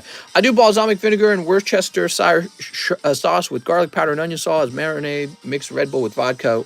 What is Italian for macaroni? Just eat me, says Cheese. Yay! Here's high-end specs Sumi. And we've got... So we're opening up your Weiss packs. This guy with the bow thinks he's going to get all the girls because hypergamy. See, the Hulk is all about hypergamy. Every girl's like, man, I want the Hulk. He's going to smash. All right, we got this guy. We were talking about hypergamy earlier. Oh, look at this. The Bumblebee girl. Bzz, bzz, bzz. It's the Wasp. Yay. Balls, Samick. That's it. I can't ever eat balsamic again. It's got balls in the name, and I didn't even realize it. Didn't even think about it. You got me, man. You caught me lacking. No more balsamic vinegar. Mr. Cooper, I remember. You got a bag? Let's find your bag. No more balls for this guy. Colton. Cole. Connor. Mac and cheese. What? Ugh. I think my music just paused. They think I ain't listening no more. Where's Cooper? Hold on, let me get this music playing. Cooper, I know you placed an order in the past. Did you have a bag, Cooper? I notice you don't say you do. You say ship, huh?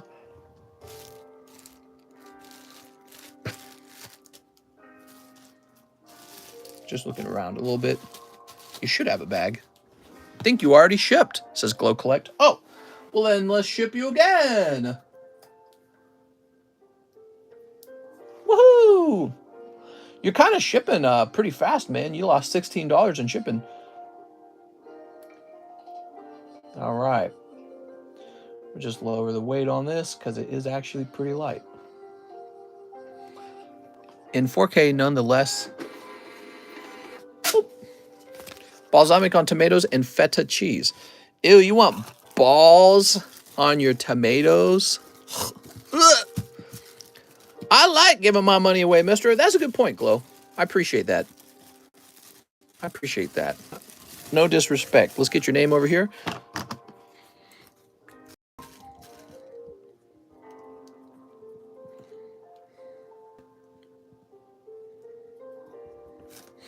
There we go. All right. We may need to start speeding up a little bit. We got Roberto Bahenna. I want to pay off my Pikachu slab and pay for shipping. You got it, Roberto?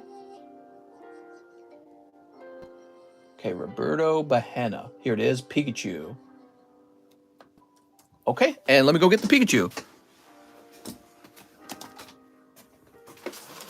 Man, standing up feels so good.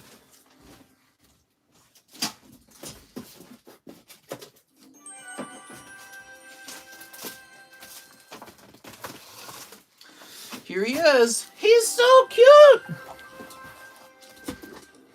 Look at that Pikachu. He is so adorable. I remember that was supposed to be mine. You and another guy both wanted it, and I happened to have 2 of them, and I said, I'll give up one of mine. All right, we got Roberto Behena, your address at 17. Did you have a bag for me to ship as well, Roberto? Wow, that Pikachu is hot. He's a nice looking Pikachu. Just checking to see if he had a bag for me to ship.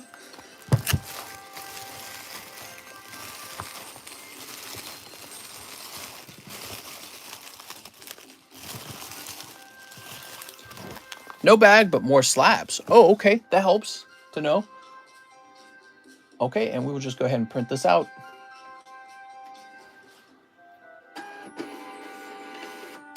There we go. Okay. That's all done. Preston Yeeman says 10 Chili Willies, new bag. All right. We got 4 here.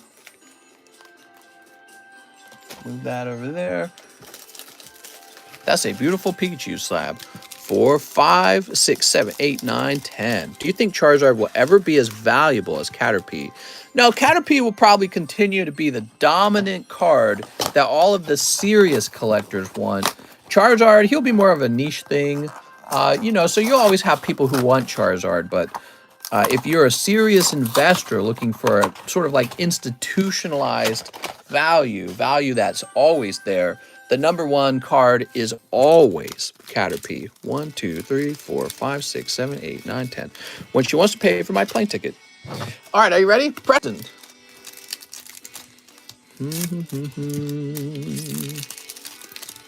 Beeps.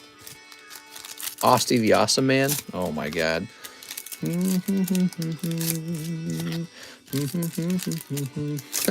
James says, I thought so.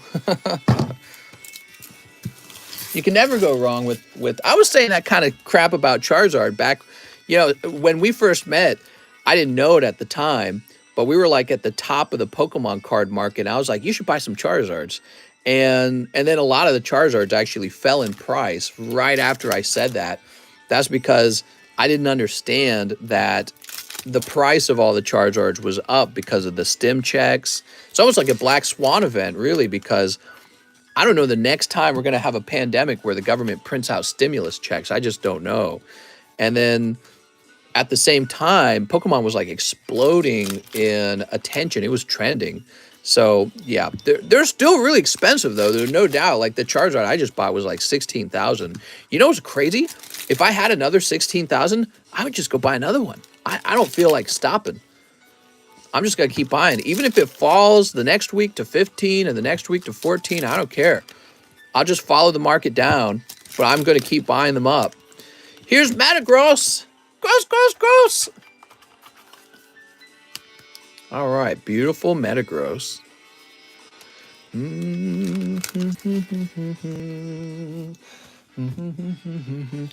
mean, I don't talk about this very often, guys, but I feel like Pokemon cards have a very bright future because of all the reasons I've already said. But one of the things I don't talk about are fractional shares. That's coming. Fractional shares are on the way. They're already here probably. But Logan Paul was talking about wanting to do fractional shares on an app that I guess he's making. Will I be buying fractional shares? No, probably not.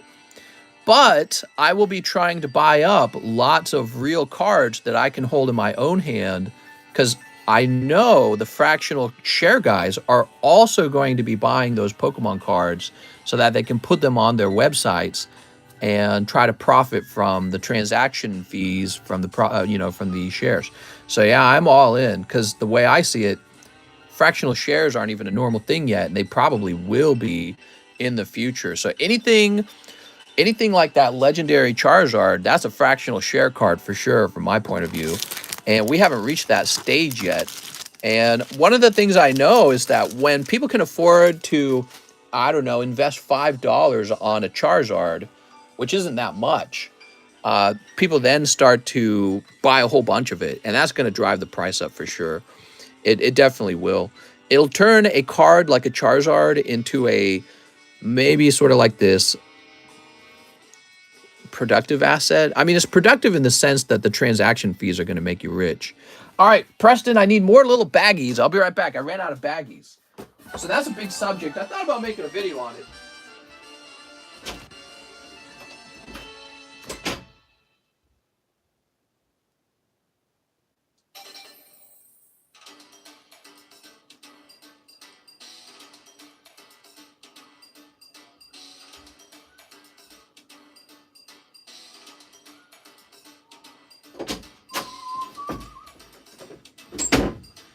All right, guys. Well, I probably should say no more orders. I didn't realize how late it was getting. It's getting late. It's 6:50. Woo! That's late.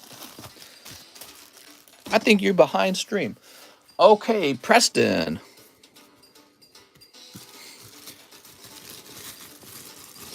Legendary Collection Reverse Holo Charizard is better than first edition base set Shadowless Charizard. No, I don't think so. I mean, he's rarer, so there's fewer of them. But better, no. But boy, that first edition base set Charizard, he's expensive. You know what I'll do, guys? Let's get an investment group together, and I'll host. Oh, man, what if we could do that? What if I could get like a big enough investment group together, and together we actually bought a first edition base set Charizard? How crazy would that be? So like I have money I can contribute. What if we got a couple other rich guys together and we said, let's pool all our money together and buy one of these first edition base set. Let me look it up. Hold on. Let's see. Let's see how much we'd have to raise. How much capital.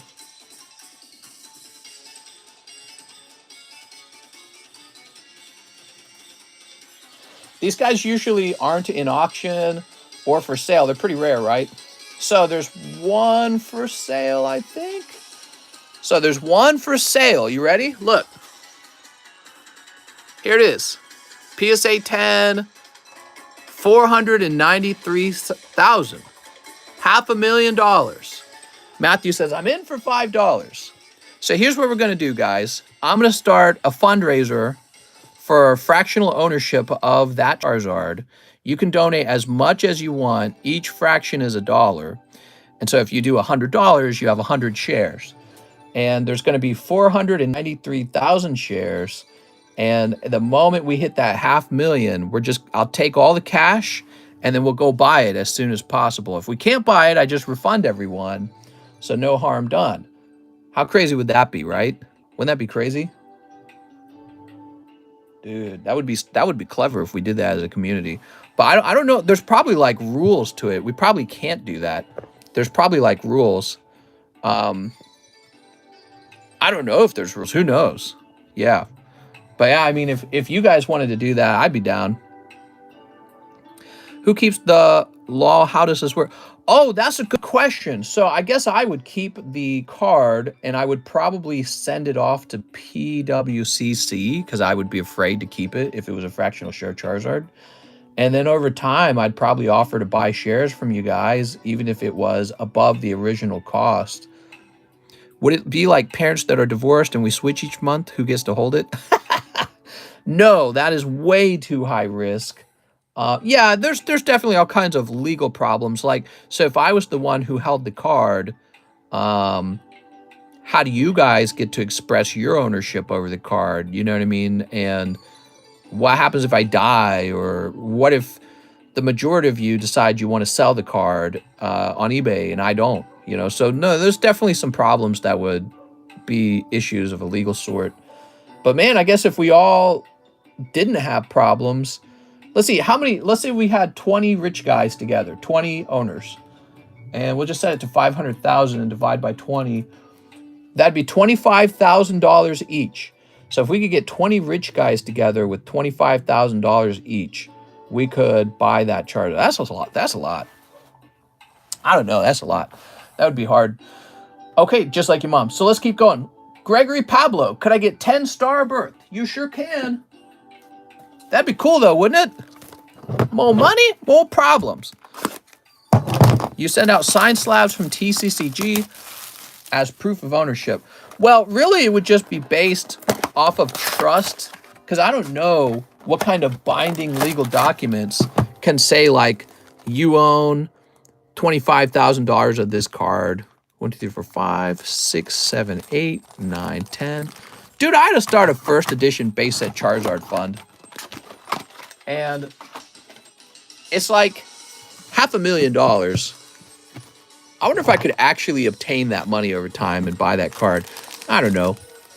I sure would like to buy that card. You know, here's the problem. I think if I actually had a Charizard fund and it was getting close to the amount needed, I think you'd run into a problem where somebody might actually alert the seller and be like, this guy's almost got the money to buy your card, raise the price. And he might actually raise it.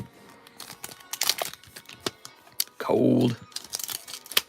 But yeah, even if the fractional shares were $1 each, I don't think we could raise $500,000. I could see us raising like $20,000. You know what I mean? And that would fall far short of the $500,000 goal. So you spent over the amount on charge. Yes, but I did that over 3 years. So, and I don't buy just about anything else. And my wife works, so I don't have to pay a bunch of house bills either. You should, my man. People do it with the stocks every day, but damn, you're right. The shares would screw us in the end. I think you have to do some legal stuff before you can offer fractional shares in something. And then I'm pretty sure I cannot offer fractional shares in something I don't actually own.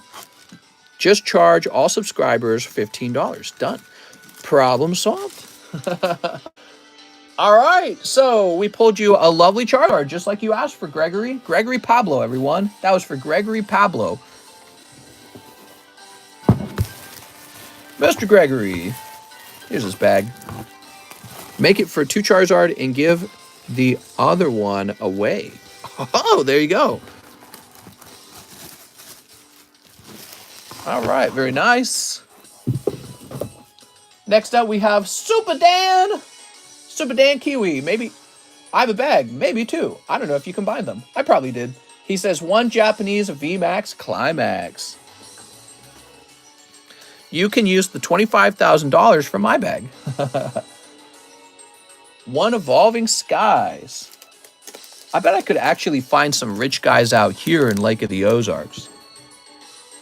1 Merlin sticker, Series 3. Ah, so you saw this on the menu. Here it is. There it is. Yup, that's Series 3. It's Johto. All right, Super Dan. He also sends another 9 and says, sorry for the double order. 1 Fusion Strike, 1 Old Maid. So your Old Maid is this lovely Meowth. $15 per sub makes it sound possible. 1 Fusion Strike, 1 Old Maid. Oh, the Fusion Strike. There we go. Mister, what day is the slab sale? Thursday, right? We just had a slab sale. Sneak. Put sign on dock that says want to invest in a Charizard. I'll offer Shark Tank a 20% stake for $700,000. Yeah. Maybe I will sell off all my vintage boxes and try to reach $500,000. Yeah, I really would like to have that Charizard. Just think, I could have $500,000 of a beautiful home to live in, or $500,000 a shiny piece of cardboard. And the truth is, and I'm not lying, I'm not bluffing, I would take the shiny cardboard. I sincerely would. I would take the shiny cardboard and wave it in your face and be like, I got the shiny cardboard. You know what I mean? But, you know, $500,000, I'm not even close to that. I'm a poor man compared to that. Imagine the lucky dude. There's a lucky man out there. I don't know who, but he probably bought that Charizard for $1/4 of what it's worth today. And he didn't think it was going to blow up to $500,000, and it did. Jealous of that guy. Knocked out. Oh, look. All right, so in this sticker pack, there was no hollow foil, but you can see pictures from the TV show are in here. You're a rich man compared to me. That's not because you and I are super rich. It just shows you how wealthy some people in society really are. I bet there's guys who are like, they got $5-6 million just lying around. Whew. But we can hope to be like them one day. I don't know. Actually, there's a guy who wants to help me with the card grading who found my job post online, and I was asking him his situation in life. I'm like, all right, so who are you? What do you do? He's got 5 kids. I'm like, oh my God. So I guess he's desperate for work. I don't know. Henry Ruff says Spinnerack and Charizard GX slab. You got it, Mr. Henry Ruff. Oh, these two right here. The rest of the community card. Oh, that's so nice. So that would be $96. So you're donating 4. What's up, Glodzilla? I'm trying to wrap up now, mister.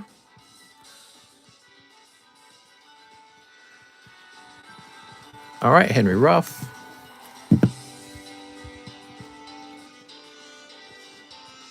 Oops. I just missed out on a PSA 10 Alone Ninetales. Do I have one of those? I actually might have a Ninetales. Yeah. Can I make a sneaky small one? Maybe. Here's Grant Kwan. He says Call of Legends Kyogre for slab away. That is a very fancy slab. Yeah. Isn't it nice? It's expensive too, actually.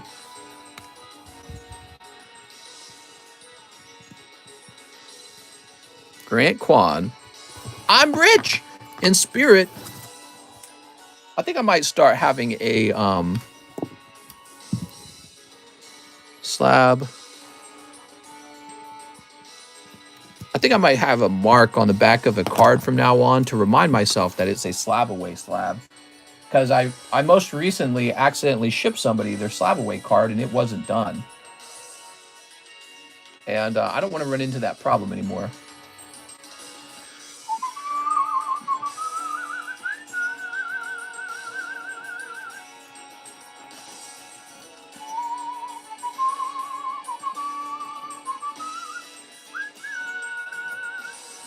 All right, we got Grant Kwan, Kyogre, $400. Thank you so much, Grant. Shane Childers says, I'm hyped about that Level X card. I would like 3 Chilling Rain and live shipping. Nice, man. Well, I'm glad you got it, man. 3 Chilling Rain and live shipping. Yeah, it's cool to see somebody who's been on this channel for a long time get a nice pull. I'm going to frame my hoot hoot. I like the later pulls that Mahasvara got too. I was really happy to see that. For those of you that don't know, Mahasvara, along with like Cheese, they're some of the very, very oldest members on this server. Even older than Alex, actually. I think Mahasvara and Cheese, I don't know which one was here first. If it was Mahasvara or Cheese, it might have been Mahasvara, but I can't remember. No, I made Mahasvara a moderator first. That's what I do know. Oh, look, you got honey. Wow, talk about luck today. There we go. But yeah, they've been around for a really long time, like basically 3 years. If I had started the membership sooner, they already would have those TCC balls. That doesn't sound good. Shane Childers, you got my balls? Woo! What a great round picking up that honey. I could use a little honey. I got to wrap up and see my wife before the entire day is over. It's 7 p.m. You know, she gets off at 5. And because my stupid butt can't get all the shipping and the card grading done fast enough, I just don't get off in time to see her. So every day is overtime for me. I guess there's just no way to have this work out perfectly because no matter what, it seems like I always miss seeing her. I would very much like the stream to end at 5 p.m. I would have to start the stream at exactly 12 p.m., but I'm starting at like 2 p.m. or maybe later. And it's sad because once I get somebody helping me, I'm probably just going to use that extra time and get some other productive thing done rather than taking time off. Maybe I don't like working for 8 hours a day. Brandon Galligan says 7 packs of jobless reincarnation. I have a medium-sized bag.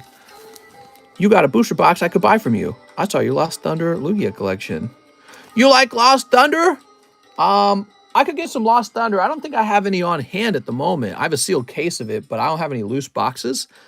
There's some other great sets. I have Ultra Prism. Have you looked into Ultra Prism before? It's pretty cool. Ultra Prism has the golden cards, doesn't it? Necrozma. No, Necrozma wasn't in that. It was He's Dragon Majesty. Oh, but it has Solgalea Lunala golden cards. 1, 2, 3, 4, 5, 6, and 7. So I've got some Ultra Prisms. What do I got? I'm leaning back. So we've got Sun and Moon base set. We have Breakpoint. We have what is it called? There is an XY set. I don't see the name on it. All right, here we go. Man, I gotta get these open because we are running late. I should be wrapping up. Let's get these done. I've got a whole bunch of boxes right behind me. I can't see their names. They kind of all hide each other. There we go. We tend to focus on one box break at a time, though. You want the rainbow loogies? Come on, man. Give me the rainbow loogies. Yeah, rainbow Lugia is pretty nice. Let's check him out real fast. How's he doing?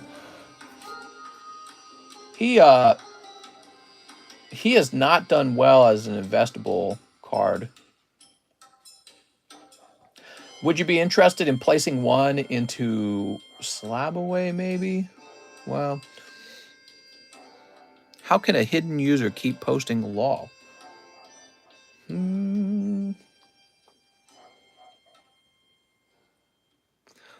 What is the large custom booster? You sent me aside to ship, right? I sure did. Didn't I?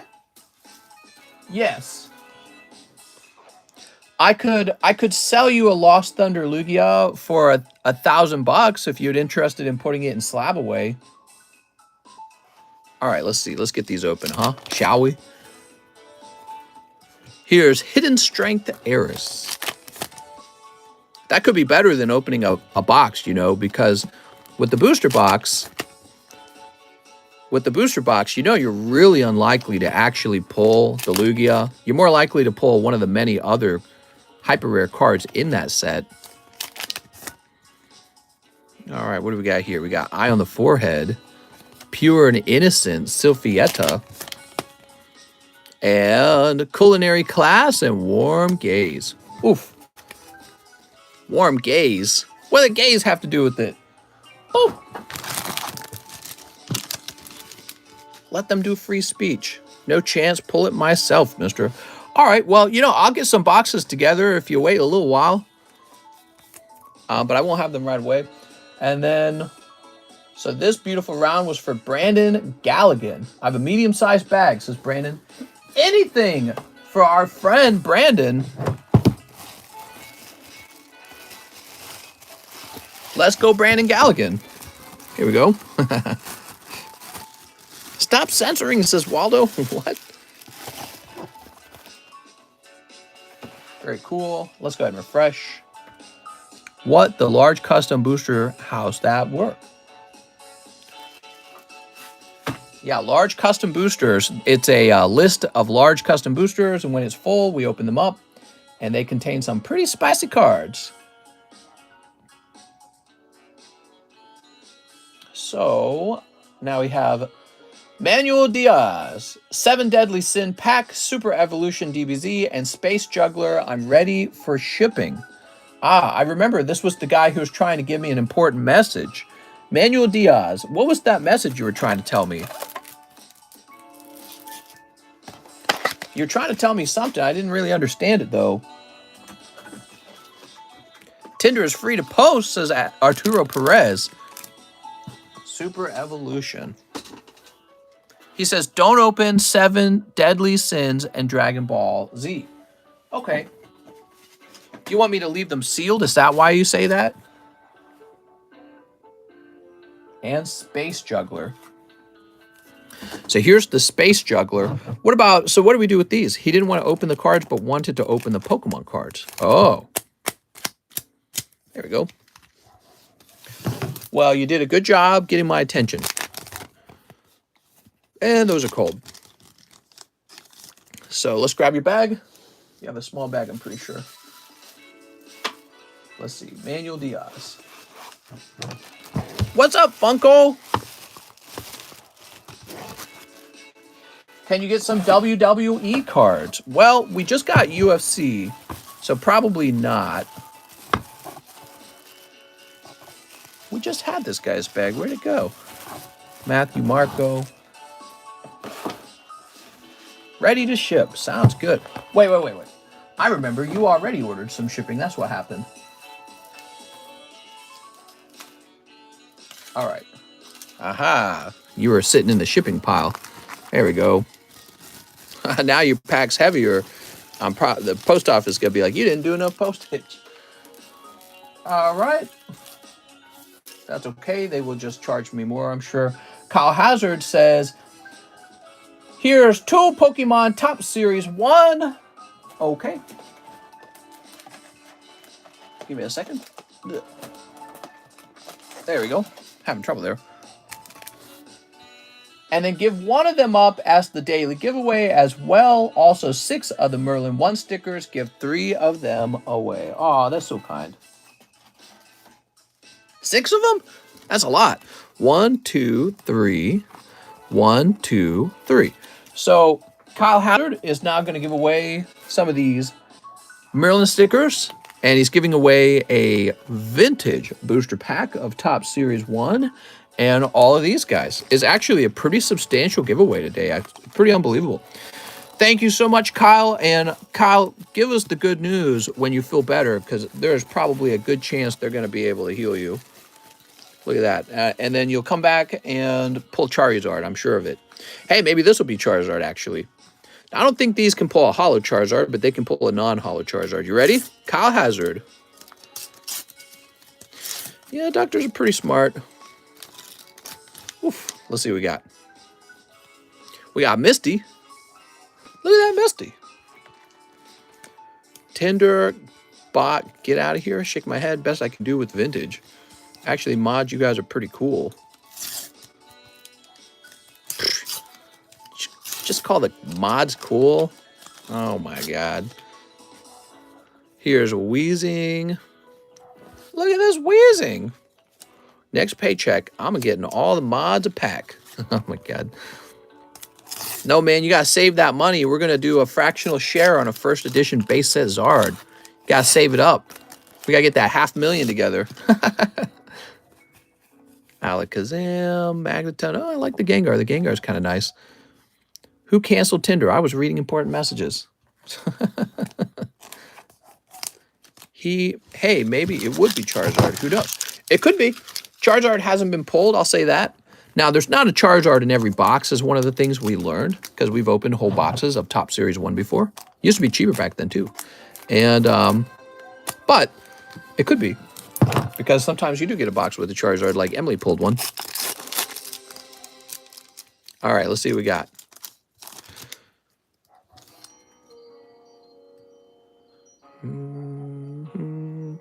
Think you got Geodude.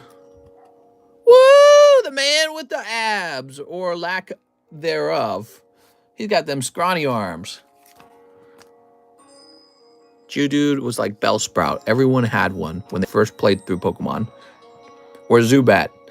Everyone had a Geodude or Zubat or a Bellsprout. All right, lovely. Oh, also, everyone... Oh, you also pulled Squirtle. Everyone also had... Pidgey. Freaking everyone had a Pidgey. Okay. There we go. So we got Misty. That's actually pretty good. Here's Geodude again. Except it is the movie version of him.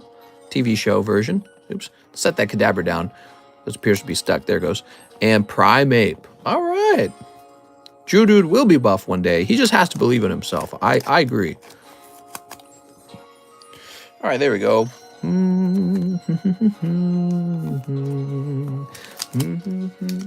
Can't forget Rattata. That's right, Rattata.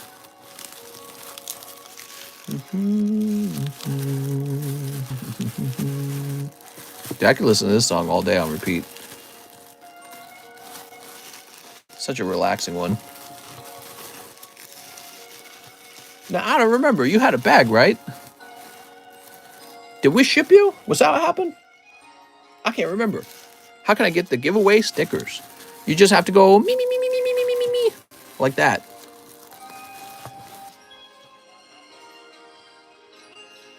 I can't remember if you had a bag. Kyle Hazard with the huge bag, right? Maybe? Got to get back to the community. Hey, Kyle Hazard, you got a bag? Here, I'll set these into a new bag because I just don't remember. You'd think it would be right here in these K boxes if you did have a bag. New bag. Ah, there we go. Ha-ha! New bag time. I had a feeling, but I wasn't sure. It was just a hunch.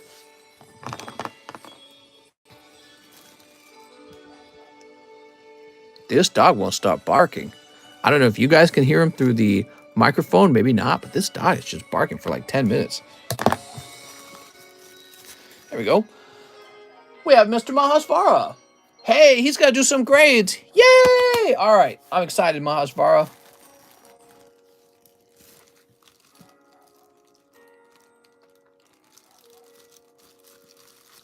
Okay, so he's grading a few cards.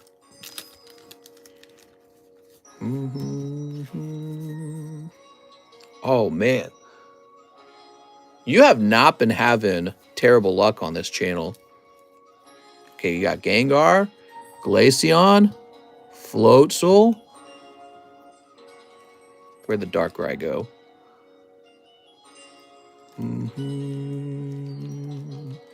That Darkrai. And there's the Sharon's Choice. All right, crazy, man. Yeah, you had pretty good rounds. I can't believe you and Shane both got the big hits because you're both moderators. So I like to see that. That's nice. I mean, I'm happy for anyone who gets it. Usually moderators get terrible luck. I guess that's the part I don't say out loud is moderators, for whatever reason, typically have terrible luck on this channel. So it's good to see moderators have good luck every now and then. All right, here's Sharon's Choice.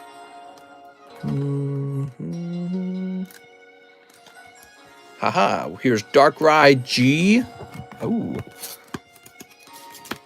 We got to pick out a new vintage box break. Any requests?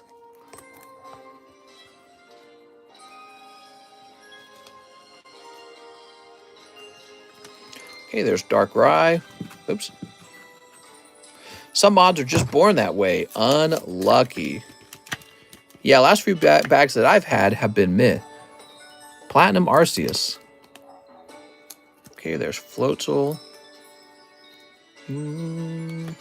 Rocket Returns. I would need like a business loan for that one, man. I don't even think it's available anywhere. Legendary Treasure. Plasma Fists. I won't lie. I've already got a box ready to go. Maybe we could just start that one if you guys wanted. Fossil First Edition. I probably won't do a WotC box for a while.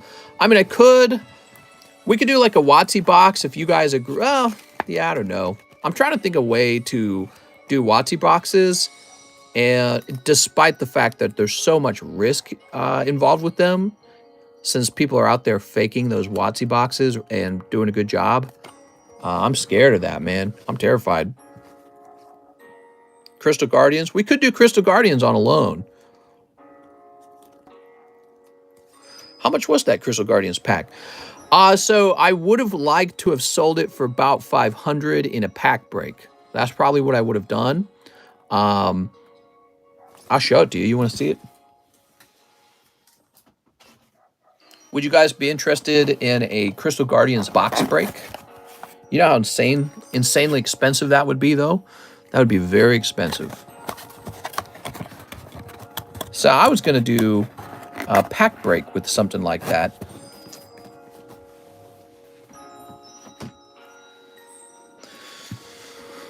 There it is. 500 for all the spots. Yeah, I was going to try and do 500 for all the spots. I think that's correct. Yeah, that's exactly what I was going to do.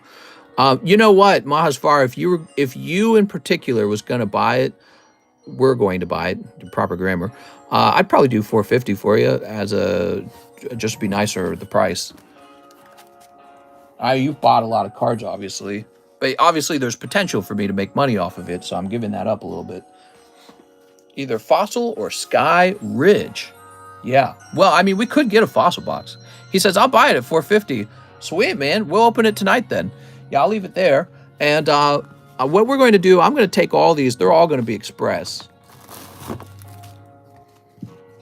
I want to grade them because they're a lot more interesting to grade, actually. You know, some cards are just kind of like you're grading Evolving Skies or something. There's a million of them, but these are actually really interesting to me because they're all really low pop. That's going to be 5.3. All right. There you go. So, well, and hopefully we'll find another card in here. Who knows? So with the Crystal Guardians, the reverse holo slot can be really expensive. I'm pretty sure there's a Blastoise reverse holo in there that's fantastic. Okay, let's see what's next. We've got Jake Dale. Jake Dale. He's got his telephone number now. Perfect. So Jake Dale is ready for shipping. And where do we put his bag?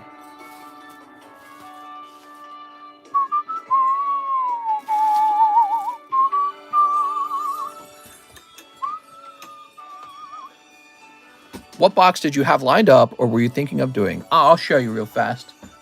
I actually have it right next to me.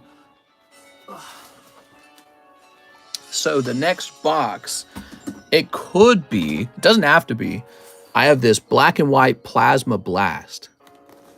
So that's another old box. Not as old as Platinum, the Platinum box we just opened, but Plasma Blast is right here. We could just literally start it. Oh, Plasma Blast, says Kyle Sexton.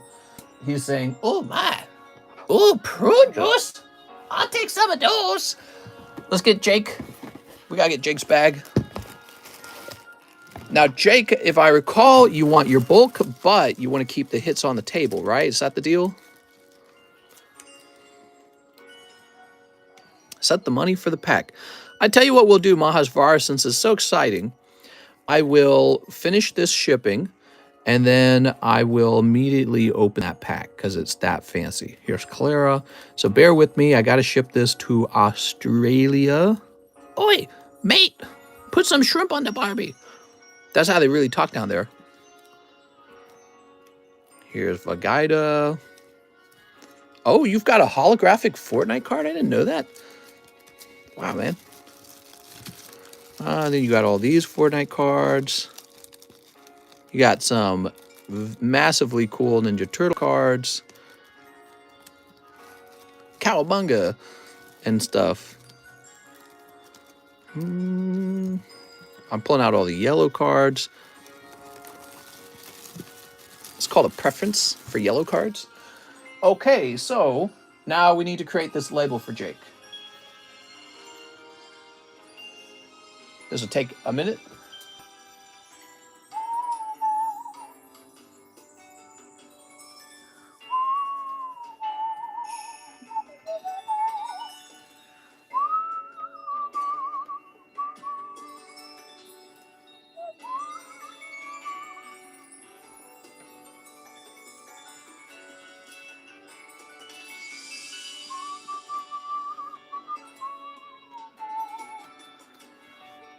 Just putting a label together, it takes a little while. It's not like filling in a US address. When you do an international address, they like compartmentalize every small part of it. With the US address, you just hit copy paste on the whole address. With this one, you have to fill out a whole form because they don't want anything to be misunderstood. All right, now I just need that phone number. Here it is.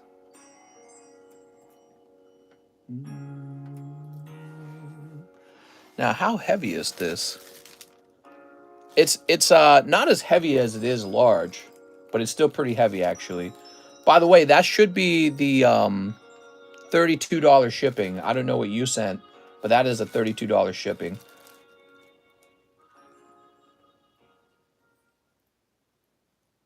All right, and print. So now I'm filling out the form.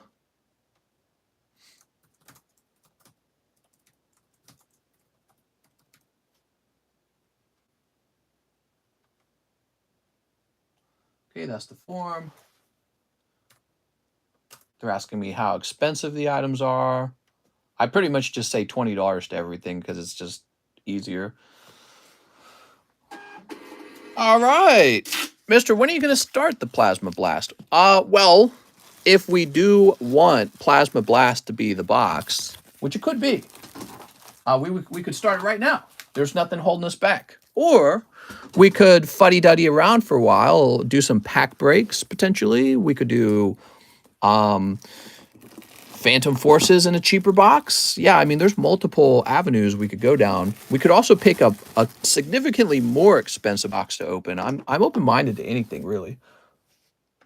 I guess you would want to open whatever sells the fastest, you know what I mean? So that's for Jake Dale. Finish UFC first. we're going to let UFC run independent, but we'll try to get some stuff in the live customs to help it along. What we'll do is we'll create a card where it's like if you pull it, you can have a pack in the UFC, or you can have, you know, like XYZ packs of Pokemon. So it'll be a choice. If we did Plasma Blast, how much would it be? Oh, that's a good question. Well, I could look it up real fast. This would take me a second.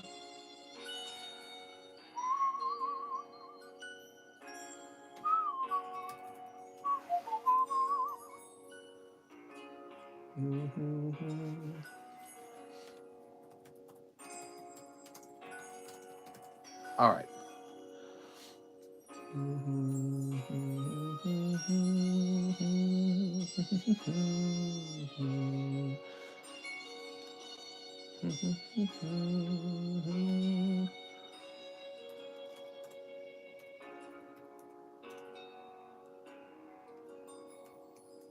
I'm almost done. So it looks like it would be about $102 per pack if we actually did Plasma Blast.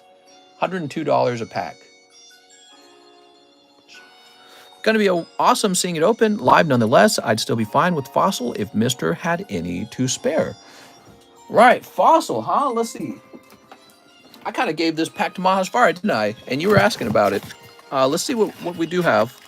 I have this Hidden Legends. We do have a Japanese gym challenge, Gym Heroes. I might actually have Fossil, believe it or not. You give me a moment. Is it in here? Let's see if it's in here.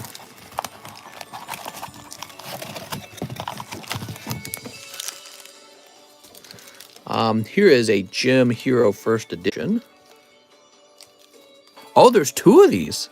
I'm pretty sure these are heavy Team Rocket packs. I could open them on TikTok. I gotta have stuff on TikTok all the time. Those are heavy Team Rocket packs, I'm pretty sure. So we got a few things. Price per pack depends on which one you want. I don't really know, to be honest. There's the price I'd like to sell them at, and the price that I think you'd like to pay, and that's I guess it would be dependent on which one you'd like to look at. But let me go ahead and refresh this real fast because I believe Mahasvara has sent a payment for this. You're a dog. Ruff, ruff, ruff. Oh my God. All right, so we're coming close to the end of the stream, and today has been a decent day. I was worried that we would not get the normal number of card sales because of the very long box break, but it's just about a normal day, which is pretty good. That means that after the box break, we were pretty busy. You ready, Mahasvara? This is Mahasvara's pack of Crystal Guardians. We're praying he gets a very good reverse holo. You ready? I love the Diglett in this set, by the way. Did you guys know I'm actually a fan of Crystal Guardians? I'm a big fan of it. You passed your stream time, but we can discuss the next stream. All right, you ready? So Diglett, there's that Trico. Looks fantastic. So you get a reverse hollow of that Trico. Spearow, Whismur, Mudkip. Oh, War Turtle. Excellent, man. That's great. I'm over here smiling. You can't see it. It's a great looking card. Swampert as well. Look at that. All right. Fantastic. Beautiful card. Looking maybe a little thinner on the bottom than the top, but it might be okay. Well, you know, it depends. You know, sometimes those graders are not as harsh on top to bottom, in my opinion. But yeah, let's check the back. You know, I feel like that's a little white dot there.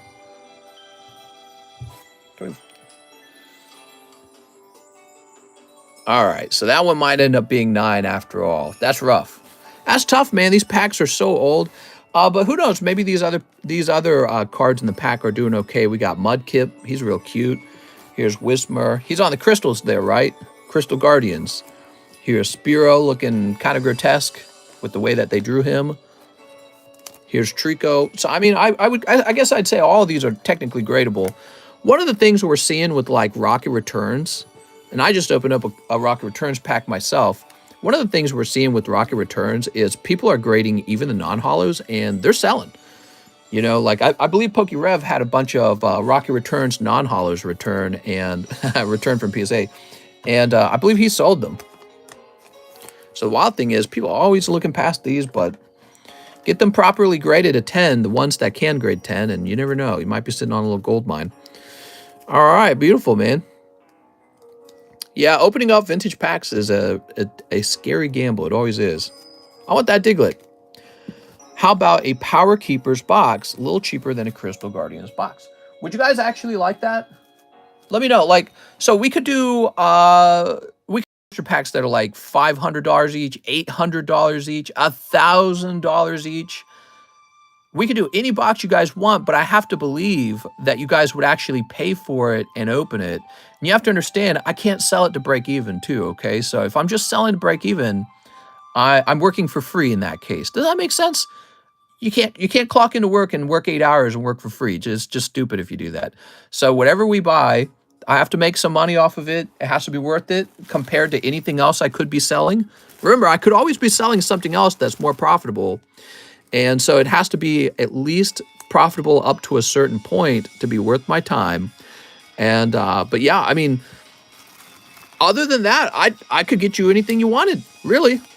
You want to open up base set? Let's open up base set. But you guys have to have the money and you have to be willing to buy the packs at the price I said. And that's it. Can you do Holland Phantoms? Maybe. You did an expensive box. It would bring more people to your stream, which is where you will make that profit. It's like advertising, mister. What would the price of the Gem Heroes and Rocket Pack be? So the Rocket Pack, I already know that price on the Rocket Pack. The Rocket Pack, I think, is like $800. The Gem Heroes, I think the Gem Heroes has to be like $450. I can't remember. But the Rocket Pack is definitely $800. A box with stamped reverse hollows would be fun. Dragon Frontiers. Yeah, because of the temptation of the gold stars, right? So now we got Randy Sun. I still have a bag. Been a while. One live booster. And can you ship it? What's up, Randy? Randy Sun, everybody. Boop. That's a cold live custom for Randy Sun. Thanks for popping in, Randy. Let's find your bag. You want X Deoxys packs?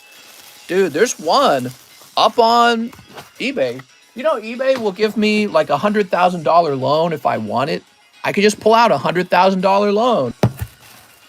And I could buy it if you guys actually bought packs in it. But if you're not going to buy packs, why would I do that? It just doesn't make any sense. You know what I mean? So it's a gamble.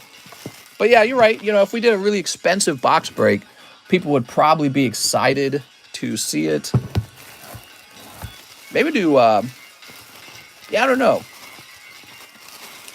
Raymond Still, Raymond Polgarin. Are you scared to do it? Not scared to do it. Scared that I would be wasting my time working for free. That's why I would be scared of. So I'm not scared to do box breaks. I've been doing them for like a couple years now, if you think about it. I'm scared that I'll have to sell the packs in a way where I'm actually paid less to do the same job, right? And it's like it doesn't make sense economically to do that. It's not like I run out of business on a day-to-day perspective.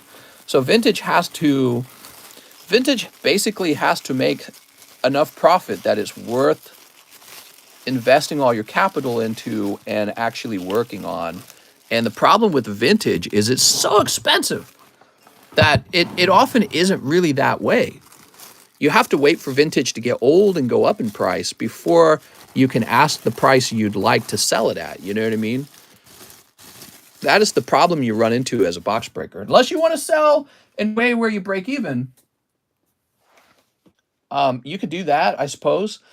Even that's not perfect because you run certain risks. Like if somebody doesn't like their pull and they do a chargeback as a result. Actually, I don't think I've ever had that happen. I am just lucky that no one has done that to me. But I've had other kinds of problems similar to that. And then, so that's a risk. You run a risk. The box is actually fake, which is a huge risk. Pookie Rev ran into one of those, and he must have lost so much money on that box. I don't even want to know.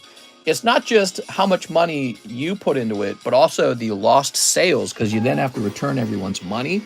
So if I'm not being paid any profit to do a box break, a vintage box break, if I'm not being paid any profit because I'm breaking it at break even, and then I'm accepting all these risks like chargebacks and fake boxes, yeah, it really doesn't add up.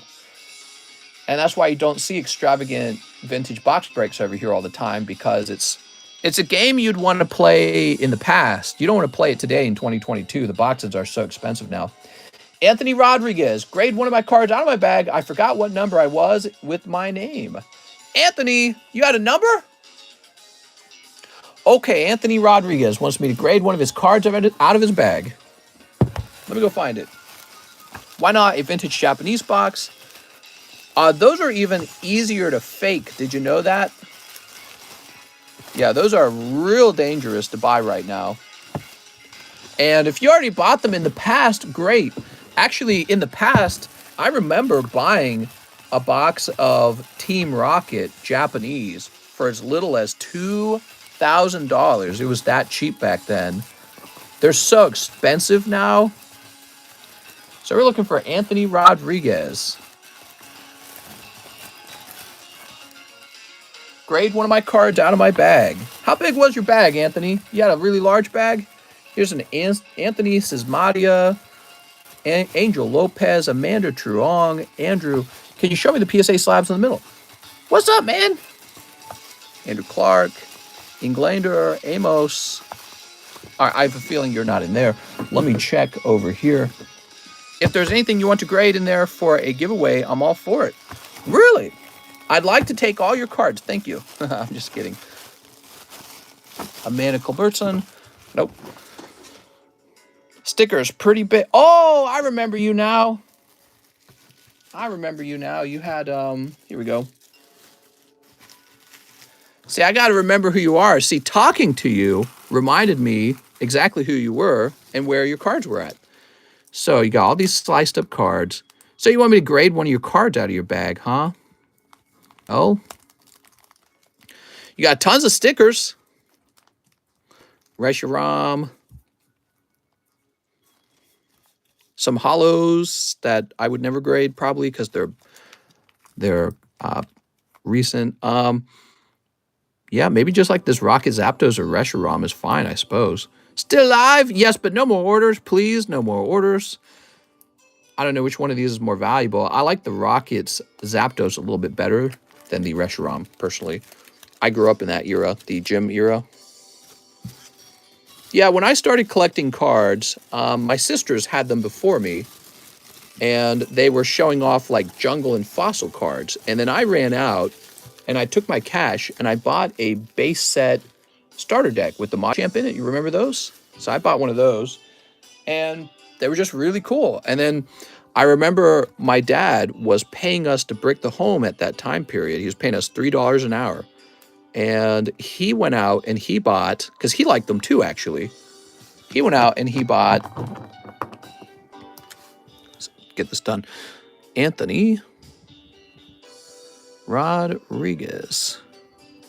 He went out and bought the starter decks for Team Rocket. And I just never forgot it because I was so shocked at how cool it was. I was like, oh my God, that's cool. I remember looking on the back of the boxes. Me and my brother got the 2-player starter deck, and I still have it. Nice, man. I remember looking on the back of the starter decks for Team Rocket, and there was Jesse and James, and I really wanted the Jesse one because it had the Arbok, which I thought was cooler than Weezing. Chris Acevedo says, hey, mister, I sent for the Hitmonchan EX slab. Ooh, nice, man. But yeah, so he was going to pay us $3 an hour to help him brick the house. But also, whoever helped the most was going to get one of those decks. And, ooh, look at that. It's got 2 swirls on it. Good swirlage. Chris Acevedo. Yep, those were some really powerful memories. He took those decks and he placed them real high up on a shelf that you just couldn't reach because he was so much taller than you. And he's like, yep, work real hard and we'll give you one of these decks. What are you making your own, TCG? You know, James, I like to think a lot about how to be successful. And the way I see it, we either have to have this grading company take off, and I think it really could. I think it would be very cool. The fact that I'm so interested in card grading is part of the reason for that, because I think for any business to succeed, you just have to have the right talented people behind it. But I'm also real passionate about maybe starting our own card printing company, or maybe just our own card game, I suppose, and picking something real cool. I don't think I want to directly compete with like Pokemon with, oh, let's have all these animals, but I don't know, maybe. I don't know what we would make, but I would like to make something really fun, and it's just a way to be creative, a creative expression. I would love to do something Dark Soul-ish, right? So sort of like a, you know, Dark Souls has sort of like a vibe to it. Maybe something where it targets adult collectors, and maybe there's some lootish cards, like really lootish, but also just like monsters and gremlins and stuff that you wouldn't let kids collect, but more like for adults. All right, so Chris says he would like 30 to his slab away. By the way, no more orders, guys. We're wrapping up. So 30 towards your slab away would be 181.5. There you go. And then you also want 5 jobless and a live custom. D&D TCG? Yeah, I don't know.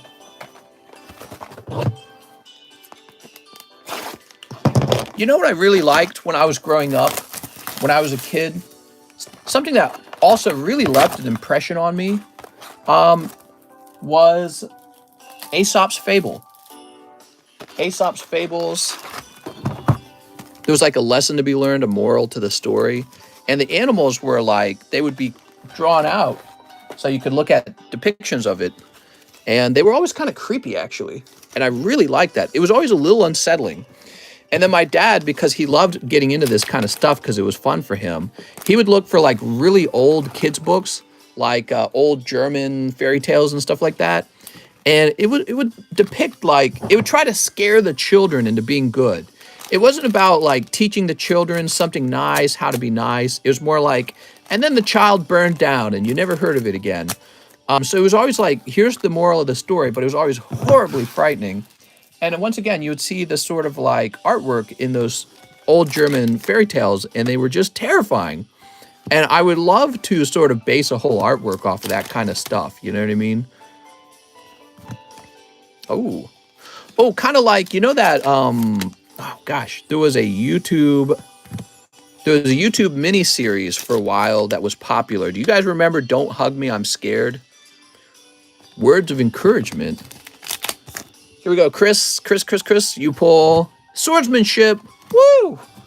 All right, nothing wild there, man. That's a tough round, Chris. Thank you very much, though. Tales from the Crypt, but for children.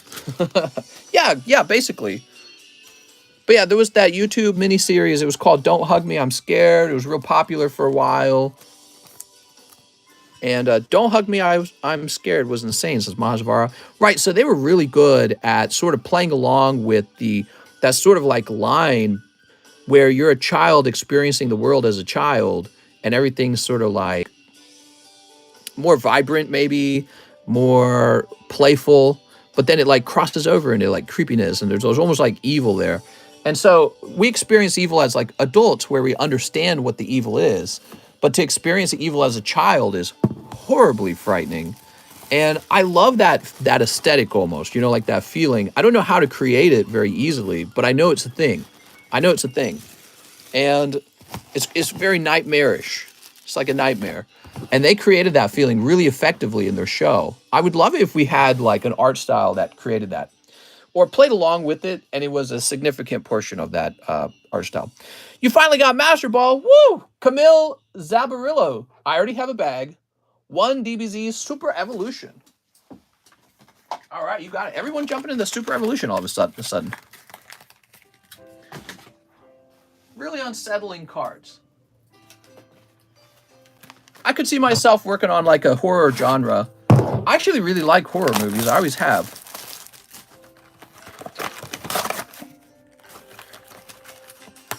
Yeah, those videos were great to watch as an adult, terrifying as a kid. I loved them. My wife was like so scared of them because she doesn't handle like scary movies very well. She was so scared. She was like depressed for like a week after watching. It was like episode 2 or something like that, the one with the time in it. She was just like fully messed up. She was like in a haze or something after watching it because it left such a powerful impression on her. Kakunsa, she like didn't want to talk. She didn't want to do anything. And I thought that was really funny because for me, it was just like enjoyable. But that's exactly how scary movies are for us. We watch a scary movie. Now she can't sleep. All the lights have to be on in the house. She's in a bad mood. But for me, it's like I'm just enjoying it. I'm like, oh, that's scary. You know what I mean? Kind of like how a roller coaster makes you feel. Mr. Camille, you got a lovely Kakunsa. Let's find your bag, Camille. Master, I asked to keep all the DBZ cards. You can't do that. It's no bulk, okay? Sorry, man. I'll show you real fast, okay? It says in the description. So it says, I don't ship bulk cards, but also if you click on the how to order cards, which I can't click on it, so I actually have to. Give me a second. All right, so we're headed over here. So I say it over and over. Please note your bulk is removed. I do not ship bulk. You cannot hire me to ship your bulk. Bulk cards are commons that are typically worth less than $1. So I just try to say it real strongly. We don't do bulk on this channel. I'm really against bulk, okay? So I apologize for that. It's sad too because I don't really do anything with them. I guarantee you your Dragon Ball card, your Dragon Ball bulk is just going to be thrown away. Yes, sir, my bad. Thanks for policing me. No, I'm just kidding. But no, let me show you just how close this box is. You see this? So this is one of the K boxes. Let me show you how full this K box is. So we're going through the box, and do you see? There's just no more room. So if we allow you to keep your bulk, and then 2 other guys say, wait a second, I should get to keep my bulk, how are we supposed to handle that? Now you think, oh, okay, well that 1K box is full. But then you realize, actually, it's not 1K box. Here's the other K box where we're looking for your bag. It's full too. It's all the way full. There's no more room in it. Do you see? There's no more room. And if we allowed people to start taking their bulk, I mean, this is like 1 card. Imagine if you started taking home 10 cards every time you open a pack. It would just be impossible. Our whole setup just would fall apart. It wouldn't work. And it's actually so close right now that I'm tempted to change the rules so that you don't even keep your holographic cards anymore unless they can be shown that they're valued at the $1 mark, because we are struggling so badly for room. It's really terrible. Here's Kevin. Here's Kevin. Kristen. So, Mr. Camille. Oh, here you are. Found you. There you go. I was about to say, Camille, where would you last order? Sweet. Fair enough. Sorry again. Yeah, no problem, man. But see, you do keep your hollows. See, but even these are something I'm tempted to remove them because it's so crazy how close the table is to being 100% full. And actually, let me show you something. Oh, I'm sorry. This should say 522. There we go. That's not me. Oh, we got 2 Camilles. I thought you had a unique name, Camille. We have a Camille Musinski. Camille, your name's quite unique. I don't run into it very often. And now I have run into it a second time. How wild. So this is a Camille. I didn't check the last name because your name's so unique to me. I really don't run into a lot of Camilles. All right, there we go. How's it going, Redemption? How can I help you, man? I see Redemption's upset. What can I do for you, Mr. Redemption? You just tell me what's wrong. We'll take care of it.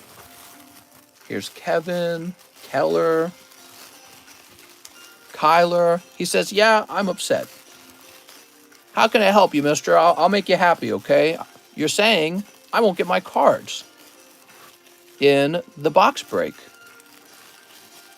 I'm a little confused. Which box break? I'm still looking for the other Camille.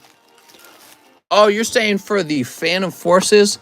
So expensive box breaks are actually different than modern packs. So with an expensive booster pack, you do actually keep all the cards. So everyone in here will actually keep all their cards. So I wouldn't worry about Phantom Forces. We treat vintage very different from modern. So like, for example, if you open up a Topps pack, which I think somebody did, see like Kyle Hazard. So Kyle Hazard has all of his common, uncommon cards, these non-hollers, he kept them all. So we treat vintage differently from, we treat it differently from modern cards. Now, sort of the cutoff line would be maybe like, how expensive is the pack? So is it sort of like a $30 pack, or is it a much more expensive $70 pack? And really that $70 pack is so expensive, you definitely will have your book on it. But yeah, it's a good thing to express your concern about. I can see why you're worried about it. That rule really just applies to modern cards, which is the majority of what we open is just modern. Camille, I can't find your bag, Camille. Camille, did you have a bag? Thanks for clearing that up. Yeah, no problem, man. Yeah, and anytime you guys have a concern, you're always 100% welcome to voice your concern, and we'll explain it. All right, there we go. I just want to stream my pack opening on Twitch. That's why I DM'd you. Modern bulk is worthless. PF bulk isn't. Well, even the Phantom Forces bulk won't be. Yes, I have a Tyranitar. Really? How large of a bag is this? I couldn't find it in either box. Let's see. I'm going to go looking again. Sorry, guys. I'm so distracted by everything going on in the stream. So, Keegan. Kano Zone. It's a small bag. Kyle Sexton. Kano. Kevin. Keller. Keys. Kyler. Kiefer. Kevin. Crack. Kevin Frank. Carol Mark. Kyle. Kevin. Kevin. Camille Musinski. Kevin again. Kevin Pham. Going all the way to the back. Might be in the back. Keith. Kyle. Curtis. Kenny. Karen O'Sullivan. Kyle Knopp. Pretty sure these guys are long gone. Wait, what's this? That's a Kyle Sexton bag. Oh my God. There was a Kyle Sexton bag. It was the very last bag in the box. All right, and then we'll try box number 2 again. Kelsey Powell, Kalen Dixon, Kara Nichols, Kelly Adams, Kiriana McKay, Kong Lee Young, Keith, Wolf, Kevin Jenner, Kenneth, Kyle Doss, and Kevin Caceres. All right, so we're not finding your bag, unfortunately. Can you tell me how long ago you ordered? Did you order a long time ago? What do we have over here? We have a Kip Saxon, Kevin Beater Zicki. He's upset. Sex bag. Kyle Sexton. How large of a bag did you have, man? Here, this is going too slow. I'm going to go ahead and look up your email real fast. I'll check my PayPal. Yeah, I'm about to check your PayPal. I want to see how old this bag is real fast.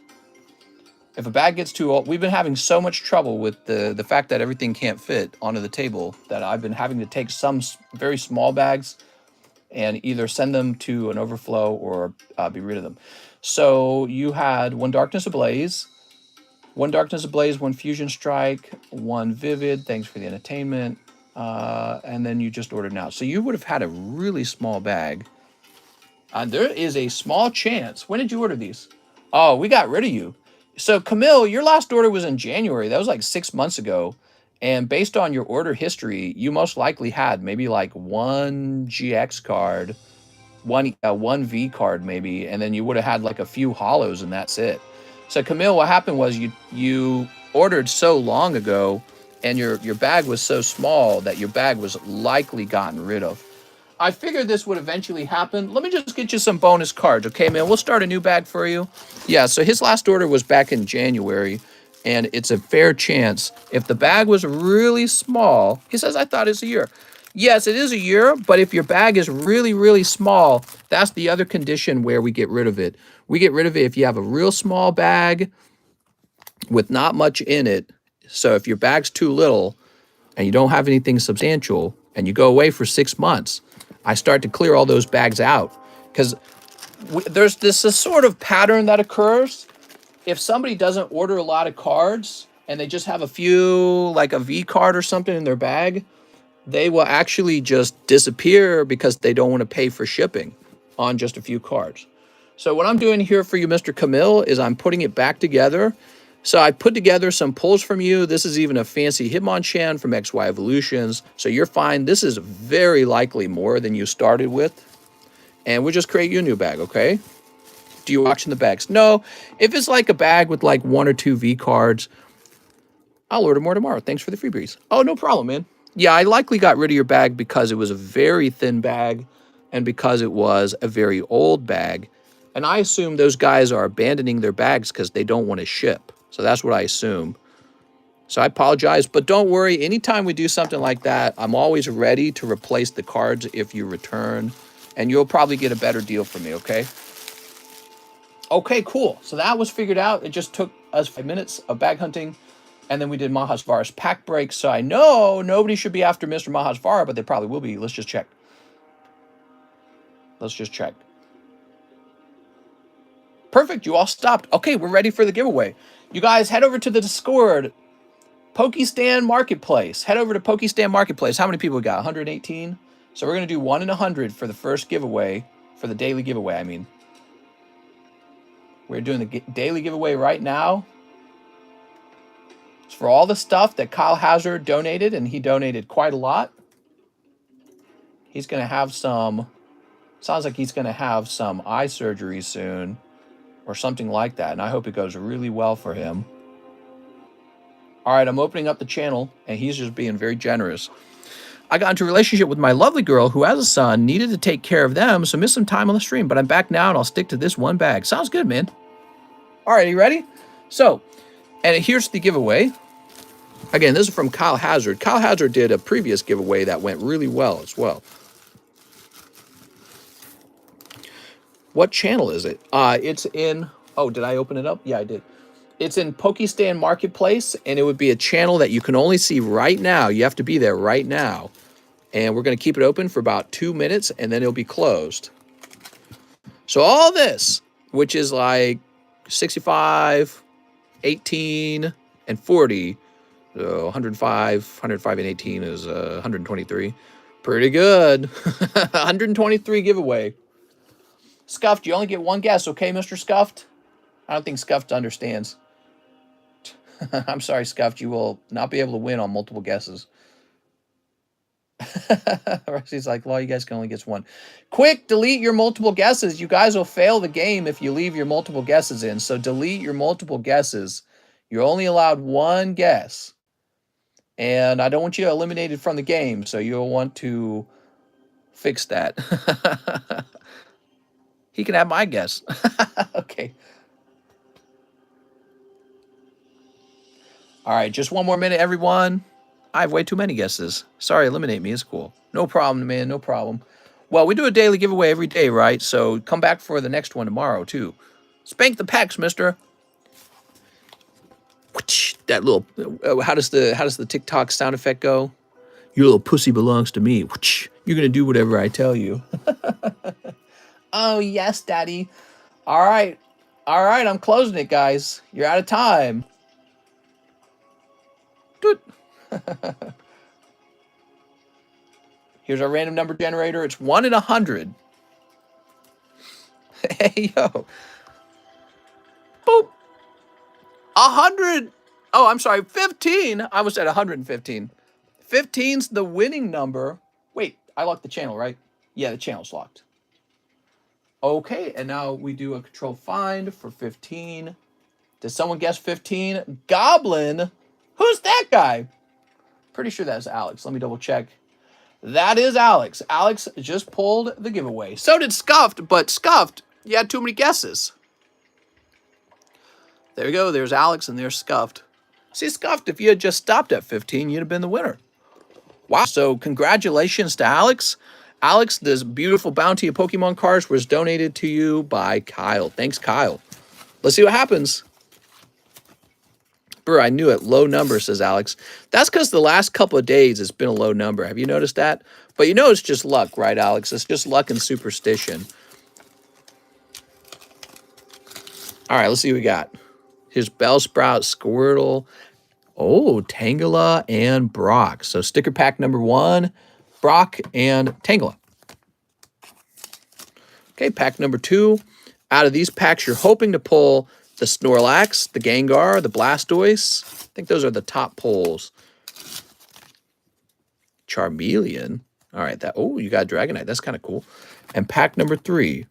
Alex can't win. He's never even here. That's right. He shirks his duties. Alex is always here, so he gets a better chance at winning because he's always ready to make a guess. And Professor Oak. All right, there we go. Sign that Brock Mister for Alex. Doot. All right, we'll set that over there. And I missed a giveaway. Lame. No, focus, scrub. You just barely missed it. I'm sorry, man.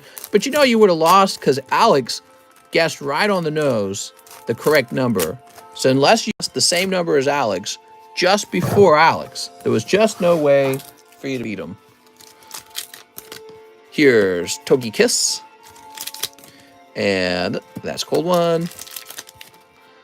Here's Beedrill, Buzz Buzz. So somebody help me remember the last order of the night was Mahasvara. Because tomorrow I'm going to be like, where did we stop? Are most giveaways usually around 8? Well, most giveaways are done, they're finished at the end of the stream, meaning that we'll complete the giveaway at the end. But typically, the way the giveaways will work is throughout the stream, we will randomly open up the channel for the giveaway. So you might be here at the beginning or at the end of the live, or the beginning or the middle of the live stream, and you might be given a chance at guessing at that point. And if you're there for that, you're going to get a chance for that. And if you stay for the whole live stream, typically you'll get at least 2 chances, maybe 3. But today I didn't have a giveaway, but then Kyle Hazard did a giveaway. Look at that. All right. So those are nice. The real catch is right here. The gotta catch them all catch. Here it is. All right, you ready for this? I don't think you're ready.